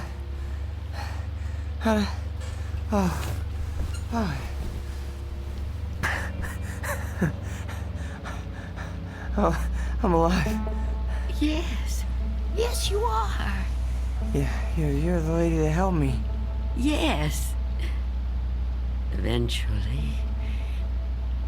Now, drink this. What is it? Tea. There's no milk, I'm afraid. No, don't get up, officer. Conserve your strength. Thank you. Thank you. Please, call me Harold. You saved my life. I owe you at least that much. Is it good? It's fine. Thank you. How long have I been out? Hours. What time is it? I'm not sure. Morning, I think. What do you think? I don't have a clock. I guess it is morning. It's hard to tell. What happened to your windows? Who boarded them up? Well, I did. A long time ago now. But they're still as strong as ever. What? Why would you do that? Oh, I have my reasons. Well, we all have our own reasons for doing things. Why would you want to be a policeman? To be in a job where people try to kill you? Well, why would you want to court death like that? Court death? I don't know that I'd put it that strongly. I do what I do because there's just some jobs that have to be done. You mean it's a sort of vocation? Yeah, I guess you could say that. Listen, Mrs. It's Miss Dunn. Listen, Miss Dunn. You should try to get some rest yourself. You need it more than I do. No, really, I feel much better. When the doctor gets here, he'll take me off your hands for good. The doctor? Yeah, sure. He'll check my wound, take me to the hospital. You didn't call the doctor? No, I didn't. Why not? I told you last night. I haven't got a telephone. Don't you remember? No, I don't. I was kind of out of it last night, I guess. Oh, of course. Perhaps you could use your radio to ask someone to come get you. Oh, you could wait outside for them. No, I busted my radio when I fell on it. You see? Hello. And I don't think I got the strength left to get up on my own. Look, couldn't you go to one of the neighbors? Oh, there aren't any. What are you talking about? There aren't any neighbors. There must be. Everyone has neighbors. Well, I don't. Not anymore. Why? What happened? They've all moved away. Not all of them. That's impossible. All of them. Trucks came and took away their furniture. First one, and then another. Is something happening to these buildings? I wouldn't know. I'm sorry to ask, but how can you not know something like that? I mean, if it was my home... I don't have a great deal of contact with the outside world. I haven't for quite some time. I couldn't even tell you who the president is. Wow. But there has to be somebody around who can help, you know? Or maybe a phone booth somewhere where you could call a doctor. Perhaps. I don't know. But even if I could call the doctor somehow, I couldn't take a chance and let him in. Why not? It's too dangerous. Dangerous for you? Yes. You let me in. Oh, I didn't have a choice. You were going to... I didn't know if I could trust you, but I'm still alive. Of course you're still alive. What do you think I was gonna do? I mean, but the doctor, he's not gonna be any harm to you. I keep telling you I can't let the doctor in. I can't let anyone else come in. Don't you see? It might be him. It might be him. Who? Him who? Mr. Death. Mr. Death? What? I know he's out there. He's trying to get in. He comes to the door and knocks. He begs me to let him in. Last week, he said he was from the gas company. The gas company? Oh, he's clever. After that, he claimed to be a contractor hired by the city. He said this building was condemned, that I'd have to leave. But I knew who he was. I kept the door locked, refused to let him in. Eventually, he went away. Condemned, huh? I mean, that explains why there's no one else in the neighborhood. No, he knows I'm on to him.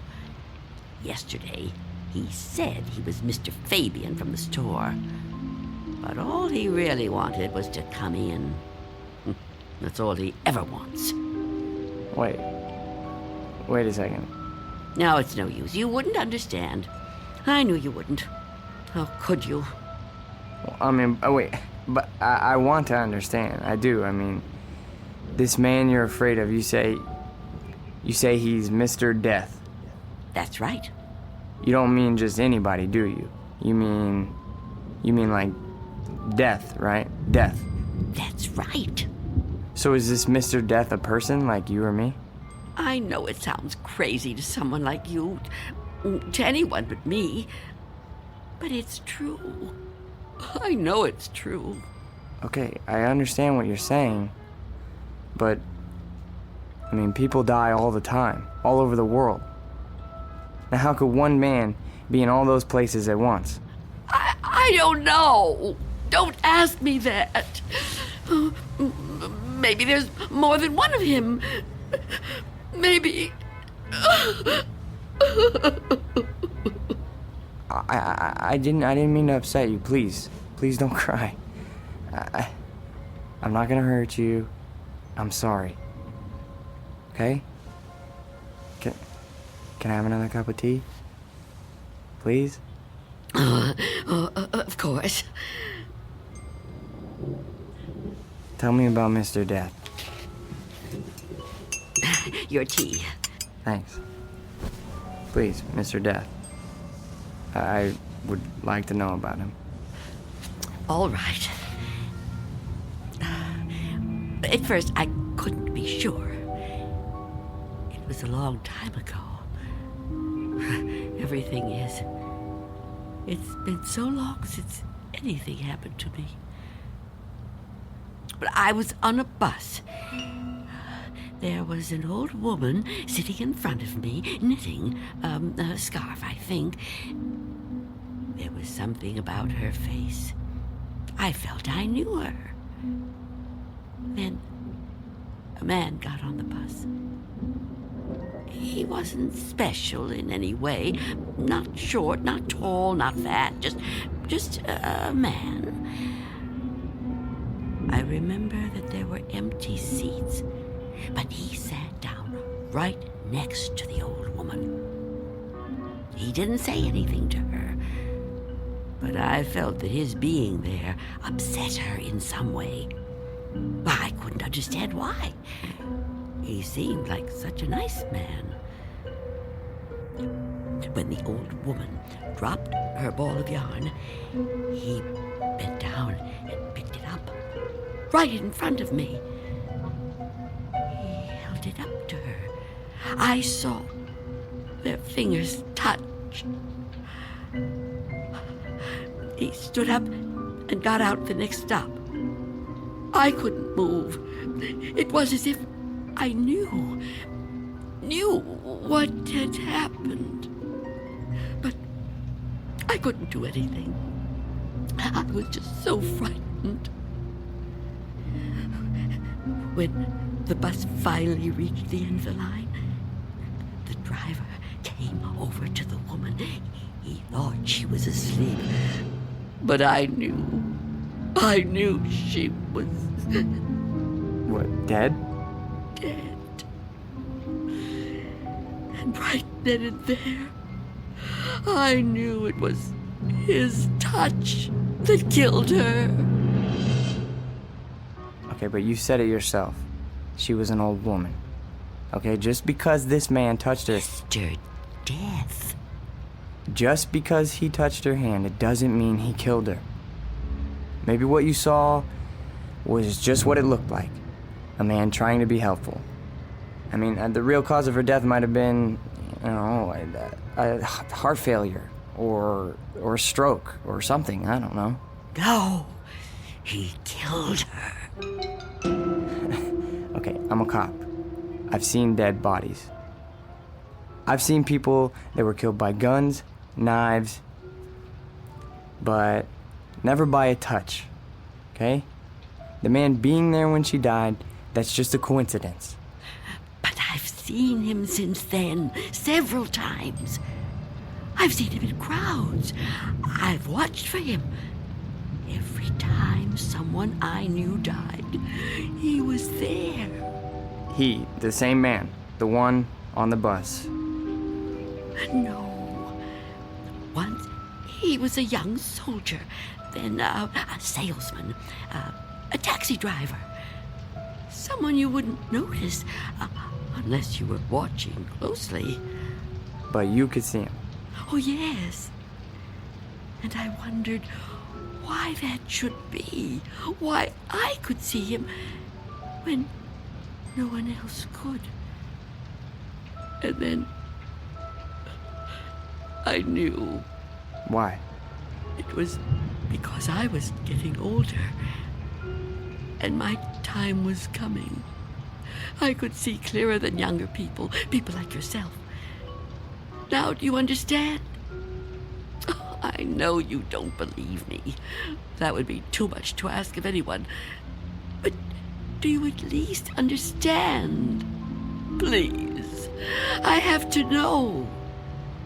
All right. Maybe. Maybe, okay? But if there is some Mr. Death who's able to visit all the people in the world like Santa Claus... Don't mock me. I'm not meaning to mock you, okay? I would never do that. I swear. But if he's real... He is. If he's real, then I don't see what the problem is. You don't see what the problem is? Oh, you must be joking. No, I mean, if you know what he looks like, what have you got to be afraid of? If you're right, and you can see death, I'd say you're kind of fortunate. Fortunate? Sure, yeah. I mean, you'd be able to see him coming. You could just avoid him. Oh, didn't I tell you his face is always different? He's different sizes, different ages, different races. I couldn't be sure. Well, how about when you go out? Out? Sure. Well, I know you said you don't have much contact with the outside world, but you have to go out sometime. I mean, to the shops or something, you know? Now, couldn't he touch you then, if he wanted to? No. Why not?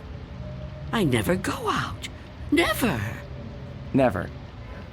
Oh, I haven't been out for years. I don't know how many. I don't keep count. That would be too depressing. But I suppose you can guess from the smell. You're too polite to mention it. But it must bother you as much as it bothers me. So what do you do about food? The boy at Mr. Fabian's store delivers it. But I never open the door to him.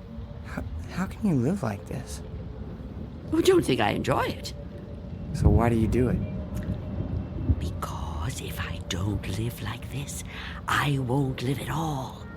If I don't watch out, if I let down my guard even for a moment, he'll get in. I know he will. I haven't always lived like this, you know. I was young once. People said I was pretty. I lived out in the sunlight. I hated to be inside even for a minute.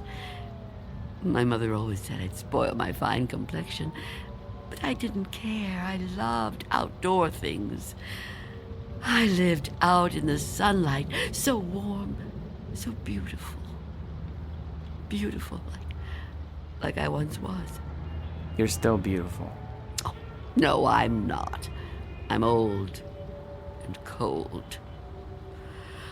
I miss the warmth of the sun so much.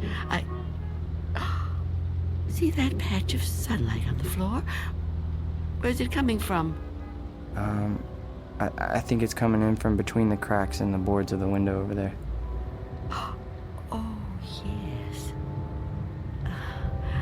It's so warm to the touch. You know, I've always hated the dark and the cold. And now I'm old. I've lived a long time, but I don't want to die. I've heard people say it was his time when an old person dies. But it's not your time if you're not ready to die. I'd rather live in the dark than not live at all. Miss Dunn, I promise you, there's nothing to be afraid of. We're all alone here. Okay, there's nobody outside the door. I know you're upset, okay? And you're clearly under a lot of pressure. But I think all you need is some rest. Oh, officer. Yeah, and I need help. Oh, I don't know what to do. Just give me some medical attention. Look, I don't know how badly I've been hurt, okay? But I've lost a lot of blood. And I need help soon. Or I don't know how much longer I can... I've told you I can't go out there. You can't ask me to do that. Look, this whole Mr. Death thing, I promise you, you don't have anything to worry about. Shh. Someone's coming. Well, get them to help me. No! There's nothing to be afraid of. Please, answer it. Go on. That's right. Go ahead. You're doing fine. Answer it. Go on. I'm keeping the chain on. That's fine. Do whatever you want. Just see who it is and get them to call for help. I'm sorry, lady, but I got my orders. No! Get away! Officer Belden, help me! I can't fool around any longer. Step aside, I'm coming in.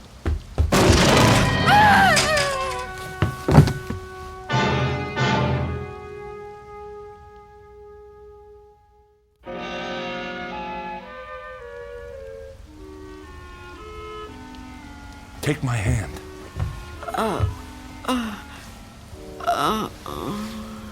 Easy, lady. Just lie quiet there till you get your strength back. What?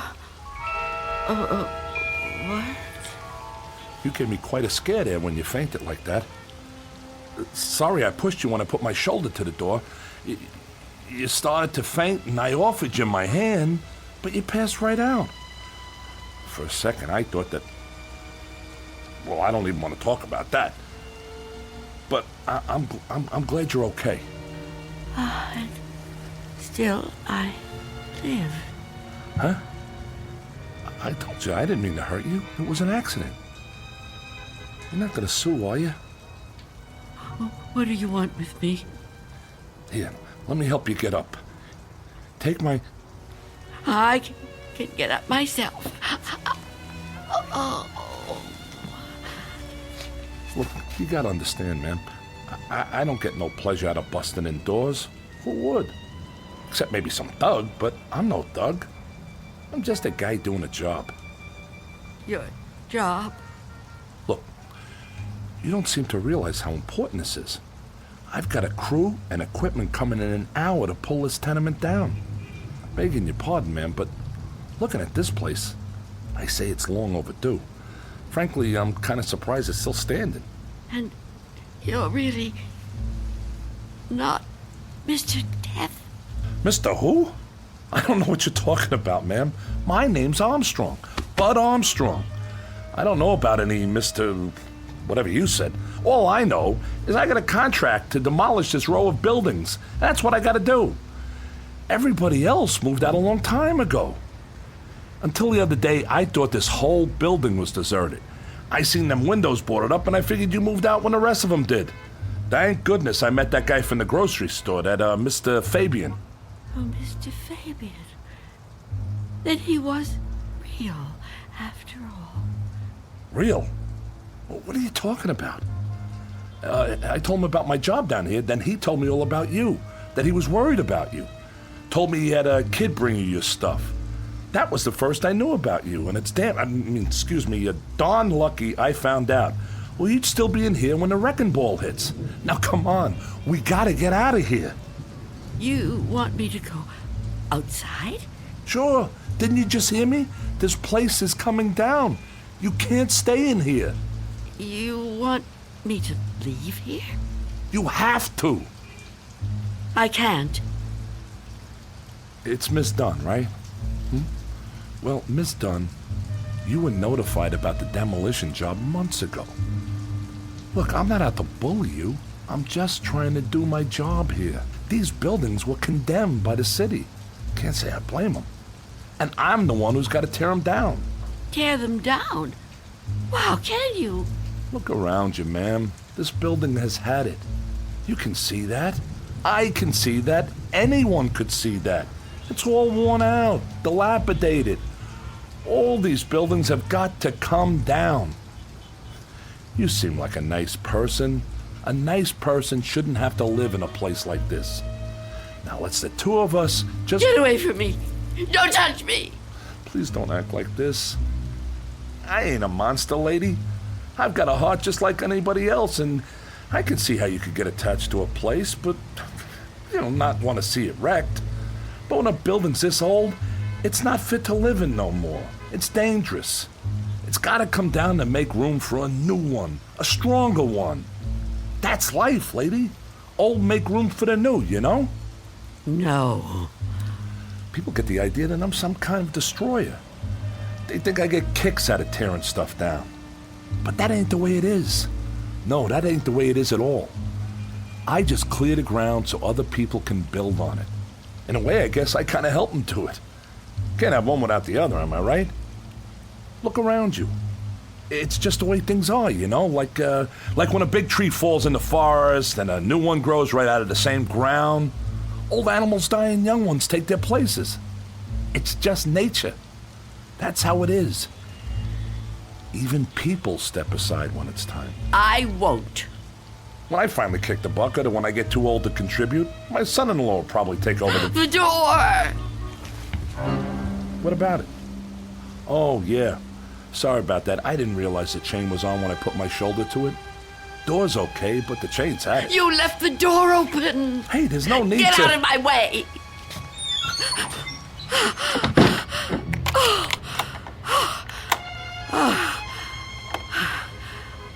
You don't have to do that. What's the sense of locking a door that won't even be here in an hour? I'm on the clock here, and we've waited long enough. If you've got any possessions you want to keep, Miss Dunn, I'd move them out while there's still time. I'll help you. You think you're helping me? I'm not going to leave here. Not with you. Not with anyone. Don't try to touch me. I don't want you anywhere near me. Now look, ma'am, I've been nice to you. I've been trying to go easy. I know this must be tough for you. Any kind of move is a big upset, especially to an older person like you. But if you insist on staying here, I'll have to call a cop. A cop? A police officer? It's just for your own good. Please, cooperate, lady. Hey, where you going? Of course. Mr. Belden! Explain it to him. Tell him the reason I can't go out there.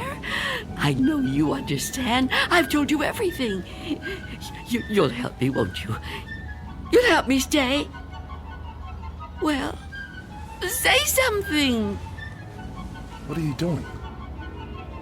Who are you talking to? Oh, Mr. Belden is a policeman. Mr. Belden?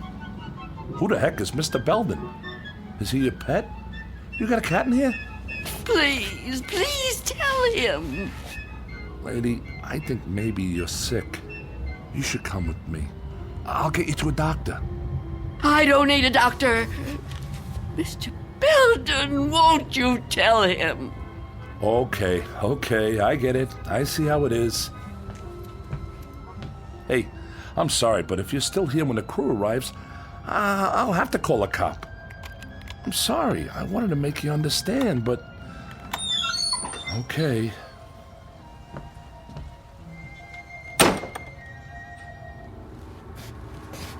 What's the matter with you? Why didn't you say something? Why didn't you help me? I thought you understood. I thought you'd help me. I think the question you should be asking yourself, Wanda, is how he looked straight at this bed and didn't see me. You called me Wanda, but I never told you my first name. Oh no. No. It's not true. It's not true. Yes, it is. The mirror, Wanda. Look in the mirror. What do you see? I can't. I won't. Look in the mirror, Wanda. What do you see? I see nothing. Nothing but an empty bed. Turn around. Now what do you see? I see you, Mr. Death.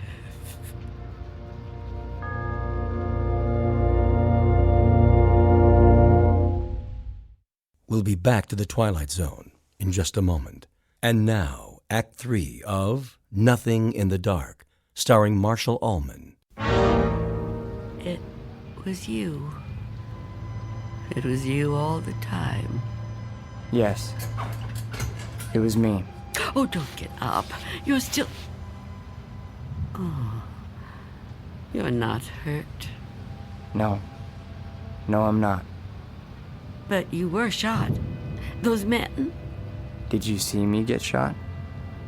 No, but you were bleeding. Do you see any bloodstains now? No. And the men? Did you see them?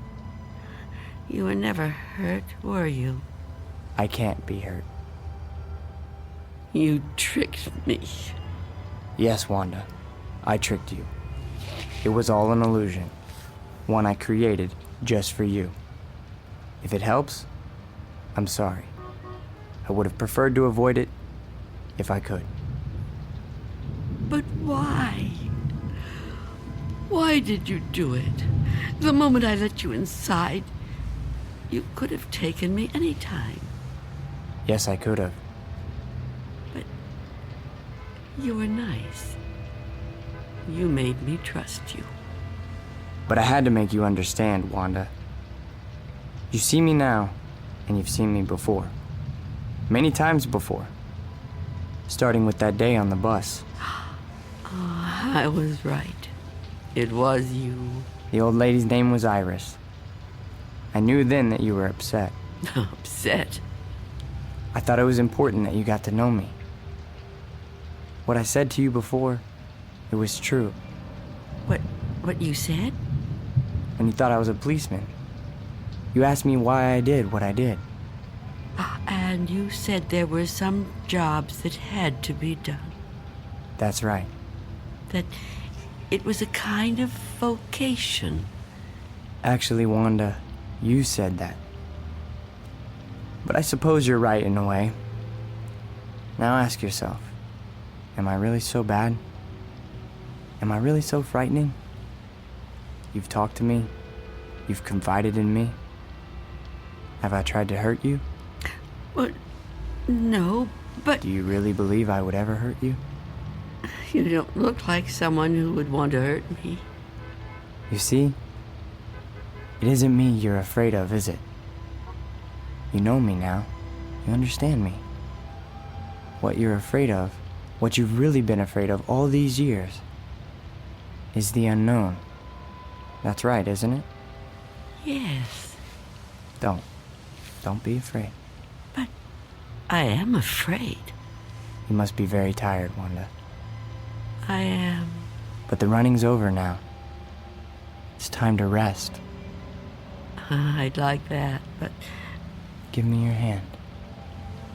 I don't want to die. Trust me. No. Mother, give me your hand. I will.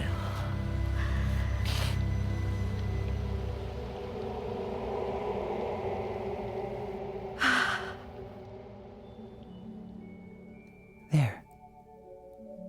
You see? See? See what? No shock, no engulfment, no loud thunder. What you feared would come like an explosion is like a whisper. What you thought was the end is the beginning. When will it happen? When will we go? Go? Yes. I'm ready now. Look over there, on the floor. What is there to... Oh. Now do you understand? It's me. It's you. My body. I look so calm. You see? We have already begun. Come with me. Yes. Please. I'd like to.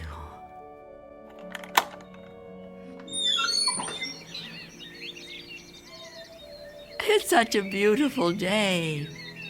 It is. It surely is. You know, Mr. Armstrong was right about a lot of things. What things? Well, for one, his son does take over the business when he dies.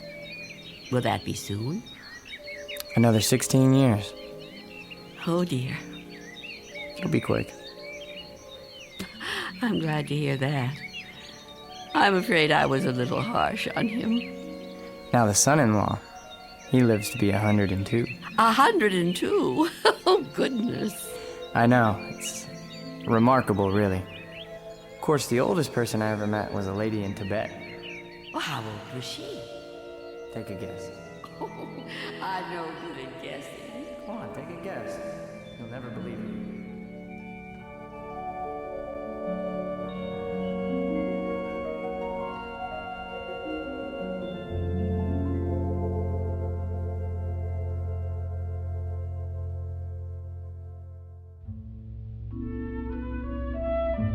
There was an old woman who lived in a room, and like all of us, was frightened of the dark, but who discovered in the minute last fragment of her life that there was nothing in the dark that wasn't there when the lights were on. Object lesson for the more frightened amongst us. In or out of the Twilight Zone.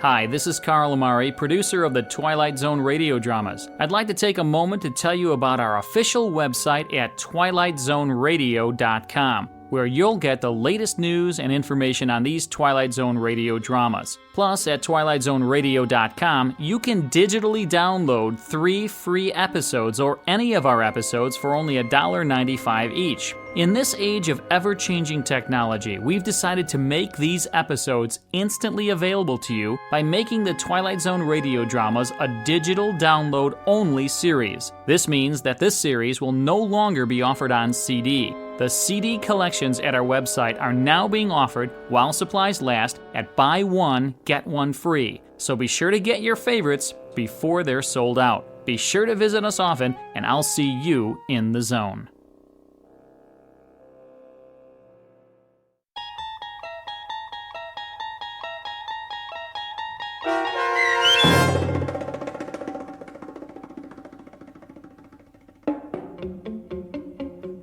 Nothing in the Dark, starring Marshall Ullman, with Stacy Keach as your narrator, was adapted for radio by M.J. Elliott and written by George Clayton Johnson.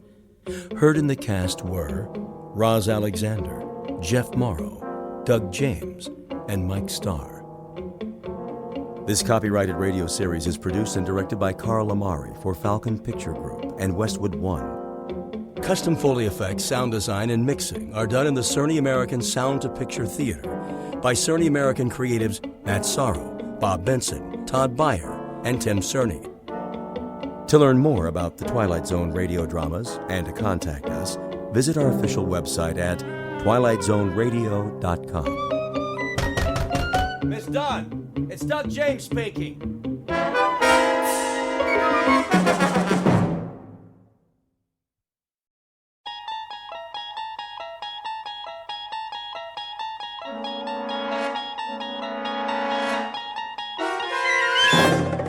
You unlock this door with the key of imagination. Beyond it is another dimension, a dimension of sound, a dimension of sight, a dimension of mind. You're moving into a land of both shadow and substance, of things and ideas. You've just crossed over into the Twilight Zone.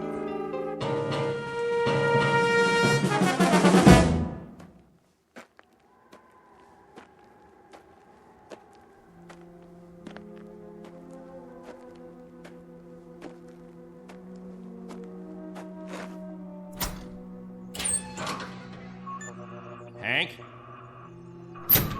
Hank! Oh, morning, Captain. Anything on the radar? Not yet. No signal at all. Try 4.0, true. It'll probably come from that direction. I had her on that all morning, sir. Still nothing. You're past your time, aren't you? Who's your relief? Al Baines, Captain. Baines? I'll see what happened to him. Yes, sir.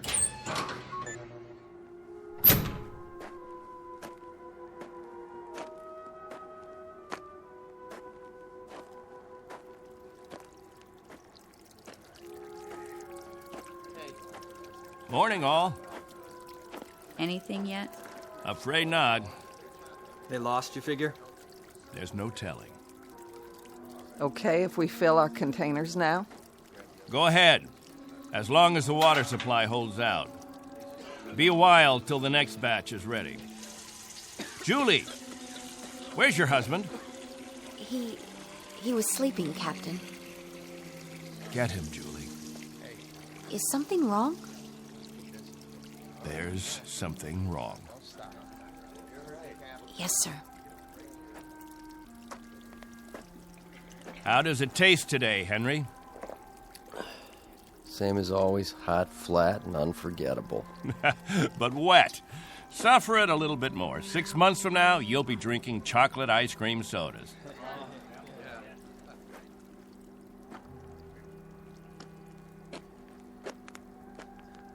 You want to see me, Captain? There's a man in the radar tower who'd like to see you, Al. He would have liked to see you 2 hours ago when you were supposed to relieve him. I overslept.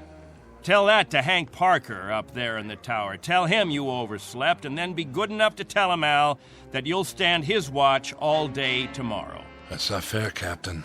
It doesn't happen often. Once is too often, Al. More than once is intolerable.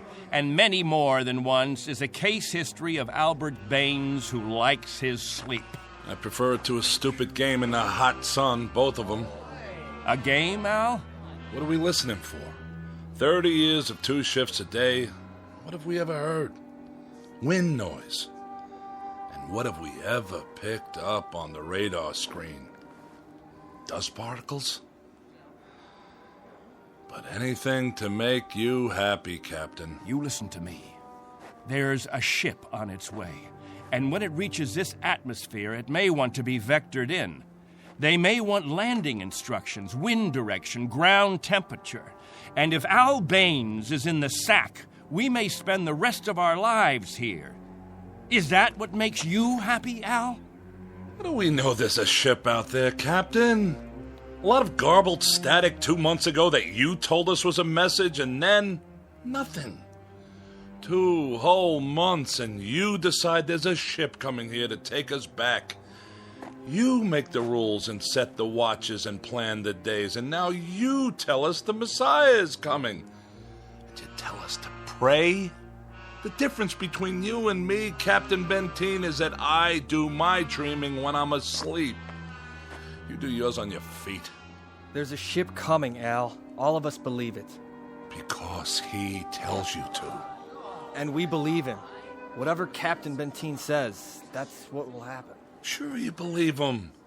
He tells you this is the best of all possible worlds, and by God, you break into song. You're sweating your lives away on this rock, but the captain says it's paradise, and we have to clap our hands. Rule by hypnosis. Al, there's a ship coming. This happens to be a fact. There's a ship coming. Believe it. I tell you, it'll happen. And you know it's real, just as you know this is real. You haven't forgotten our ship, have you? The Pilgrim One? The first spaceship sent up to colonize the outer regions? And this plaque, placed here by the 130 men, women, and children who established the first off-Earth colony. We owe them our belief, because they had faith. Don't ever forget that. Now, if you'll excuse me, I better go check on the generator.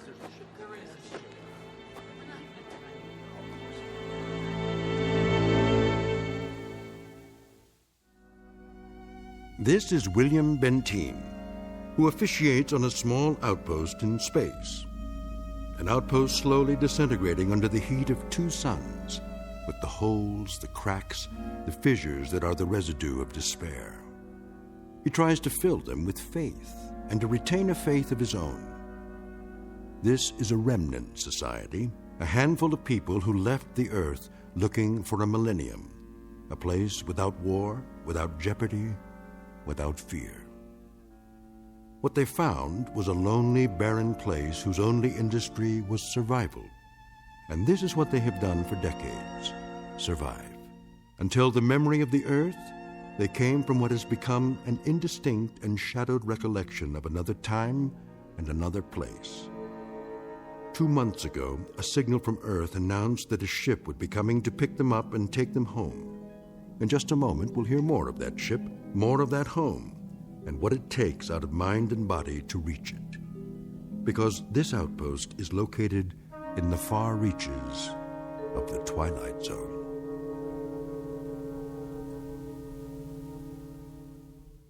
And now, The Twilight Zone and our story, On Thursday We Leave for Home, starring Barry Bostwick with Stacy Keach as your narrator.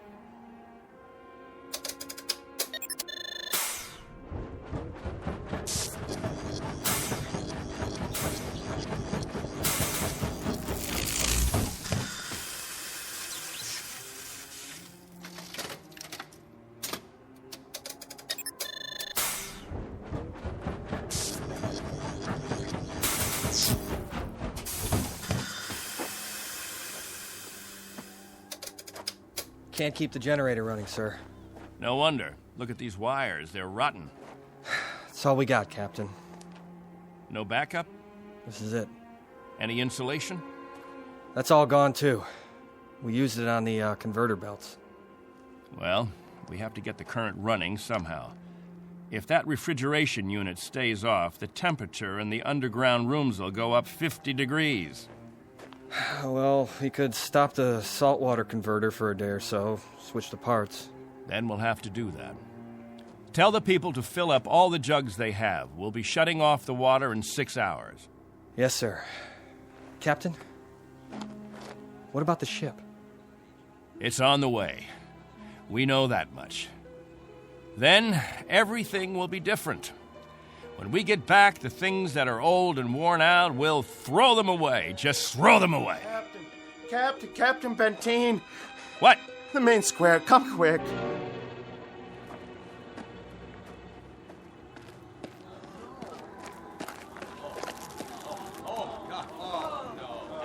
It's Mrs. Rodale. She's hanged herself. Cut her down.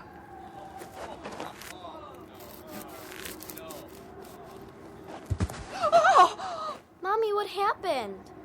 Is that lady all right? Get them out of here. Come, children. God have mercy on her. You men there prepare her. We'll bury her in an hour. Yes, sir.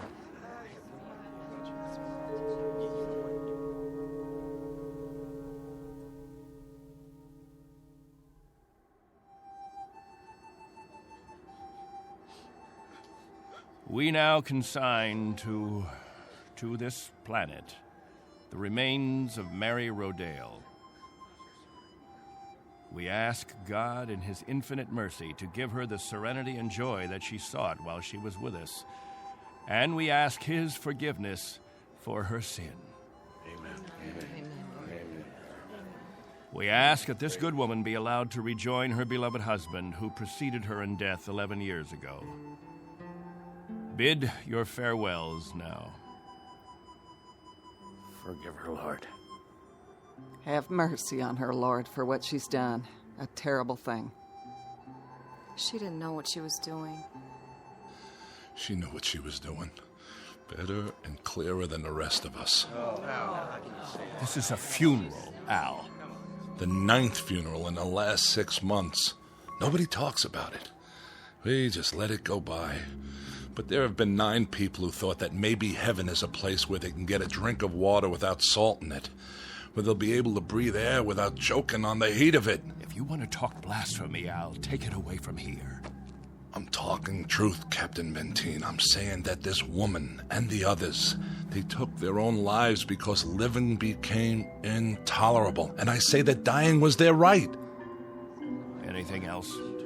Just this question. I put it to everyone here. Al, please. No! Isn't living tough enough that we don't have to do it by the book? Isn't it hot and blinding and miserable enough that there shouldn't have to be rules? So that we shouldn't have to suffer by the numbers? Will anyone make the simple observation that there's far more happiness going into that hole than what's left above ground? There's more peace of mind in that dead body than in all you mourners put together. All we've got here is anguish. Captain Benteen, let us live with it or die from it in our own way. Young Mr. Baines here wants us to lie down in the sun. Young Mr. Baines would have us given to death when there is still life. He would end all the rules. He'd throw away the regulations. There'd be no standing in line for water. Let the strong take it away from the weak. No rationing of food. Let the young steal it from the old. And when that ship comes down to take us back to Earth, it won't find a society. It will find only a pack. There'll be no human beings left. Only animals. There's a ship coming. It's winging its way in now. It's on its way. Say it. Say it out loud. Let me hear you say it. There's a ship coming. There is a ship coming. There is a ship coming. There's a ship coming. There's a ship coming. There's a ship coming. There's a ship coming. There's a ship coming. That's right. There's a ship. A ship. Yes. A ship that's coming to take us. Hear that? Can you hear that, everyone? Do you hear? It's the... Meteor storm! It's a meteor storm! Find shelter! Get inside! Up to the cave! Get up to the cave!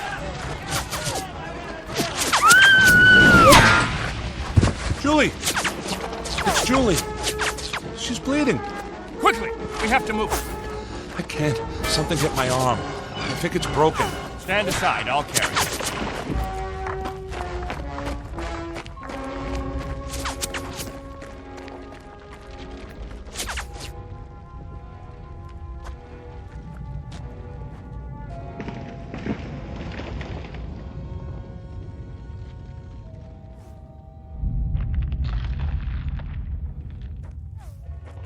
How is she? It's just a cut to the forehead. Not very deep. But keep this bandage on it. Julie? Julie, honey? Can you hear me? Al? Don't let her move just yet. She may have a concussion. How's your arm? It's not broken. Must have been a rock that hit it. Captain, thank you. For a little first aid. No thanks necessary. I deliver babies, too. You might want to keep that in mind. Now, I'd better go see to the others.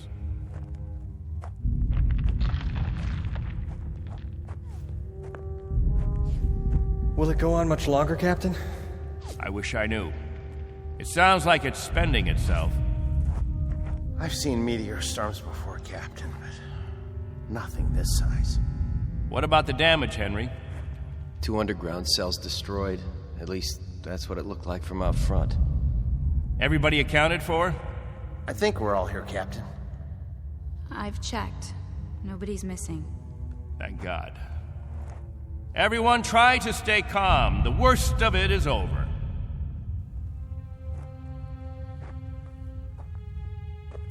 Jojo? Yeah, Captain? You're not scared, are you? Well, kinda. Now, we can't have that. Mind if I sit for a minute? We'll talk, you and me. Captain, tell me about the Earth. Would you, Captain? Tell us what you remember. Yes, do. Well, all right, I guess I can do that. We'd like to hear. You, over there, is that you, friend? Yes, Captain. And you, Buck. Yes, sir. You fill in the holes if I leave out anything. Straighten me out if I'm wrong about any of my recollections. Jojo, I was a boy of 15 when we arrived here. But I remember Earth. I remember it as a place of color. I remember that in the autumn, the leaves changed. They turned different colors, red, gold, orange. And I remember streams of water that flowed down hillsides, and the water was sparkling and clear. And I remember clouds in the sky, white, billowy things that floated like great, majestic ships. They looked like sails. What are sails? Don't you know what sails were? In ancient times, that's how ships moved across the water. There was so much water. The men unfurled large sheets of canvas against the wind, and it was the wind that moved them. And I can remember night skies. Night. Endless black velvet with stars. And sometimes a moon that seemed to hang there as big as the face of an old man, looking down on us all. Captain, what's night? Why, that was the quiet time, Jojo. Night was when the earth went to sleep. It was the cover it pulled over itself. Not like here, with 2 suns always shining, always burning.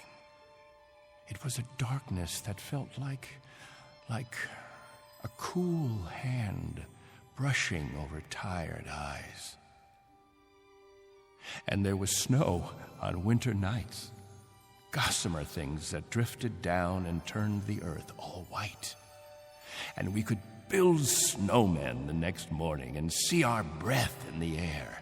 And it was good then. It was right. So, why did you leave there? Oh, we thought we could find another Earth, Jojo. Then we found this. We thought we could escape war. We thought we could build an even better place.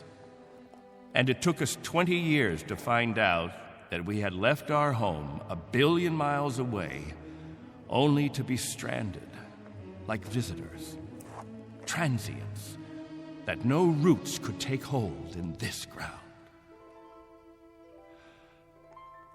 But it was too late.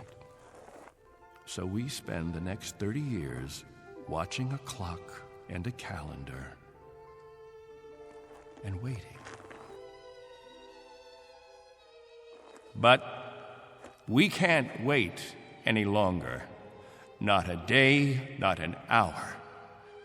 We have to get back home. There's no more time. I'll go outside and survey the damage.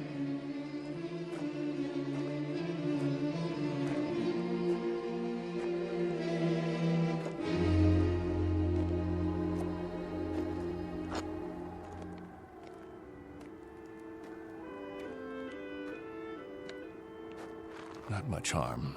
Radar tower is still standing.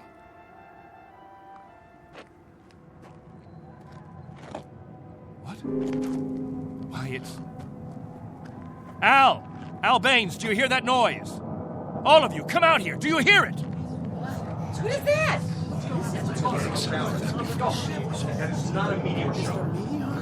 That's not a meteor, and it's not wishful thinking. Not this time. Those are rocket engines. Look, I remember the sound of it. That's the ship. The ship has come at last.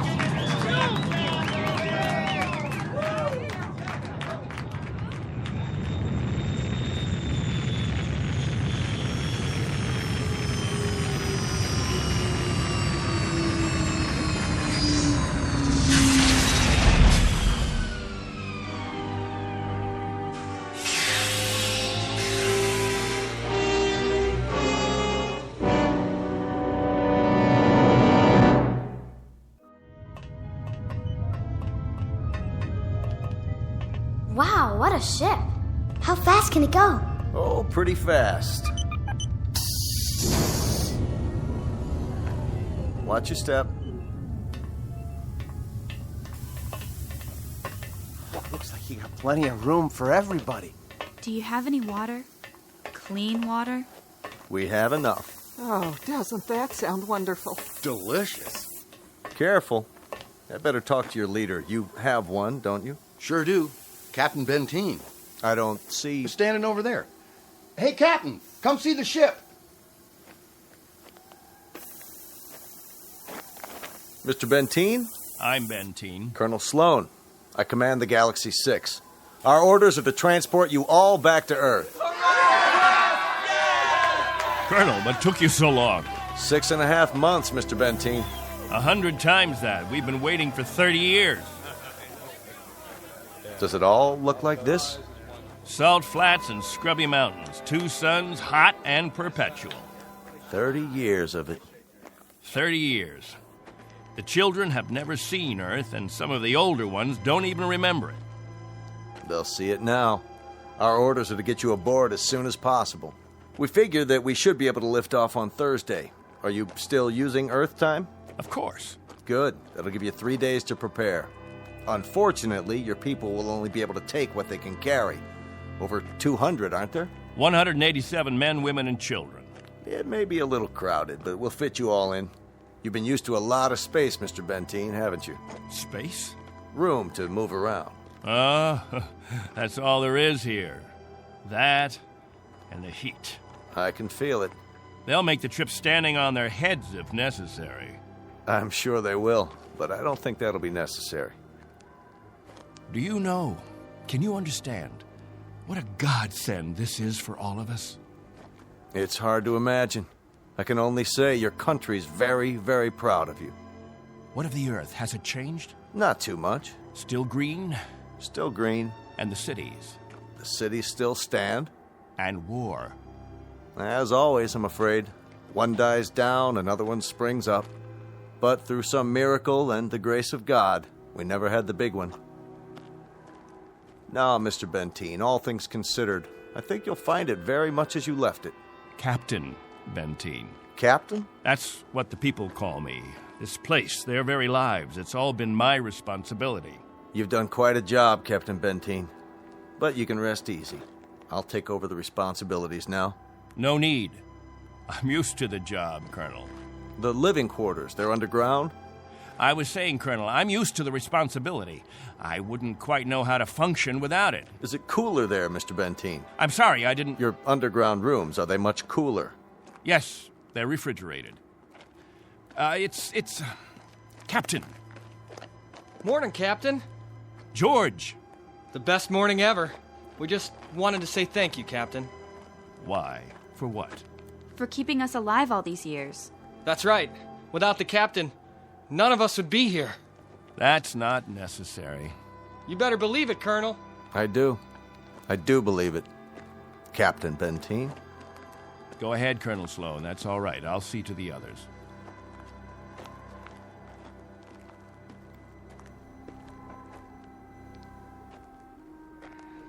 You know, I don't need this. I'm not gonna take this. Hi, Captain. Julie, where's your bandage? Oh, I don't need it anymore. But we put one around your head so the cut would heal. What's this?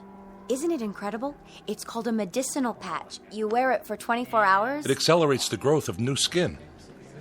Look at her forehead, Captain. You can hardly see the scratch. Better put the sling back on your arm, Al. I don't need a sling. Just this metal band. It's magnesium. Colonel Sloan said my arm would be perfect by the end of the week. Well, I seem to have had my practice taken away from me. But while we're here, I'd use that sling. I'll bet I've fixed about 500 broken wings in my time, and the only way to be sure it heals properly is to keep the limb immobile. Where's Colonel Sloan? I want to ask him what to pack.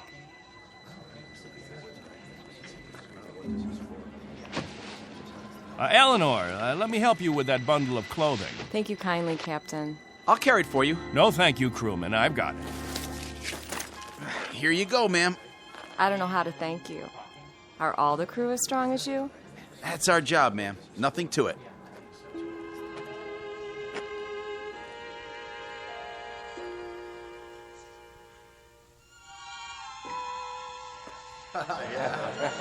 Hello there, Captain. Will. I'm so excited. How much longer? Not long. Be patient. May I have your attention, everyone? Good question. Quiet, please. What is it, Captain? As all of you know, we have less than 36 hours before we depart. And as I told you earlier, there is a maximum allowance of 14 pounds per person. Soon we'll begin weighing your belongings, and if we're over the limit, I'll make up a list of necessary items. I hope I'm not intruding, Captain. I was just telling them about the weight requirements. We'll handle all that tomorrow. I heard you'd called a meeting here in the cave, so I brought Lieutenants Engel and Rafferty with me. Everyone has so many questions about Earth, I thought perhaps this would be a good time. More questions? Actually, Colonel, the purpose of this meeting is simply to make some last-minute arrangements. Colonel, I used to live in San Diego. Is California still the same?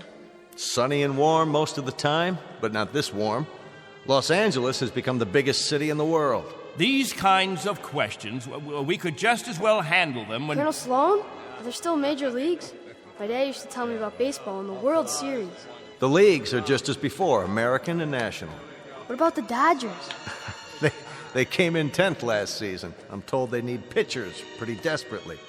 I'll tell you what, when we're finished here, we'll improvise a ball and bat and have ourselves a game. How's that sound? Yeah, that'd be great. Let's do it. I think it's a little hot for that kind of activity.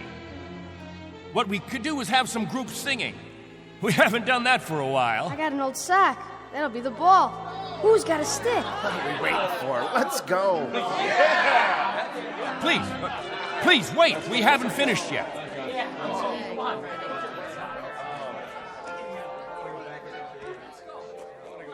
Jojo, I haven't told you a story in a long time. How would you like to hear a story about... What have you got there? This is what they call candy. One of the spacemen gave it to me. It tastes... Sweet, Jojo. It tastes sweet. Yeah, sweet, Captain. Want a bite? Oh, thank you, Jojo. Back on Earth, we can get all we want. Something, Captain? I'm not sure. I'm not at all sure. You've promised them all candy. You've made it sound as if that was what the Earth is made of. Sugar and spice and everything nice. Maybe they ought to be told the truth.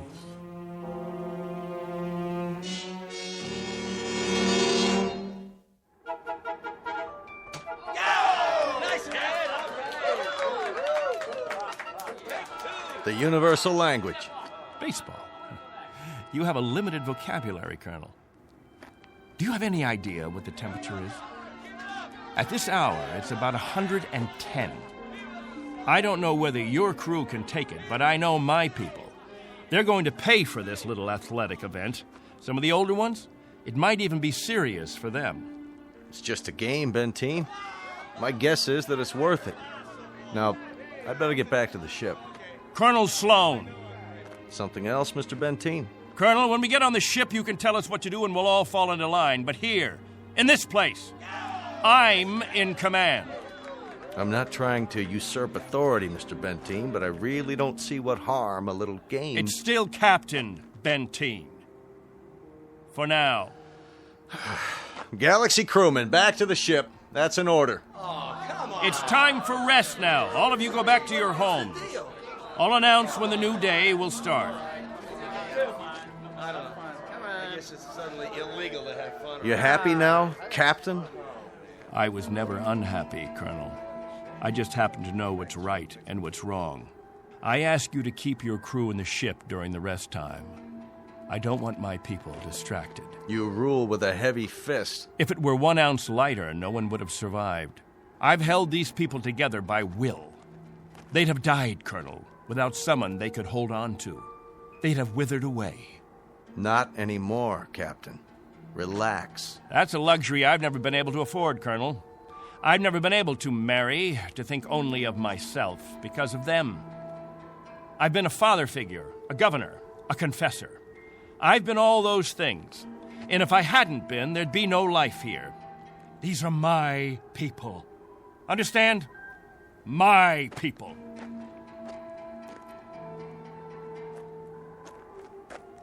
What's with him, Colonel?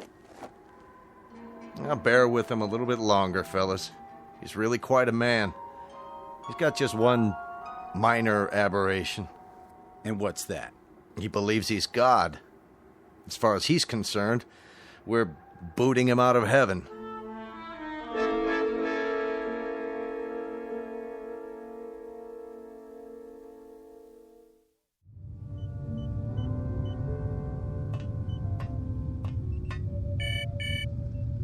Yes? Mr. Captain Benteen is here, sir. Show him in. Very well, sir. Come in, Captain. Sorry my quarters are a bit cramped. Please, sit down. Colonel Sloan, this is a list of all passengers with their approximate weight and the weight of their belongings after each name. The scale we have is pretty beat up. My guess is that it underweighs by about 4 or 5 pounds. Fine. All I wanted was an approximation. We'll weigh them in on our own equipment before blast off. This is Wednesday, 12 midnight? I keep getting confused with the constant light. When do the people get up? About 2 Earth time. The hours from 7 until 1:45 are the hottest. That's when we try to stay indoors. Then we have our meetings at the cave about 2 hours afterwards. We've had to improvise our own schedule. You've improvised very well, Captain. I looked at the saltwater converter, your electro plant, the sun shields you put up over the crops. Very inventive. Necessity hasn't been the mother of invention here. It's been the father and the whole family. Well, you'll be able to give way to progress now. Though I wonder if all of it'll be to your liking. The way you'll be lionized when you get back to Earth. You're referred to in the press as the Lost Pioneers. They're gonna make quite a thing of you when we land. Oh? Wherever any of your people settle, there'll be keys to the cities, brass bands. I expect they'll scatter all over the U.S. The government's had inquiries by, well, it must be thousands of relatives. My guess is that they'll just about have time to look into a television camera and then get whisked off. Well, they won't be scattered, Colonel. They'll go as a group. We'll find a place where we can settle, and that's where we'll stay. I'm talking about when we get back to Earth, Captain. That's what I'm talking about. They won't be splitting up. Not my people. Captain, as a point of interest, did you ever ask them? Ask them what? Whether they'd want to stay together. That would be a ridiculous question, like asking a child if he wants some more ice cream. They're children, you see, Colonel. Oh, chronologically, they range from 6 months to 60-odd years, but socially, psychologically, they're children. I've kept them alive and functioning all this time. Once we're back on Earth, I'll simply continue the process. Captain Benteen, have you told them that? Have you told them that after 30 years of waiting, 30 years of living in a compound, they're going to travel 1 billion miles just to walk into another one? Have you? There's no need. They wouldn't have it any other way. To leave them to their own devices, that would be an act of cruelty. Captain, do me one favor. Just ask them.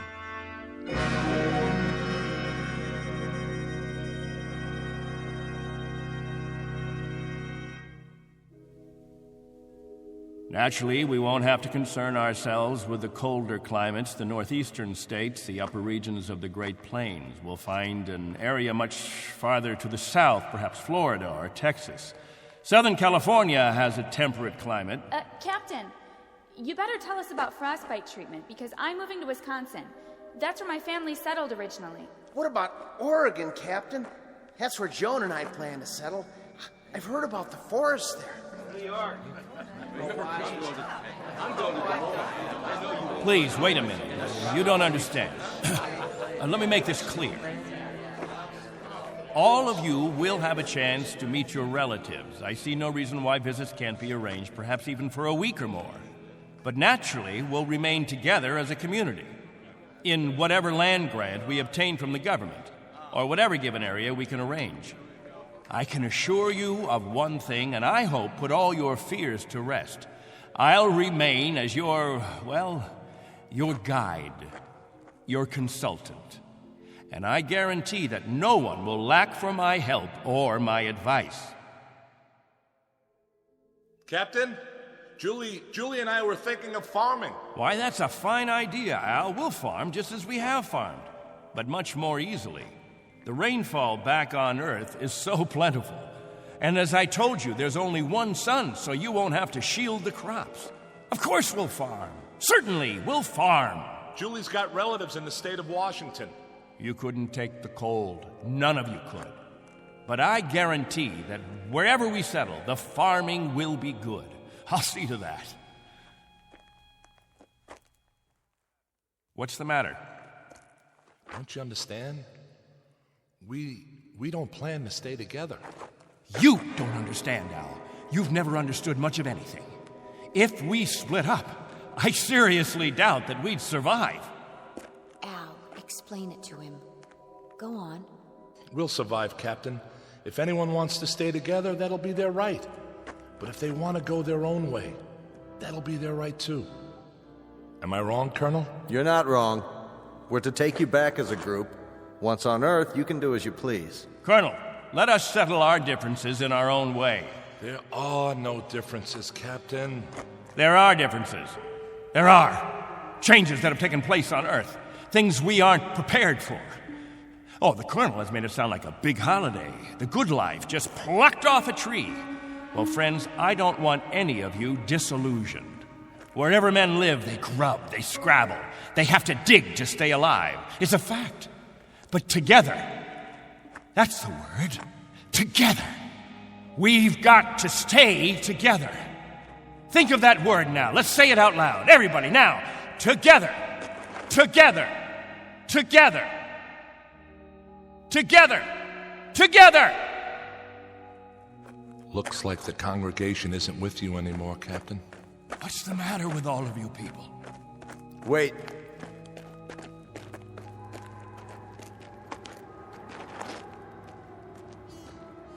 I've made the compartment assignments. I'd like to go over them with you. Assignments? There's not much time, and there's some things we have to check off.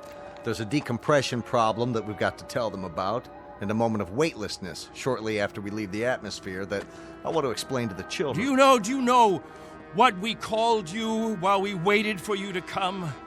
We called you the Messiah. Did you? You were supposed to bring freedom, but that's not what you brought.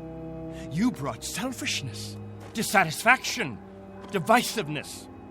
With all the misery we've had here, those germs never infected us. I brought nothing but a ship and a crew and a means of escape.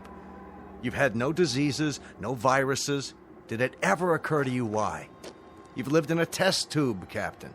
Antiseptic and germ-free and sterile.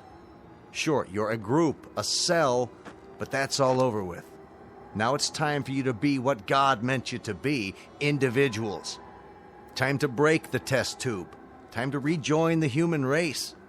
What I'd like to know is, why in the name of God you're so reluctant about it? Because I remember the human race. This is incredible. Oh, it's really incredible. I was wrong, Colonel.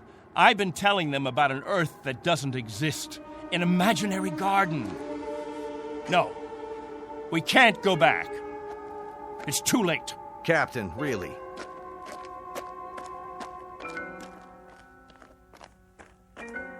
Everybody, gather around. I've got something to tell you. Listen to me, all of you. I want to tell you all. Listen to me, all of you. I want to tell you about the real Earth. Captain, are you all right? Let's talk about the diseases. What? The viruses, the cancers, the floods and the freezing, the wetness and the cold. And there are other miseries, worse than anything we've experienced. Hatred, jealousy, violence. Listen to me. It's an Earth we don't know. We can't leave here. We'd be committing suicide. We'd die of things we've never been exposed to before. We'd die of the loneliness that animals get in a zoo. Because we don't belong. We don't belong to his kind. Do you understand me? We don't belong there. Captain Benteen, why don't you let your children vote on it? Only if they know what's waiting for them. Only if they understand that Earth isn't any garden. It's never been, and it never will be. That's fair enough. I'll tell you what Earth is. The same as it's always been. It's a race struggling to survive, just as you have survived. Captain Benteen is right when he tells you that it isn't all a place of beauty. There may still be wars and prejudice and strife. I suppose there will always be jealous men and angry men and unforgiving men. But it has one thing you don't have. Every man is his own master. There won't be anyone telling you when to eat and when to sleep and when to meet, what to sing and how to play. Instead of heat, you may feel cold, and instead of thirst, you may feel hunger. But you'll be men and women. You won't be sheep. You won't be a kindergarten. And when you pray to God, his name won't be Benteen.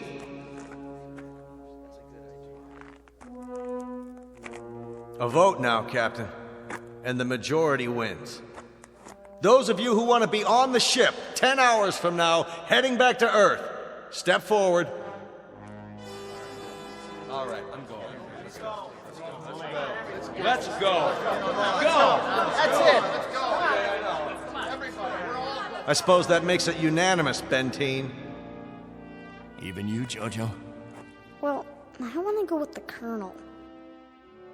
Give me something, anything. Give that sledgehammer. Here. No, let it go. Angle! Rafferty! There, sir. Stop him! He's running from the ship! No. Captain, no, please. I gotta grab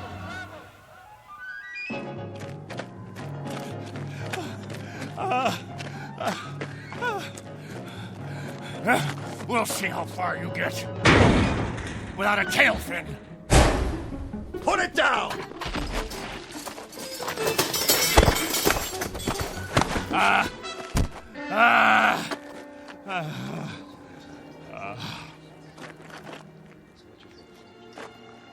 You all right, Colonel? I'm fine. What about the ship? Just a couple of dents, nothing serious. Lucky you stopped them when you did. Captain Benteen, let go. For everyone's sake, loosen your grip and let go. God help you. God help you all. Tomorrow you think you're getting on a ship headed for paradise.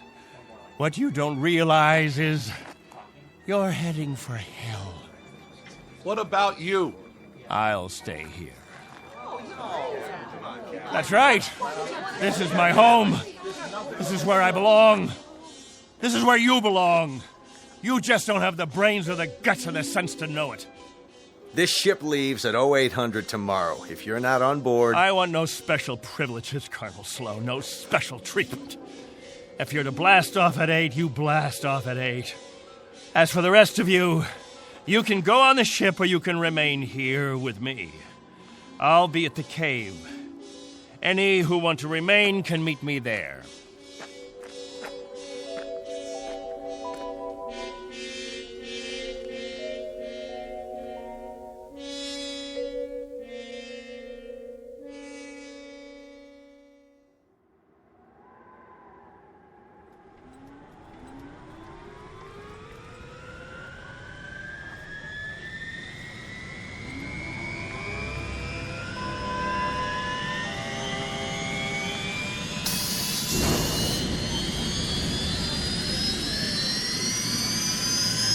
That's it, folks. The rocket's fired up. Everybody on board, single file. What about the captain? I'll give it one last try. Lieutenant Engel, see to the passengers. I'll be right back. Yes, sir. Where are you going, sir? To the cave.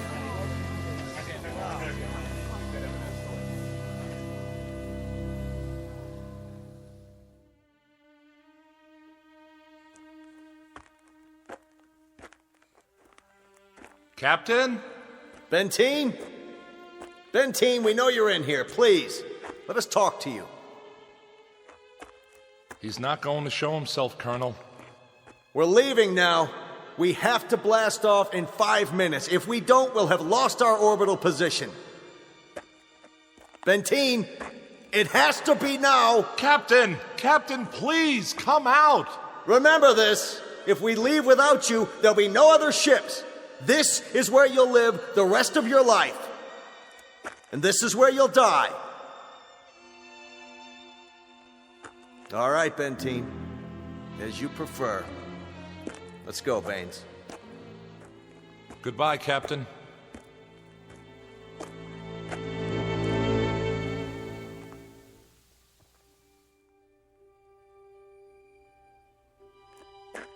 Hello, friends, all together at the meeting place. Any new business today? No? Jojo, I'll bet you want to hear about Earth. About the rivers and the seas, the blue skies, or the night, the stars and the moon. Which do you want to hear about this time? There's color on Earth, the change of seasons. And the wind brings the smell of the ground, the plants, the seeds, the roots, flower petals, sap from the trees, and the smell of the weather, the rain or the mist or the fog. And on the earth, there's green, the color green, the feeling green. There's something fresh about it, something living. Earth. It's called Earth. Don't leave me.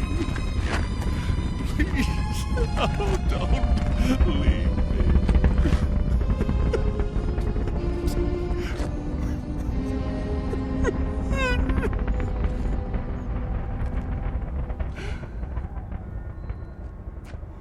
No!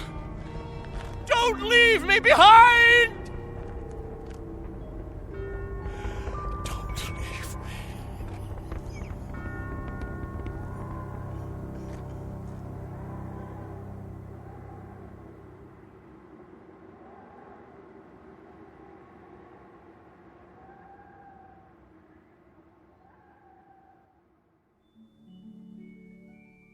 A man named Benteen, sometimes known as Captain, who had certain prerogatives. He could lead, judge, legislate, even dictate.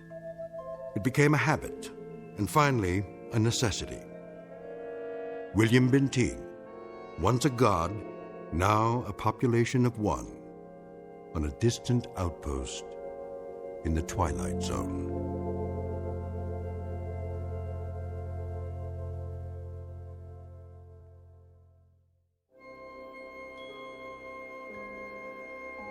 Hi, this is Carl Amari, producer of the Twilight Zone Radio Dramas. I'd like to take a moment to tell you about our official website at twilightzoneradio.com, where you'll get the latest news and information on these Twilight Zone radio dramas. Plus, at twilightzoneradio.com, you can digitally download 3 free episodes or any of our episodes for only $1.95 each. In this age of ever-changing technology, we've decided to make these episodes instantly available to you by making the Twilight Zone radio dramas a digital download-only series. This means that this series will no longer be offered on CD. The CD collections at our website are now being offered while supplies last at buy one, get one free. So be sure to get your favorites before they're sold out. Be sure to visit us often, and I'll see you in the zone.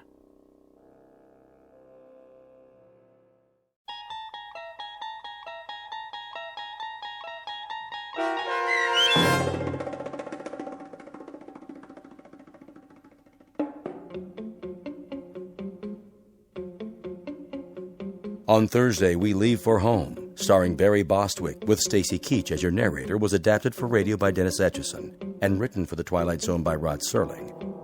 Heard in the cast were Mike Starr, Christian Stolte, Elizabeth Lido, C.J. Amari, Richard Hensel, Justin Kaufman, Kurt Nabig, Joby Cerny, Jennifer Joy, Meg Thalken, Tracy Hernandez, Jake Salins, Doug James, Jeff Lupetin, and Amanda Amari. The producers of The Twilight Zone wish to thank CBS Enterprises and the Rod Serling Estate for making this series possible. This copyrighted radio series is produced and directed by Carl Amari for Falcon Picture Group. Sound design and custom Foley effects for The Twilight Zone by Cerny American Creatives Bob Benson, Craig Lee, Michael Slaybach, and Matt Sorrow. To learn more about the Twilight Zone radio dramas and to contact us, visit our official website at twilightzoneradio.com. Doug James speaking.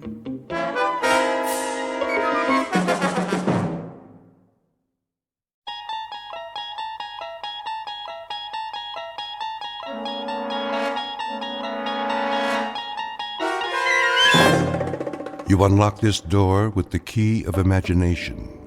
Beyond it is another dimension, a dimension of sound, a dimension of sight, a dimension of mind. You're moving into a land of both shadow and substance, of things and ideas. You've just crossed over into the Twilight Zone.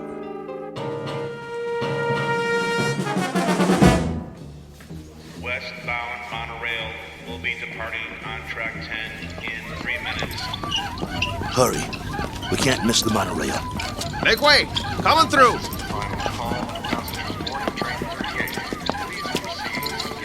Keep pushing. I'm doing my best. Ah, wait a minute. One of the wheels fell off again. Get it while I hold him up. Okay, I got it. Here. Let me slip it back on. Hurry. Will be departing on track 10 in 2 minutes. All aboard for all points west. Excuse me, conductor. Yeah? Is this the monorail to Kansas? Sure is. Better get on board, though. But you should have checked your cargo. This ain't cargo. It's a B-2. A what? A B-2. Whoa! What is that? Is that a man? Is he alive? That, sir, is a B-2 boxing robot. Wow. He sure looks real. Yeah, he looks even better in the ring when we activate him. Westbound monorail will be departing on track 10 in 1 minute. Conductor, we bought a ticket for him. Here you go. He's fighting tonight. We have to keep an eye on him so he doesn't get damaged. Well, he's got a ticket, so get him on board. We're pulling out. Sure thing. Okay, I got this end. Okay, ready? 1, 2, 3, lift. Come on. Oh, my goodness. How much does this guy weigh?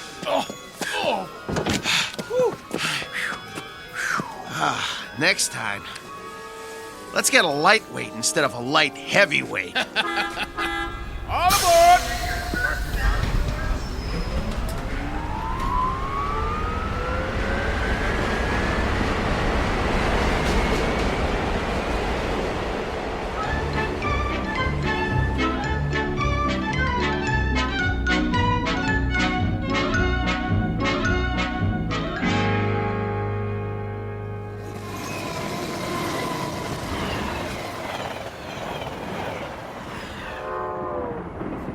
Ladies and gentlemen, kindly observe the no smoking sign and ensure that your seatbelts are securely fastened. Thank you. Here's our seats. C11 through 13. Let's sit him down in the window seat. He gets the window seat? Get him seated. Hey, you hear him squeaking? Not only is he saying he doesn't want the window seat, he's saying he doesn't want to sit down, period. He needs his silicone Teflonic joint lubricant changed. We'll pick up some as soon as we get paid. Well, first we gotta find some. Shouldn't be no problem. Come on, I told you. They don't make it anymore. Well, that's crazy. Still plenty of B2s in the business. Name one. This one. We'll find some. All right. Wow. Sure is hot. It'll be hotter where we're going. Wish I had a beer. Well, it wouldn't do you any good. I already had 3 and I'm still thirsty. Not Maxo, he don't need a thing. Never complains. Then, why does he squeak so much? You think he'll be all right? Yeah, if he doesn't get hit. Can it, Pole? Hey, come on, no use glaring at me, Steele. You know he's shot. That ain't true. A little overhaul is all he needs. Well, yeah, a little 10 grand overhaul with parts they don't make anymore. When you talk, you think he was ready for the scrap heap. Ain't he? No, he ain't. Just because he's a little old? Well, try ancient. Plenty of fight left in him. Well, you think he's okay or not? Steele, I don't know. And that's a fact. He needs work. Like what? Well, for starters, the trigger in his left arm. It's been rewired so many times it's just about had it. He's got no protection left on that side. Plus, his eye lens is cracked. Leg cables are worn out, no tension left in him. Even his gyro's off, not to mention he needs silicone Teflonic joint lubricant. We'll get him some. Where? I'll find it. Yeah, after the fight. What about during? He'll be creaking around that ring like an antique steam shovel. This ain't 1940. It's 2040. Be a miracle if he goes 2 rounds. It ain't that bad, Pole. Actually, it's worse. Wait till the promoter gets a load of battling Maxo from Philadelphia. We'll be lucky to get monorail fare back home. The contract is signed. You can't back out. Well, the contract is for battling Maxo in fighting shape, not this bucket of antique hardware. Just you wait. Maxo's gonna do all right. Against a B7? It's just an experimental B7. It ain't got the bugs worked out yet. That's why they took a bout with us. Well, after tonight, battling Maxo's new nickname will be One Round Maxo. That's enough. He's been doing okay for 5 years and he'll keep doing okay. So what if he needs a little work? So what? If he wins some money, we can get him all the silicone Teflonic lubricant he needs, and a new trigger for his left arm, and new leg cables, and everything. He's gonna do all right. You'll see. Maxwell's gonna do just fine.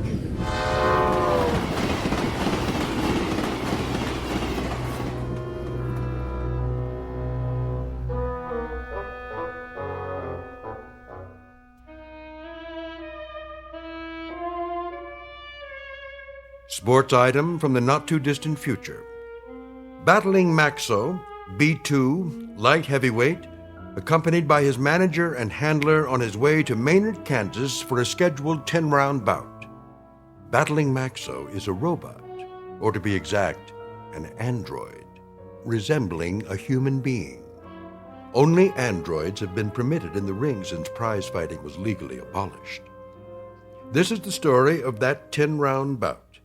More specifically, the story of 2 men shortly to face the remorseless truth that no law can be passed to abolish cruelty or desperate need, or, for that matter, blind animal courage. Location for the facing of said truth? A small, smoke-filled arena just this side of the Twilight Zone. And now the Twilight Zone and our story, Steel, starring Lou Gossett Jr. with Stacy Keach as your narrator. You were right. It is hotter here. Told you. Hey, taxi! What are you doing? It's 6 o'clock already. We better get a move on. Well, we got no money for a taxi. We can't push him through the streets. We don't even know where the stadium is. What are we supposed to eat with then? We'll be loaded after the fight. I'll buy you a steak 3 inches thick. Hey, fellas, need a taxi? Thanks, pal, but no thanks. Oh, come on, where are you headed? Stadium. The stadium? That's 6 miles away. You can't push that thing that far. He's right. I told you, we ain't got the dough. Ooh-wee, what is that thing? A boxing robot. Oh, man, he is something. I've never seen one up close. Come on, I'll drive you to the stadium for free. It's on my way. You want a hand with it? Careful. He's got a bum wheel on the bottom. He's real heavy.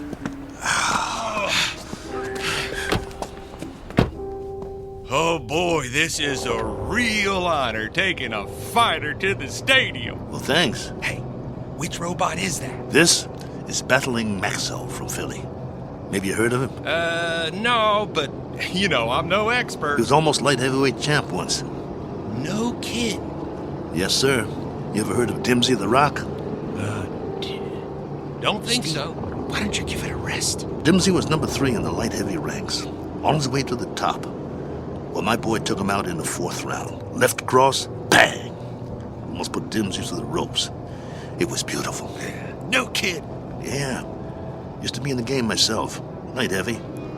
Before they passed the law, called me Steel Kelly because I never got knocked down. Not once. I was number 9 in the ranks before they outlawed human boxers. Wow, that's something. Anyway, tonight is going to be a good fight. Driver, have you ever seen a fighter from here called The Flash? Oh, yeah, you bet. Man, that is one good fighter. Won 7 straight. He's riding a bullet to the top of the rankings. You just wait. Matter of fact, he's fighting tonight, too. They're bringing in some heat from back east to fight. Flash is gonna slaughter him. Oh, where'd you guys say you were from? Philly. Oh, man, you're not. We are. Oh, look, I didn't mean nothing. I didn't know. Skip it. Forget it, pal. Doesn't matter. You're right. Why don't you shut your trap for once? Look, fellas, I'm sorry. Well, you guys need anything else? Anything? Do you know where we can get some silicone Teflonic joint lubricant? Oh, do they still make that stuff? No, they don't. Just trying to be funny. They haven't made it in years. Hey, look! They got the fight card posted for tonight. You guys are the 3rd fight out of 7. Woo! Your fighter must be pretty good. Oh, the Maynard Flash, B7 versus Battling Maxo, B2. You got a B2? Yeah. Well, at least you're not at the bottom of the card. We do have that going for us. Drop it, Paul. You'll see. You'll all see. It's nothing personal, Kelly. It's just the way it is. Well, it'd be a miracle if he wins. Hey, if he does, can I have his autograph? Sure thing. Thanks for the lift. Good luck, fellas. You're gonna need it. Steele, you know, Maxo's not programmed to sign autographs, right? I know. Let's roll him inside.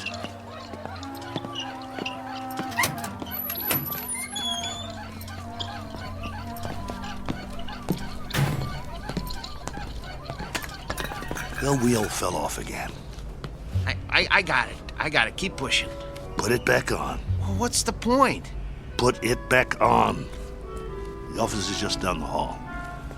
I want Maxo to make a good first impression. Well, let's just hope his head don't fall off next. Keep quiet and let me do all the talking. What's wrong with you anyway? After 7 months, we finally get about, and all you can do is complain? Some bout. We're in Maynard, Kansas. What's this, the prize-fighting center of the nation? It's a start, ain't it? It's our first step on the comeback trail. The purse will give us enough to get Maxwell back in shape. And if we win, it would mean we get fights all over the place. Oh, spare me. We don't have a chance. I don't get you. He's our fighter, and we stick behind him no matter what. Why are you writing him off before he even gets in the ring? Don't you want him to win? I'm a Class A mechanic, Steele. I'm not some daydreaming kid. I know machinery. We got a piece of dead iron here. Technology always moves forward. We got a B2, not a B7. No way he's gonna win this fight. Shh, keep your voice down. It's simple engineering, that's all. Maxwell will be lucky to get out of the ring with his head on. Bull! It's an experimental B7. It's probably full of bugs, full of them. They always are. That's why they take a first fight in the middle of nowhere. We've got a chance. Yeah, sure we do. Remember, keep your mouth shut. Yeah? Mr. Nolan? Nah, I'm Oscar. Mr. Nolan will be back in a couple of minutes. I'm Steele Kelly, battling Maxwell's owner. Oh, yeah, I heard of you. You were one of the last human fighters. This is Paul, Maxwell's mechanic. Hi. It was getting late. We were wondering if you'd make it. Never missed a fight. Yeah, pull up a chair. I got some paperwork to do. Thanks. What was that? It was this folding chair. Okay. Sign on all the X's. You heard of my fighter, Mr. Oscar? What's his name? Battling Maxwell. You must have heard about him. Can't say as I have. He knocked out Dimsey the Rock, a ranked fighter in his prime. Uh-huh. Sign here, too. It was all in the East Coast papers. New York, Boston, Philly. Got quite a spread. Biggest upset of the year. Good. Initial here. And here. And a couple more here. Right here. And over there. He's a B2, you know. That's the second model Mauling put out. The B2 is one of the best fighters they ever built. The best in my opinion. Maxwell is still going strong. I don't go for these new ones, you know. The ones made out of steel, aluminum with all the doodads. Too flimsy. Nothing solid. Nah, Mauling don't make them like Maxwell anymore. Oscar, who are these guys? Mr. Nolan, I'm Steele Kelly, and this is... Is that your fighter? Yes, sir. Battling Maxwell. Fighter in shape? You bet. Prime condition. Paul, my mechanic here, is a Class A mechanic, and he took Maxwell apart and put him back together just before we left Philly. Oscar, cigar me. Yes, sir. Ain't you forgetting something? Huh? Light me. Oh, yes, sir.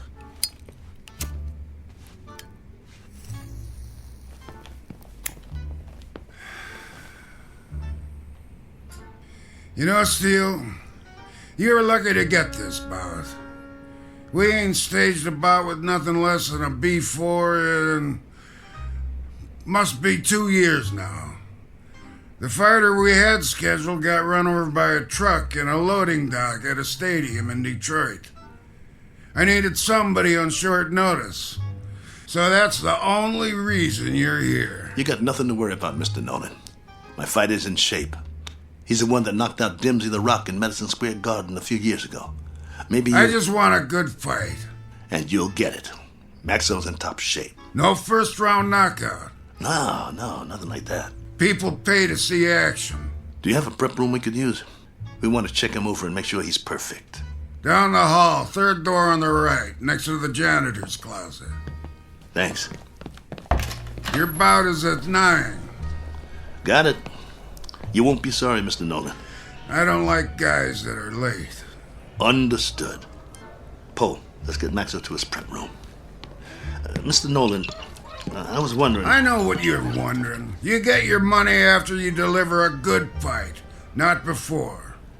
No problem. We'll get him ready. And Steele. Yeah? Don't slam the door. I hate loud noises. Come on. I'm coming. Oh, my stomach hurts. Don't be scared. It'll be okay.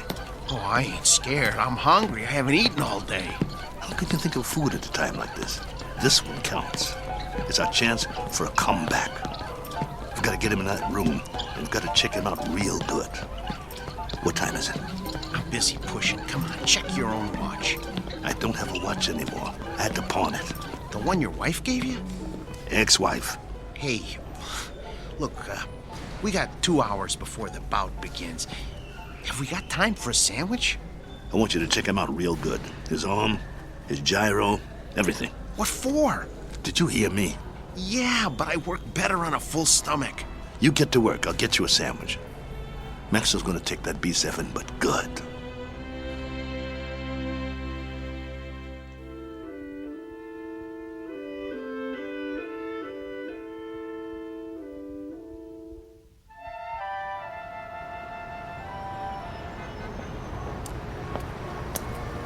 Excuse me, sir. Do you know where I can get a Philly cheesesteak? Try Philadelphia. Just kidding you. Oh, there's a nice little place around the corner, but I doubt they'll have something like that there. You new in town? Yeah. Where you from? Philly. Well, that figures. What brings you to town? I got a fighter in the third fight tonight. Really? Well, you must have one good fighter if you brought him halfway around the country for a fight. He's a great fighter. He's fighting an experimental B7. A B7 fighting a B6 could be interesting. He's not a B6. A 5 might stand a chance. He's better than a 5. He's a classic B2. A B2? Oh, well, I've never seen one of those, but I hear they're great bleeders. Good luck. Oh, by the way, at the diner, I recommend the roast beef on rye. Bloody rare.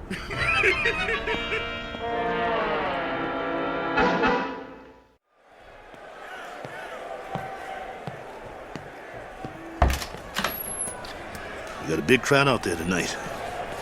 What took you so long, Steele? I'm starving. Here's your sandwich. How's Maxo? What kind of sandwich did you get me? Roast beef on rye. Well done with silicone Teflonic joint lubricant on the side. What? It's mayo. How's Maxo? Did you give me a pickle? How's Maxo? I love dill pickles. Oh, here it is. Okay, well, the answer to your question is Maxo is still big as life and twice as ugly. I cleaned him up a little, though. The B2's always looked real. Look at him. You'd swear he was real, wouldn't you? He's got that natural-looking flesh, great muscle tone. He could have been a male model if he wasn't a fighter. Come on, get to it. Well, outwardly, he hasn't aged a bit. His hair's still curly. Just like mine. Yeah, but he's got a little bit more than you do. Hey, when I had him made, they gave him my good looks. That's a matter of opinion. Quit stalling. What's the good news? Well, that was the good news. And, I also turned his power source on, and that's still good. So I ran a diagnostic check. And? And everything that was bad when we left Philly is still bad. There's got to be something we can do. Open him up again. You got a thing for bad news, don't you? Come on, Pole. Earn your keep. That's what you're here for. I'm not a miracle worker. I'm just a mechanic. Well, what do you want to do, retire? Oh, fat chance of that. Then quit stalling and open the control box. All right. Let me power him up first so we can walk over to the table. He's too heavy. Okay, come on. Atta boy. There you go. All right. Okay. Here, help me get him up on the table.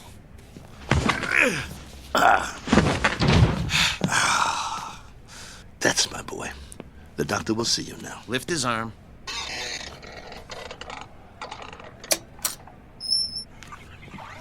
What's all that corrosion around the access panel?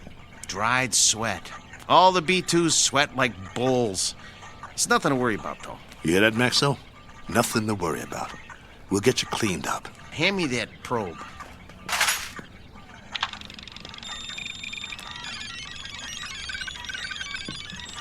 Well?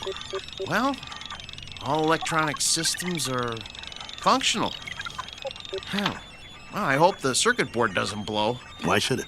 Well, if you recall, he got knocked out of the ring in the last fight 8 months ago. It jarred all his electronic systems. The connections are all still operational, but, boy, I wish I had more time to manually double-check the connections. Well, you don't have time. Sometimes you just have to suck it up and have some faith in your fighter. All right, then. Okay.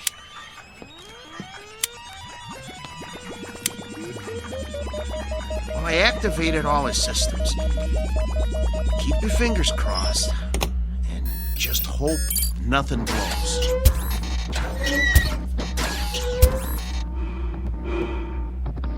See, his breathing sounds good. His arms are creaky, but they'll quiet down when he warms up. Look, beads of sweat are forming on his forehead. I told you these were good sweaters. Can you hear me, Max? Relax, boy. Let him warm up good, Paul. I'll tell you, the mechanical part is what worries me. I need to check his reflexes. Look, Steele, go put on the gloves, will ya? Let's see if he can zero in on you, okay? Maxo, get your legs loosened up. Move around a little. Loosen up your jab, big boy. Don't rush him. If it don't work now, it won't work in the ring. All right. But just enough to check the jab. Set his controls so he doesn't counter punch. Good idea. Okay, hold still, Maxo. This won't hurt a bit. Okay. That's as low as it'll go. I don't think his systems like it, though. You know, if that cracked eye quits, he'll be very vulnerable. Look, Steele, start circling him and see if he can follow you. Come on, Nexo. Look at me. I'm moving in.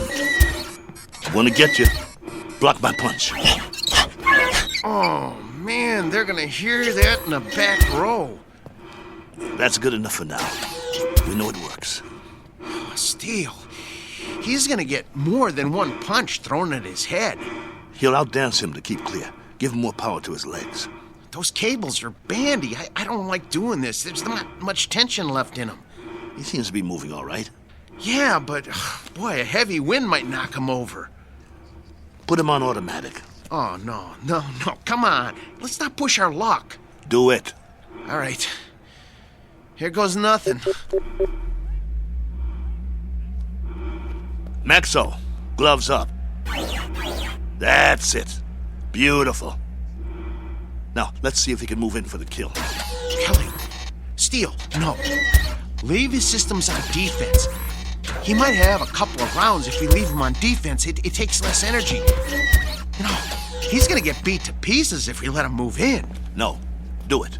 Will you use your head? He's a B2.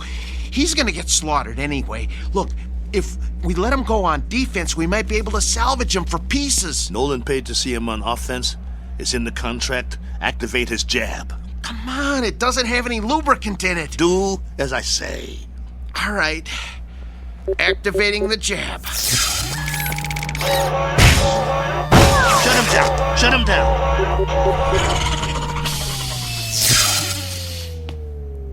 What did you do? What did I do?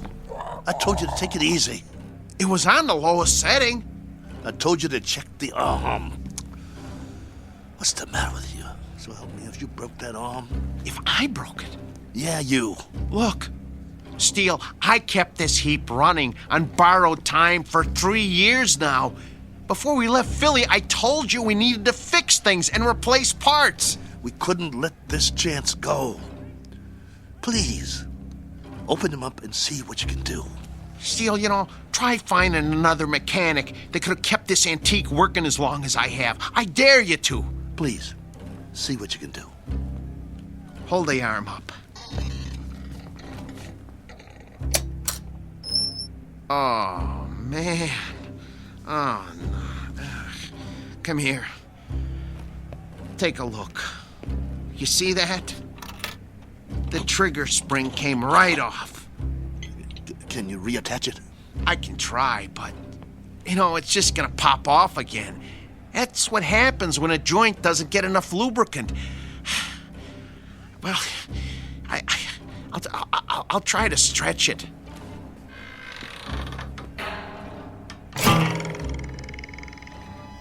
Oh, nuts. Oh. Well, that's that. No. One jab too many. We gotta do something. What? Fix it. I can't. You just can't fix a spring. Once it can't spring, it ain't a spring no more. I told you it was getting ready to break, and to get a new one last year. He's got to be fixed if he's going out there, and he has to go out there. They fronted me the monorail fare. Steel, he needs a new spring. Nothing else will work. Well, can't you get another spring? Where? They don't make them anymore. It's a special spring. I can't just take one off a washing machine or something. Quiet. Yeah? 10 minutes. Something wrong? Oscar, can you make out about the one after the next one? Mr. Nolan does not make changes. We just need a little bit more time to make some last-minute adjustments. Sorry, pal, no can do. We want him tip-top, don't you? Nolan's got you on next. What's the difference? Third? Second? It's all the same, right? Second's the semi-main. That ain't for a B2. Maybe some B2s, but this one... They want to see a fight, not an execution. But I'm telling you... 10 minutes or you're out of here. Be a shame after coming all this way. Right, boys? Right. Well then, I guess that means... We'll have to hurry. You heard the man? I heard him, but it's over. We're finished. No, we're not. There must be a way.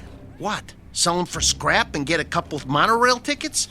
We hung in there as long as we could, but this is it. I have to hand it to you, Steele. You wouldn't give up. Quiet. I'm thinking. There is one way. It just might work. What might work? If they don't watch the fights. Who? Nolan and Oscar. Maybe they don't even come out of their office. What are you talking about? Oh, no. Oh, no. Oh, no, no, no, no, no, no, no. No, you can't do this. Get the trunks and robe off Maxwell. I'll change my clothes. Steele, you are out of your mind. You can't go into a ring against a B7. I used to be pretty good.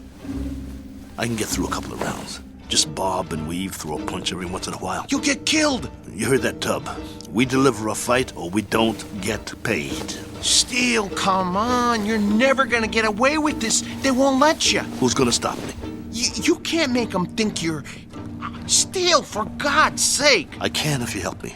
Nobody here knows what Maxwell looks like. If Nolan and the other guys don't watch the bout, we'll be all right. Steele. The crowd won't have a clue. B2s sweat, bleed, and bruise just like the new ones. Give me the boots. Look, I got an idea. You know what I can do? I can wire my sister. She'll send us the dough to get us back east. Tape up my hands. Steele? Steele. I got another idea. Wait. Look, hold still. I know a guy in Philly wants to sell a B5 cheap. We could hustle up the cash and, Concentrate on wrapping my hands. If you don't take them right, I could break them on the first punch. Steele, this is suicide. It's a B7 out there. Don't you get it? It's a B7. You're gonna get mangled. Quit talking. I gotta do this. Hurry up. There's no more time, Paul. Put the gloves on me. Oh, I don't want to do this. Please don't do this. Look, let me go into the office and let me talk to them. Maybe they'll understand. No, they won't understand. So you're not going anywhere. You're gonna stay right here and lace up my gloves. Ow! You'll help me or I'll beat your brains out on this wall. But you're gonna get killed, Steele. Then I'll get killed. Better me than you, right? I got us in this mess. I'll get us out of it. Get the heap out of there! You heard the boss. Lace my gloves up tight. We gotta fight.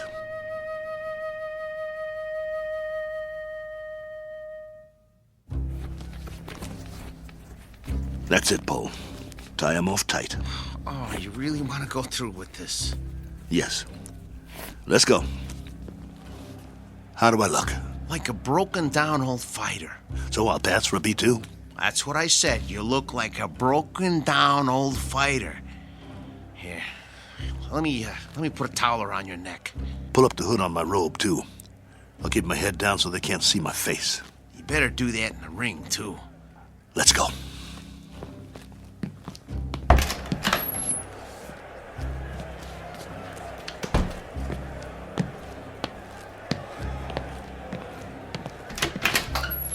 You're late. Just gamesmanship, Mr. Nolan. Making a late entrance, trying to get Maxo the edge. Just like the old days, huh? Maybe I underestimated you guys. Nice robe. It's old school, you know? Genuine satin. No more stalling. I got a full house out there. Right. Come on, Maxo. Let's show him what you can do. Hey! What? Where's that... What's his name? The owner. Oh, you mean Steele? He's already out there. We're one step ahead of you. I didn't see him pass my door. Well, he went a few minutes ago. He likes to check out the crowd. You boys better put on a good show. Yes, sir. Let me know when we get to the stairs. I got sweat in my eyes. I should have told him. If you had, I'd killed you. Okay, first step. Careful, Steele. Grab my waist. Wipe my eyes. Can't see my feet. Geez, Steele. You're already sweating like a pig. You'll have to towel me off between rounds, just like a real B2. Between what rounds? You won't last long. Whose side are you on? Steele, you're not up against some punch-drunk fighter. You're up against a machine. I said shut up. You're not gonna get away with it, though. They ain't seen a B2 in years. Nolan said so. Steele, you're never gonna pull this off. This is your last chance. Just get me to the ring.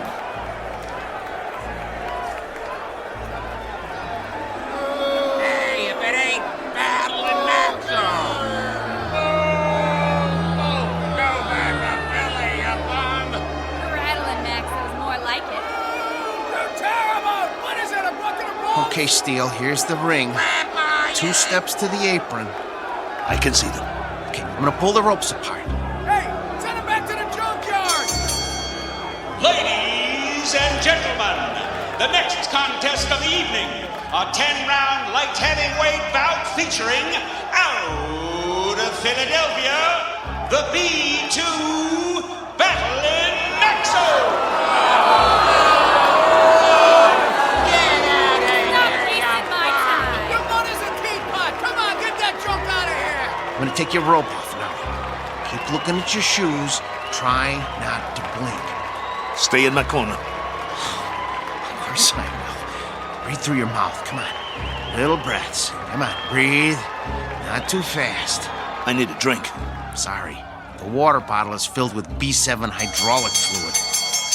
And now, entering the ring, his opponent, our own B7, the pride of Kansas, the Maynard Flash!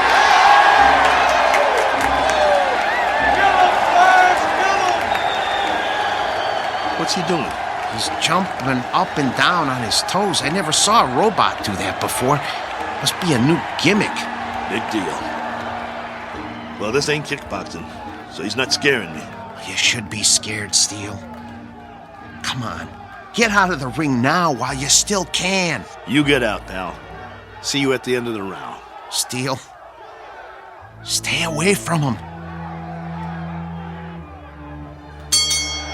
And there's the bell. The fighters come out of their corners quickly. They size each other up.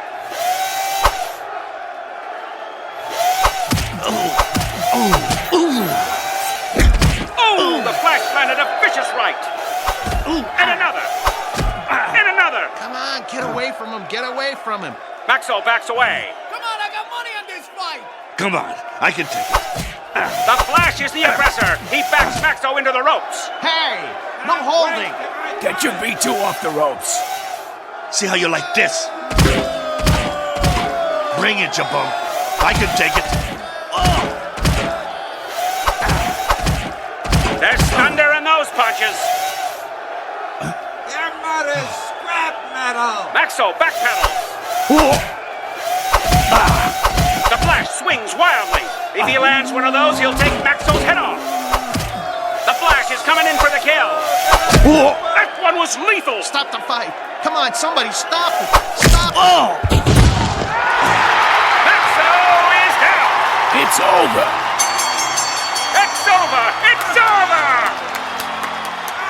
Come on, stay down. It's over. Just get me up.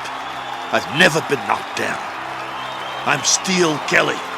In the time of 1 minute and 22 seconds of the first round, your winner, the Maynard Flash! That's it. Haul him out of here. Move it. Is he broken or what? No, he's okay. Just a second, okay? Steel, can you stand? Come on. Talk to me. Are you bleeding? Put the towel over my face. Yeah, sure. Get the robe. What? The robe. I want to walk out of here like a man. Come on, before they start throwing things.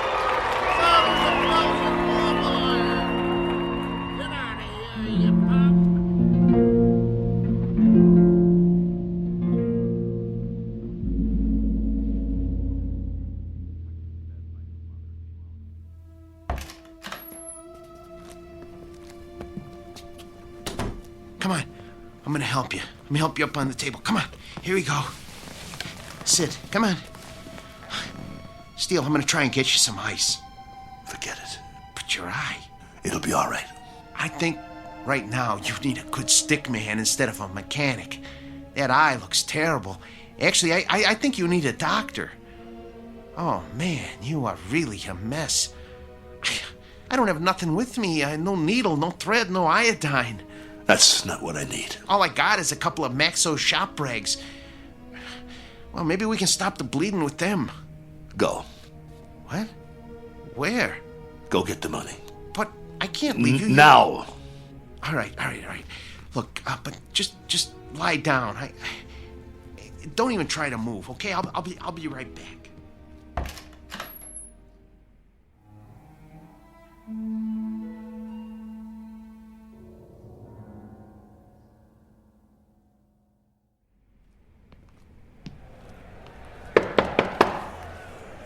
Yeah.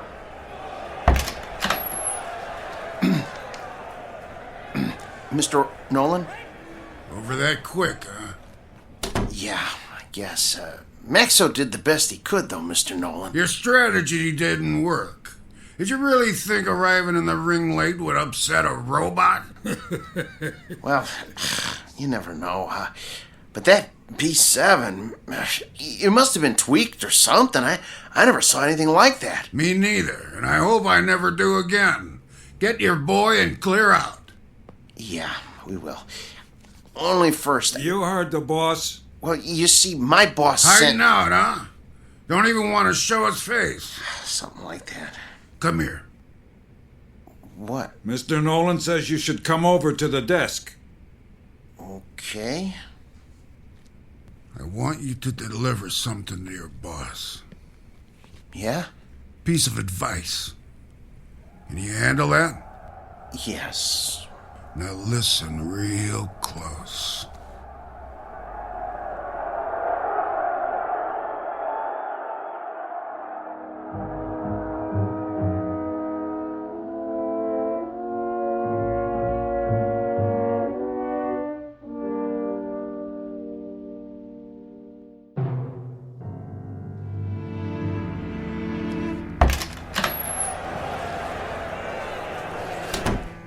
You get it? Steel. Well? Here. This all he gave you? Where's the rest? Well, that's what he gave me. This is just enough for monorail fare back to Philly.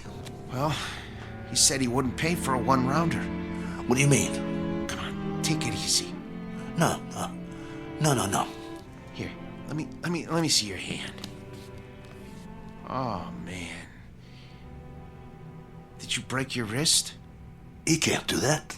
Steele, that's it. He's got a bunch of thugs in that room now. I'll go in there. You can't. If he sees you, he'll know what you done. But the contract says... I'm supposed to deliver a message to you, too. He said to tell you. You're lucky he doesn't run us out of town on a monorail. And if you ever show your face in town again, he said you won't be so lucky the next time. Help me up. Just stay seated. I'll get you a drink of water. I don't need water. That's all there is. Look, we gotta get that wrist set. I can make you a sling. For now, just try not to move it. We'll go back by bus. By bus? Come on, you're not listening to me. Look, just hold still. If we go by bus, we'll save money.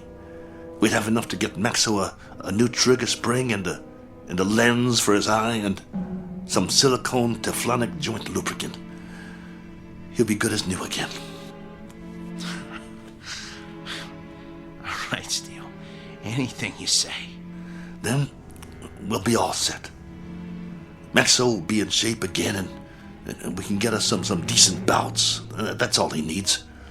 A little work, huh? That'll shape him up. We'll show him what a top B2 can do. Old Maxo will show him. He'll show everybody. Right? Right? Sure, Steele. Sure. Now let's get out of here. Take it slow. I can walk. I know you can. You're a tough guy. But put your hand on my shoulder. That's it. Don't worry about Max. I can pull.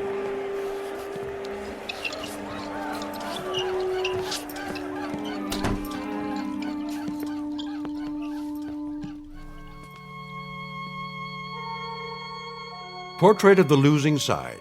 Proof positive that you can't outpunch machinery. Proof also of something else. That no matter what the future brings, man's capacity to rise to the occasion will remain unaltered. His potential for tenacity and optimism continues, as always, to outfight, outpoint, and outlive any and all changes made by his society. For which 3 cheers and a unanimous decision rendered in the Twilight Zone.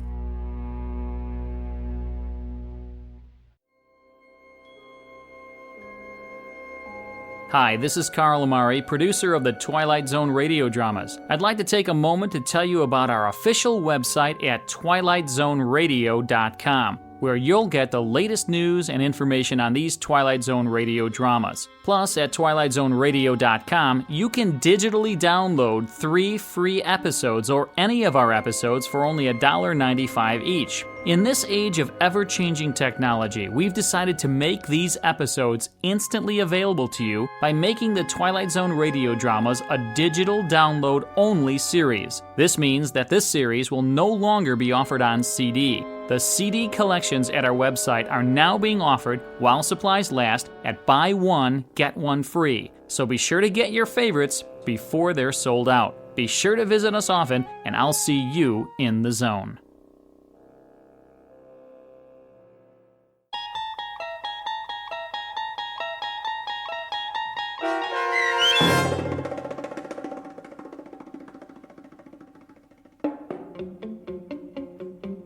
Steel, starring Lou Gossett Jr. with Stacy Keach as your narrator, was adapted for radio by Dennis Etchison and Joe B. Cerny, and written for The Twilight Zone by Richard Matheson. Heard in the cast were Joe B. Cerny, Danny Goldring, Rich Komenich, Sam Darrance, Pat Fraley, Tim DiDavo, and Jennifer Joy. This copyrighted radio series is produced and directed by Carl Amari and Joe B. Cerny for Falcon Picture Group. Custom Foley effects, sound design, and mixing are done in the Cerny American Sound to Picture Theater by Cerny American creatives Bob Benson, Matt Sorrow, Tim Cerny, and Todd Beyer.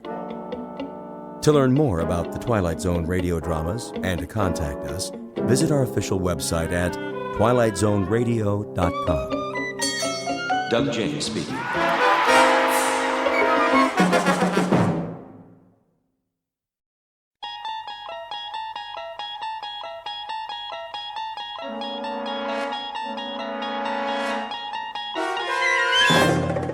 You're traveling through another dimension, a dimension not only of sight and sound, but of mind.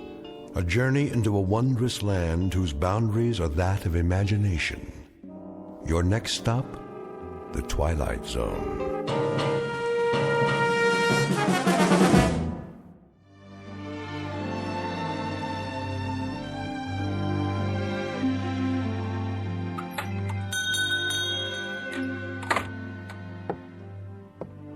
Morning, Mr. Castle. Hello, Ned. Any mail today? Got it right here. Where's my registered letter? Registered? Oh, I didn't see one. The one that says I won the Publishers House sweepstakes. Oh, well, I'll keep an eye out for it. I entered that one myself. Instead, I get only bills. Yeah, the check's in the mail, Mr. Castle. Say, maybe tomorrow, huh? Maybe. See ya.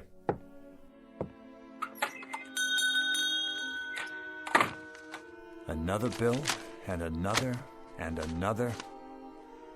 Edna, what about the gas and electric? What? The gas and electric bill. How many months is that? 2 months. That's one you'd better pay. That's the one I can't pay. Mr. Castle? How are you, Mrs. Gumley?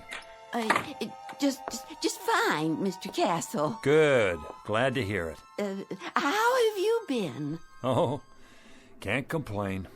Been having a lot of rain, haven't we? What? Oh, yes. Quite a bit of rain for this time of year. Well, it's good for the flowers. How's that? Good for the flowers. The rain, that is.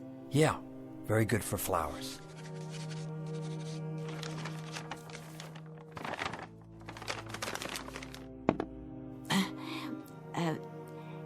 An heirloom today, Mr. Castle. An heirloom, Mrs. Gumley. You don't say. Oh, yes, Mr. Castle. Been in my family for years. Has it now? Years and years. It's supposed to be very valuable. Hand-blown glass is what it is. Mrs. Gumley, it's just a plain old glass wine bottle. Do you know what it's worth, actually? Nothing. Not even a deposit. If you could find the store where it came from, that's what they'd give you. Nothing. I could let it go for $1. Mrs. Gumley, if I could spare $1, I'd give it to you. Believe me, I would. But things have been rough here. The pawn shop business isn't what it used to be. I'm so in debt myself that... I see. Wait a moment. Yes?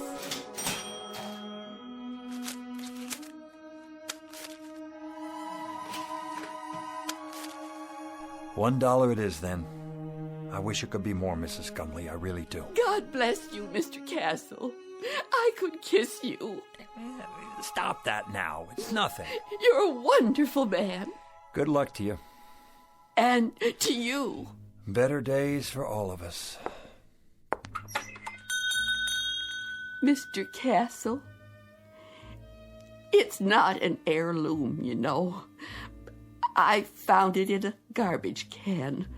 It's just a dirty old cheap glass bottle. Please forgive me for lying to you. That's all right, Mrs. Gumley. Who knows? Maybe it'll turn out to be an heirloom. We'll just have to wait and see.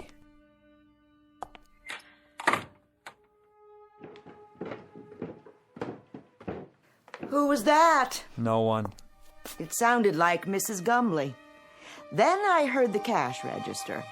What did you buy this time? Edna. Oh, a bottle. Gorgeous. She said it was an heirloom. Is that right? She has to eat, doesn't she? And you don't? That's not the point. Arthur, we're a couple of weeks away from bankruptcy. Don't you think I know that? Then you'd better start rubbing that bottle and pray, Arthur. Pray that a genie appears, because that's about the only hope we have left. Oh, Edna. Edna, please.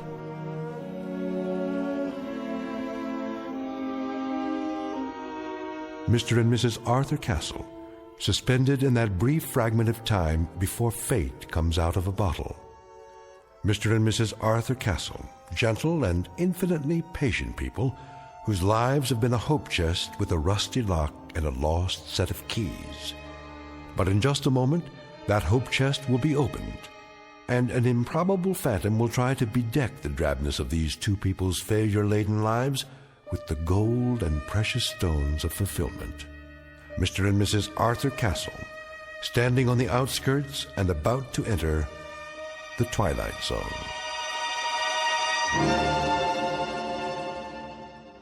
And now, back to our story from the Twilight Zone, The Man in the Bottle, starring Ed Begley Jr., with Stacy Keach as your narrator. Here, give me the bottle straight into the trash with it. If you won't do it, I will. Wait, it's worth a couple of cents. A couple of cents, Arthur. A couple of cents. We've got more creditors than we've got cheap watches. You promised me no more handouts. Look, Edna, maybe all that's left for me is to try and find someone who I can feel sorry for. Can you understand that? I need to feel that I'm doing something of value. Maybe a man can be a failure for only so long, and then it catches up with him. Arthur, you're not a failure. Of course I am. Look around you, Edna. In this clutter, you see the legacy of 100 years. My grandfather owned this shop, and it finally broke his heart. Then my father, and it killed him too. The meanness of it, Edna. The shabbiness of it. The hand-to-mouth of it. This isn't just a hock shop where you buy the pitiful little residue of other people's failures. It's a shrine to failure. That's what it is. It's a mausoleum, a burial ground for people's hopes. Arthur, please don't talk like that. Edna, what happens to us anyway? What happens to us? Have you ever thought of that? We're not old people, and yet this place is making us old. There should be years ahead of us, years without having to make do, scrimping and counting and picking over checkbooks and budgets and final notices and old bills and... Careful, Arthur, you're knocking things over. I don't care about the bottle. I'm trying to explain... Arthur, what's all that smoke? I don't know, but it seems to be coming from inside Mrs. Gumley's bottle. How do you do? Where did you come from? From the bottle, of course. The bottle? It fell to the floor, the cork popped out, and here I am, at your service. I'm supposed to buy that. What do you take me for? Rather than go into any lengthy generic explanation of my existence, suffice it to say that I am here, and I am, in fact, a genie. In a business suit, with a derby hat and a walking stick. And you expect me to believe that you're a genie? That's quite correct. There's no such thing, except in fairy tales. On the contrary, I am living proof, in a manner of speaking. Arthur, who is this man? You'll have to do better than that, mister. I don't know what you're trying to pull here. Very well, I'll get right to the point. I can offer you 4 wishes with a guaranteed performance. 4 wishes? Aha! You got that wrong. It's supposed to be 3. In every book I ever read, it was 3 wishes. Better get your story straight. That's a myth, I'm afraid. Oh, they may have offered only 3 in the beginning. But for some time now, 4 has been the operant number. Some considerable time. It's proven to be the most effective option. Think about it. Too few, and a person may waste the opportunity of a lifetime, so to speak. Too many, and, well, the possibilities can get out of hand. Frivolous, in other words. The opportunities tend to cancel each other out, if you see my point. You've got your answers down, I'll give you that. I think I better sit. Well, Mr. Castle, Mrs. Castle, what do you have in mind? Arthur, I don't understand. What's happening here? Don't worry, Edna. The bottom line is he's a con man. He has to be. But I see him. Don't you? I don't know what I see. Could be some kind of hypnotist or something. Remember that guy on television? He made an elephant disappear. Child's play. Smoke and mirrors. You're telling me you're not a magician? Nothing of the sort. I grant 4 wishes to the owner and then go back inside the bottle for a century and a day. 100 years. Inside a bottle. Plus 1 day. A nice touch, don't you agree? Until a summons comes from the next owner. What if there isn't another owner? But, my dear fellow, there must be. Consider the span of a man's life. 70. Isn't that the tradition? So let's say nobody calls you, or it's the wrong day. Ah, you've hit the nail on the head. I've learned to cultivate patience beyond anything you can possibly imagine. All of which means you're extraordinarily lucky today, as am I, in a manner of speaking. Maybe he's from the lottery. We didn't play the lottery this week, Edna. Just as well. The odds are quite unrealistic. What I'm offering you transcends any lottery the world has ever known. They're strictly nickel and dime operations in comparison. I have to think this over. Take your time. Interesting shop you have here. Chinese vases, Tiffany lamps, bric-a-brac of every sort. Mostly imitation, of course. No offense. Nonetheless, I have the distinct feeling I've seen some of these items before. How could you if you haven't been out of the bottle in 100 years? I meant the originals. The originals? How old are you? If I told you, you wouldn't believe me. Nice silver cigarette case. Faux Victorian, isn't it? My uncle's. He passed it down from his great-uncle, who bought it in Liverpool in 1914. Is that what he said? How much? Take it. Get back to the subject. What else about the wishes? Oh, yes. Now, I think the business at hand is for you and Mrs. Castle to decide the nature of your 4 wishes, keeping in mind, of course, that each wish is irrevocable. Once made, it is fulfilled, and once fulfilled, it is a matter of record. It can only be altered by yet another wish. Clear, Mr. Castle? Clear enough. I think we better call the police. Why not wish for them? I can bring you Scotland Yard, the Federal Bureau of Investigation, or every bobby in the City of London. That won't be necessary. Is it the police you want? No. That's not what we'd wish for. Arthur, are you out of your mind? Go ahead, Mr. Castle. You were saying? Well, if I had a wish... You believe him? Just for the sake of argument, let's say that I wanted that broken glass in the case over there. Let's say I wanted it to be fixed. The glass display case? Unless that's too hard for you. I broke it cleaning up the other day. One whole side is cracked. Is that all? It's too expensive to replace and impossible to glue together. Impossible. Would you like to make it official, Mr. Castle? Arthur, be careful with this man. You don't know what he's after. Well, Mr. Castle, is that your wish? Yes, that is my wish. I want the glass in the case to be repaired. Very well, then.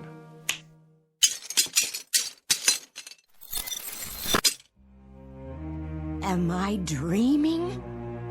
It's a magic trick. It has to be. No, you're not dreaming, Edna. I see it too. It's like new. How did you do that? Next. What? Well, Mr. Castle, you have 3 wishes left. 3 wishes. 3. Edna, 3 wishes. Anything we want. Think, Edna, think. What do we want? Why, I don't know. I asked you to think. I'm frightened. A new shop, Edna. An expensive shop on 5th Avenue. We could have that just for the asking. But Arthur... Or travel. Take trips. We could see the places we could never afford to visit, like Paris or Rome or even the South Seas. We could take a cruise around the world, first class. Surely there's a catch. Oh, money. $100,000.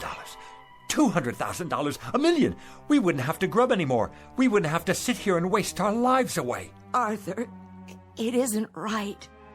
There's something unholy about it. Clothes, Edna. Expensive clothes. Jewels. A beautiful house. No more worries for the rest of our lives. Are you sure? Edna, we don't have to rot away here. We can have anything we want. Anything, Edna. Money. Money? The simplest of all requests, Mr. Castle. Simple? For you, maybe. How much would you like? In what denominations? Edna, how much do we want? I don't know. I just don't know. $1 million. That's what we want. $1 million. In what form? Gold? Silver? Of course, there are market fluctuations in precious metals, so there will naturally be an element of risk. Platinum shows the least movement. Diamonds are relatively stable at the moment. Forget it. Cash only. All negotiable U.S. currency. Very good. Denominations? No 50s or 100s. Make it $5 and $10 bills. Recent dates and no counterfeits. Where would you like it? Savings account or checking? Perhaps a numbered deposit in a Swiss bank. Right here. Here? Where I can see it. On the floor? Don't you worry about that. Just bring it here. I'll take care of the rest. That is your second wish. You understand English, don't you? That's our wish. Coming right up. Oh, just one thing. Aha! Arthur, I told you. Do you mind terribly if I... If what? If I smoke? Is that all? Of course, if you prefer otherwise. I see the no smoking sign on the wall. No, go right ahead.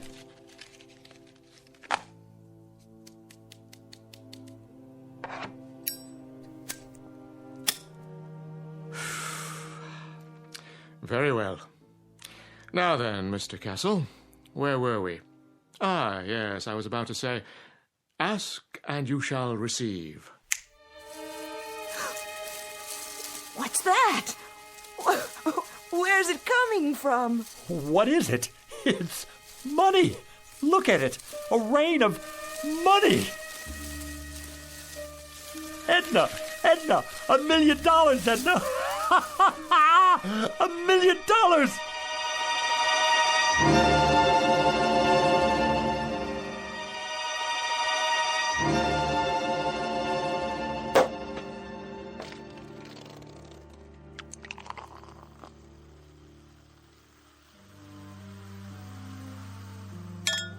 There you are, Edna. Champagne.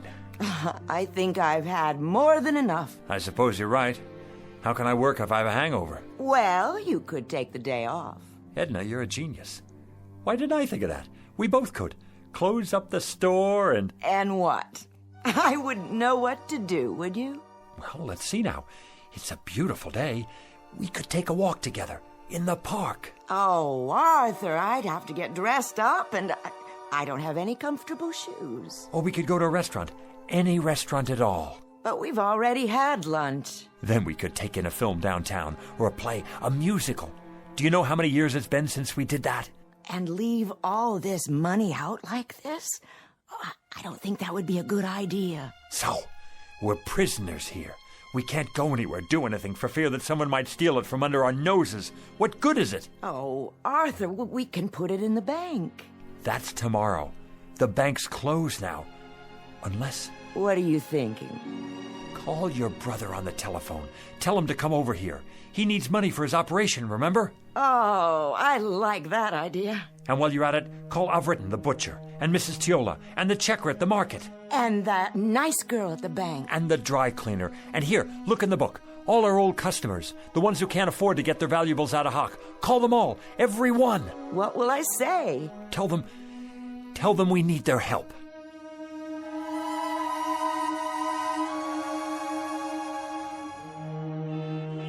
It's a miracle, that's what it is. I couldn't believe it when they called. Where did they get it all? They're such wonderful people. And so generous, too. Hey now, what's going on here? Hello, Officer McLaurin. The line's halfway down the street. Yes, it certainly is. Are they having a fire sale in there or what? It's that nice Mr. Castle and his wife. What about them? They're redeeming things. What things? All kinds of things, as long as you've got your pawn ticket. Even if you don't, they remember. They're redeeming us. That's what they're doing. It's the loveliest gesture I've ever seen. Hi there, Mrs. Gumley. Beautiful day. Indeed it is. Your turn, Mrs. Gumley. Go on in. Hold on. Where'd you get that fistful of money? Right inside, officer. From Mr. and Mrs. Castle, bless their souls. What are they doing, running numbers? Nothing like that. Strictly legit. You're telling me they gave it to you? Sure did. Enough to pay off their tab at the butcher shop and then some. Plus the next 10 years in advance. And whereabouts did they get this bankroll? Don't ask me. But their ship sure must have come in big time. The horses, was it? Or the lottery? I heard it was the sweepstakes that came in the mail. No, it was their cousin. He died and left them a fortune. Well, we'll just have to see about that. They're not breaking any laws. I haven't had my turn yet. You're not going to arrest them, are you? Maybe not, but I'll keep a close eye on the situation. In the meantime, I know someone who might be real interested in all this. Don't you people go blocking the sidewalk now.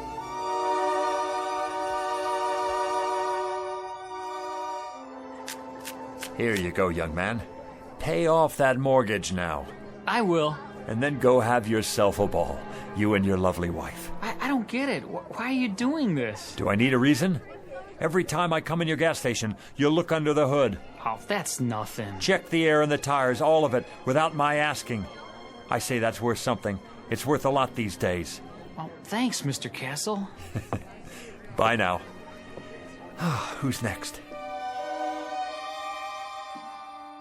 Mrs. Gumley, how are you? Very well, thank you. Here, you take this now. I want you to have it. So much. Don't you worry about it, Mrs. Gumley. Anything you need, anything at all, you come to us. There's more where that came from. For you, plenty more. God bless you both.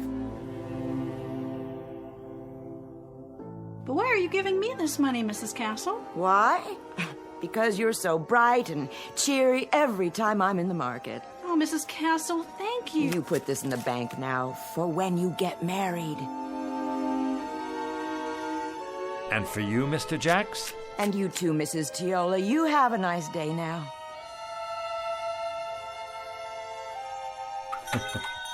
Don't mention it. Buy a round for everybody. On me. Is that all of them? Oh, for now. Put the close sign in the window, would you please? Of course, dear. Whew. Now that's what I call a day's work. You did wonderfully well, Arthur. I'm so proud of you. You know, Edna, I don't care how we spend the rest. I feel so good right now, seeing all those happy faces. I know. It would be nice to get away for a while, though. I agree. Sometime in the sun, nothing fancy. How much do we have left? Look in the box. It's still practically full. We didn't put a dent in it. Your father would be proud. Rest his soul. And your grandfather. Tell me your opinion about something, Edna. If you like, dear. I'm wondering, do you suppose I still need to carry on the family business? Well... We don't have a son or daughter. I'd say you've more than done enough, Arthur. All these years. Even if we did have kids, I'd rather leave them money to start their own business. Something with a future. What about your cousin's children? Oh, that would be a wonderful present. And what about you? You've been so patient all these years. What would you like? Well, first, of course, you're going to retire. No ifs, ands, or buts. And then, wherever you'd like to live, Arthur, as long as we're together. Of course we'll be together. You think I'm going to take up with a young floozy? Oh, no, I don't think that. You wouldn't. It's not in your nature. But you're tired. You need to rest. We both do. Rest and live.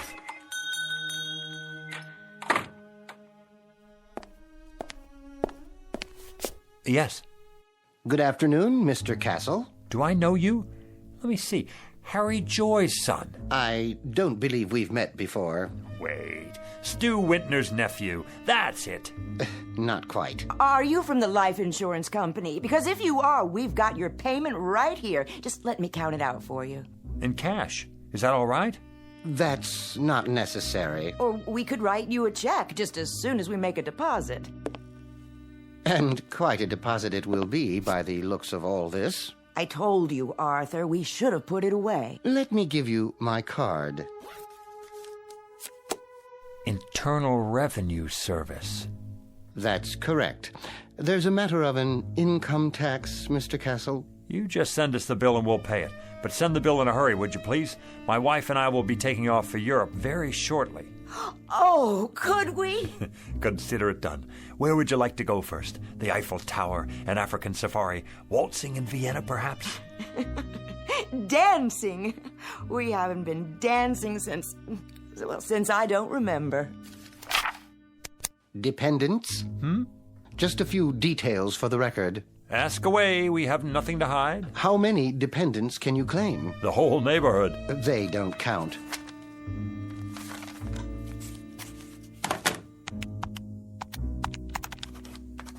Wait. What's that figure? The one you just wrote down? Beginning with a sum of $1 million, taxed on the basis of a husband and wife, using the standard deductions and taking into account unpaid back taxes, approximately $907,000. Oh, that's how much I have left? Good! Fabulous! That's how much you owe the government. I beg your pardon? In addition, there's a state income tax involved, which, using thumb rule, would come to a rough figure of $35,000. You mean hundreds, don't you? Then there will be a matter of a 5% penalty. For what? If you fail to file a declaration within 30 days of today's date, but I'm sure you won't let that happen. The whole thing will amount to about, roughly, mind you, let's see here, $942,640. Arthur, we've given away a lot of money already. I'll figure out how much.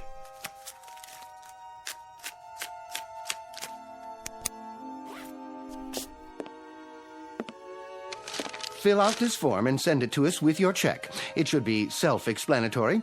If you want to use the installment plan, we'll send you a statement after your records have been analyzed. Mr. Castle? Yeah. Send us the bill. We'll be seeing you. Good evening to you, Mrs. Castle.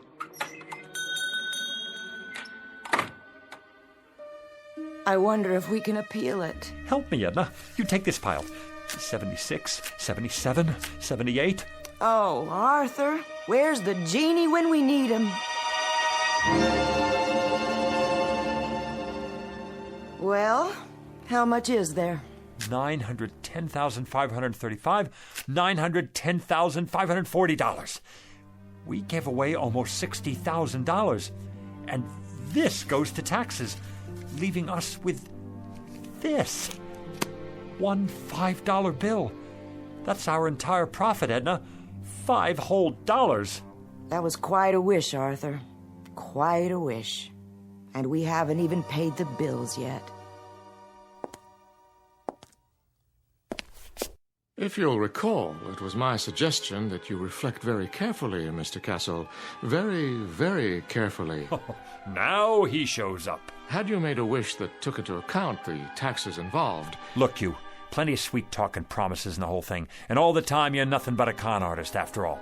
This time, I want the $1 million, but I want it after... Arthur, no more money. You've got to wish for something else. Oh, something else, then. A new store. A chain of stores. They could burn down 1 hour after we get them.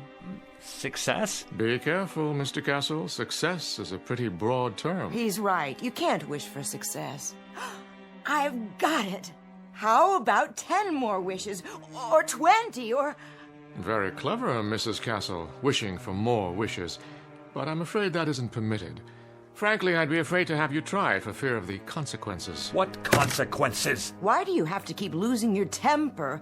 Why can't you think about this thing carefully and then come up with Well, you're no help to me, that's for sure. Here we stand in the middle of this crummy little pawn shop with the whole world out in front of us and anything to wish for that we want. Anything. And you just stay on my back and... Stop it! This doesn't sound like you. Not like the man I married. Not at all. Edna, what's happening to us? What's really going on here? Oddly enough, this is the normal pattern that seems to be generally followed. Great excitement, great emotionalism, and strangely enough, hard to believe though it may be, only a modicum of happiness. Well, you've got cheap customers here. Our price is no longer so high. We're people who haven't had much happiness. People who've carried a crummy hawk shop on their backs all their lives. What, Edna? Tell me, what do we wish for? I don't know, Arthur. I just don't know. What about it? What can I wish for now? What can come to me without tricks? Without tricks? I question the semantics here, Mr. Castle. There are no tricks involved. There are simply normal and understandable outgrowths and conditions that go with any windfall. No matter what you wish for, you must be prepared for the consequences. What sort of consequences? Nothing more than cause and effect. Consider, for example, what happens when you throw a stone into a lake. The stone sends out ripples in the water. After a while, these ripples reach the shore. The bigger the stone, the bigger the ripples. And if the stone is large enough, you'll get a wave of water, even a tidal wave that could sweep you off your feet. It all depends on how much you disturb the way things were to begin with. Now do you see what I mean about consequences? That I need something without consequences. I'm not sure that's entirely possible. Something dead sure, at least. Something anchored, something airtight. I must agree, that would be the ticket. Is there such a thing? Sit down now. You'll give yourself a heart attack. Edna, I think I've got it. I think I know what it is. What, Arthur? Power, Edna. Power, prerogatives, to be in charge of something, to be a boss, to be a leader with respect and the freedom to live as one likes. We could wish for that. Possible. Very possible. President of a corporation? that sort of thing? We could be sued, go bankrupt. Warden of a prison. That's idiotic. Mayor of a city. We could get voted out of office, and then what? Wait a minute. I know what. Head of a country. Ruler of a whole country, that's it. Who can't be voted out of office. What about it, Jeannie? I want to be the head of a country who can't be voted out of office. Is that your wish? Do you want to be more specific than that? Hold on. Let me give it to you this way. I want to be the head of a foreign country who can't be voted out of office. But it must be a major country, well known, not some poverty-stricken third world place, and not in ancient times either, in modern history. How do you define modern? Within my lifetime, and developed. A fully industrialized country with millions of educated people where I'm very popular and can't be voted out of office. No problem. You sure? Of course I'm sure. I mean, what about the consequences? Consequences, Mr. Castle? I've already told you. You run the risk of consequences no matter what you wish for. Like the ripples in a stream. There's no predicting, at least not with absolute certainty, where they'll lead. All right, then. Go ahead, Arthur. Wish for that. The thing you said. I want to be the head of a foreign country, just as I've described it. Now it's your turn, Jeannie. Take over. As you wish, Mr. Castle. As you wish.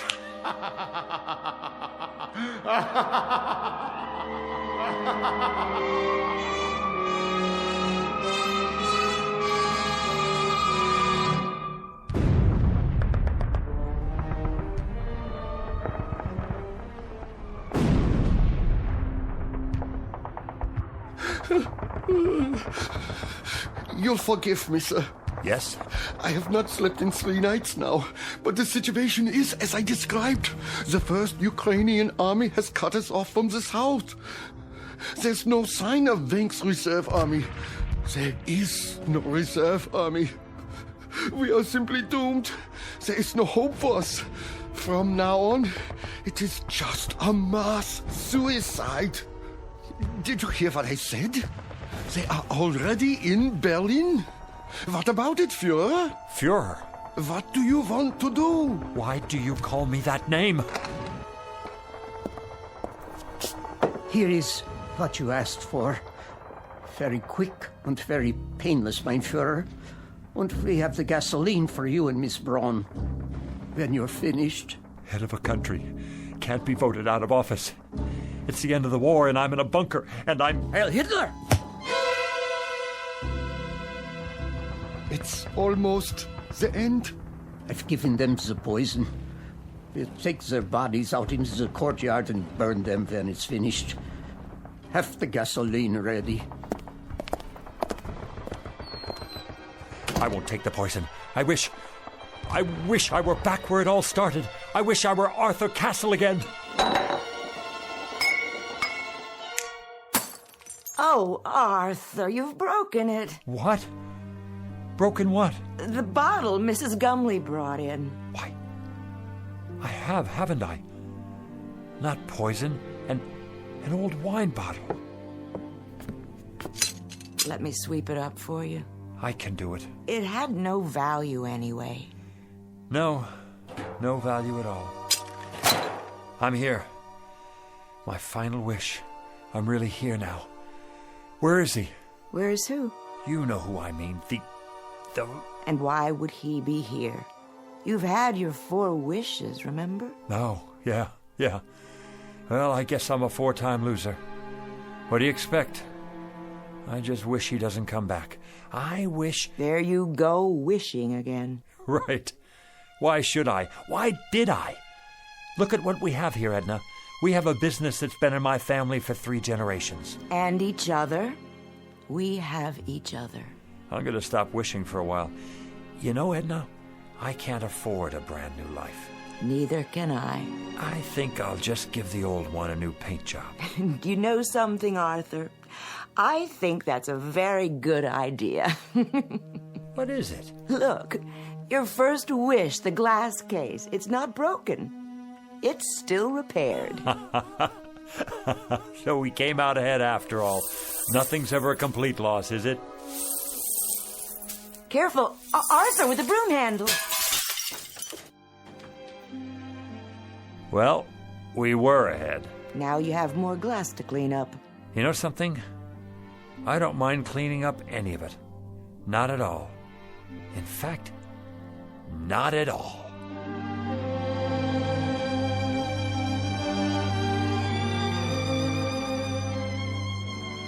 A poet named Lowell said it, something to the effect that granting our wish is one of fate's saddest jokes. Lesson to be learned out of a few fragments of broken glass in a trash can. And a word to the wise, to the garbage collectors of the world, to the curio seekers, to the antique buffs, to everyone who would try to coax a miracle from unlikely places. Check the bottle you're taking back for that deposit, because the genie you save might be your own. Case in point, Mr. and Mrs. Arthur Castle, fresh from the briefest of trips into the Twilight Zone.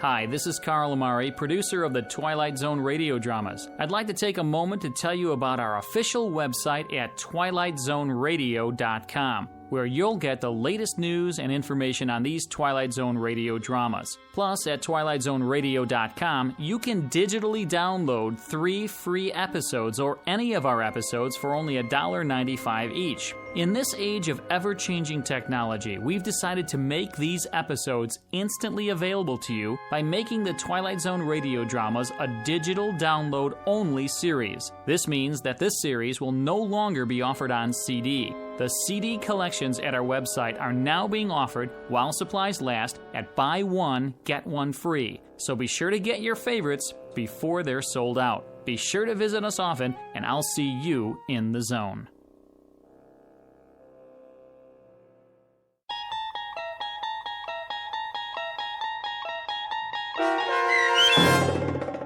The Man in the Bottle, starring Ed Begley Jr., with Stacy Keach as your narrator, was adapted for radio by Dennis Etchison and based on a script by Rod Serling. Heard in the cast were Linda Ryder, David Darlow, Guy Burrill, Rosalind Alexander, Richard Hensel, Rich Komanik, Carl Amari, Diane Trice, Irene Olsen, and Richard Shavzin. To learn more about the Twilight Zone radio dramas and to obtain audio cassettes and CDs of these programs, visit our website at twilightzoneradio.com. This copyrighted radio series is produced and directed by Carl Amari and Roger Wolski for Falcon Picture Group. Doug James speaking.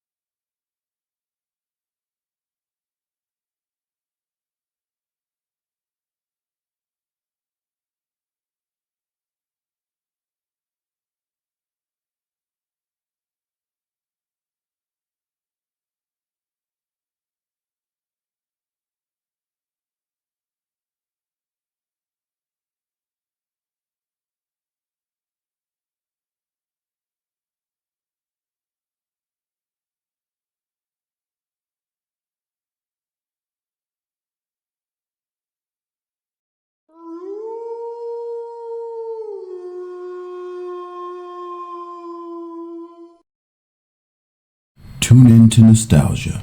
Tune in to now. Golden Radio Hour.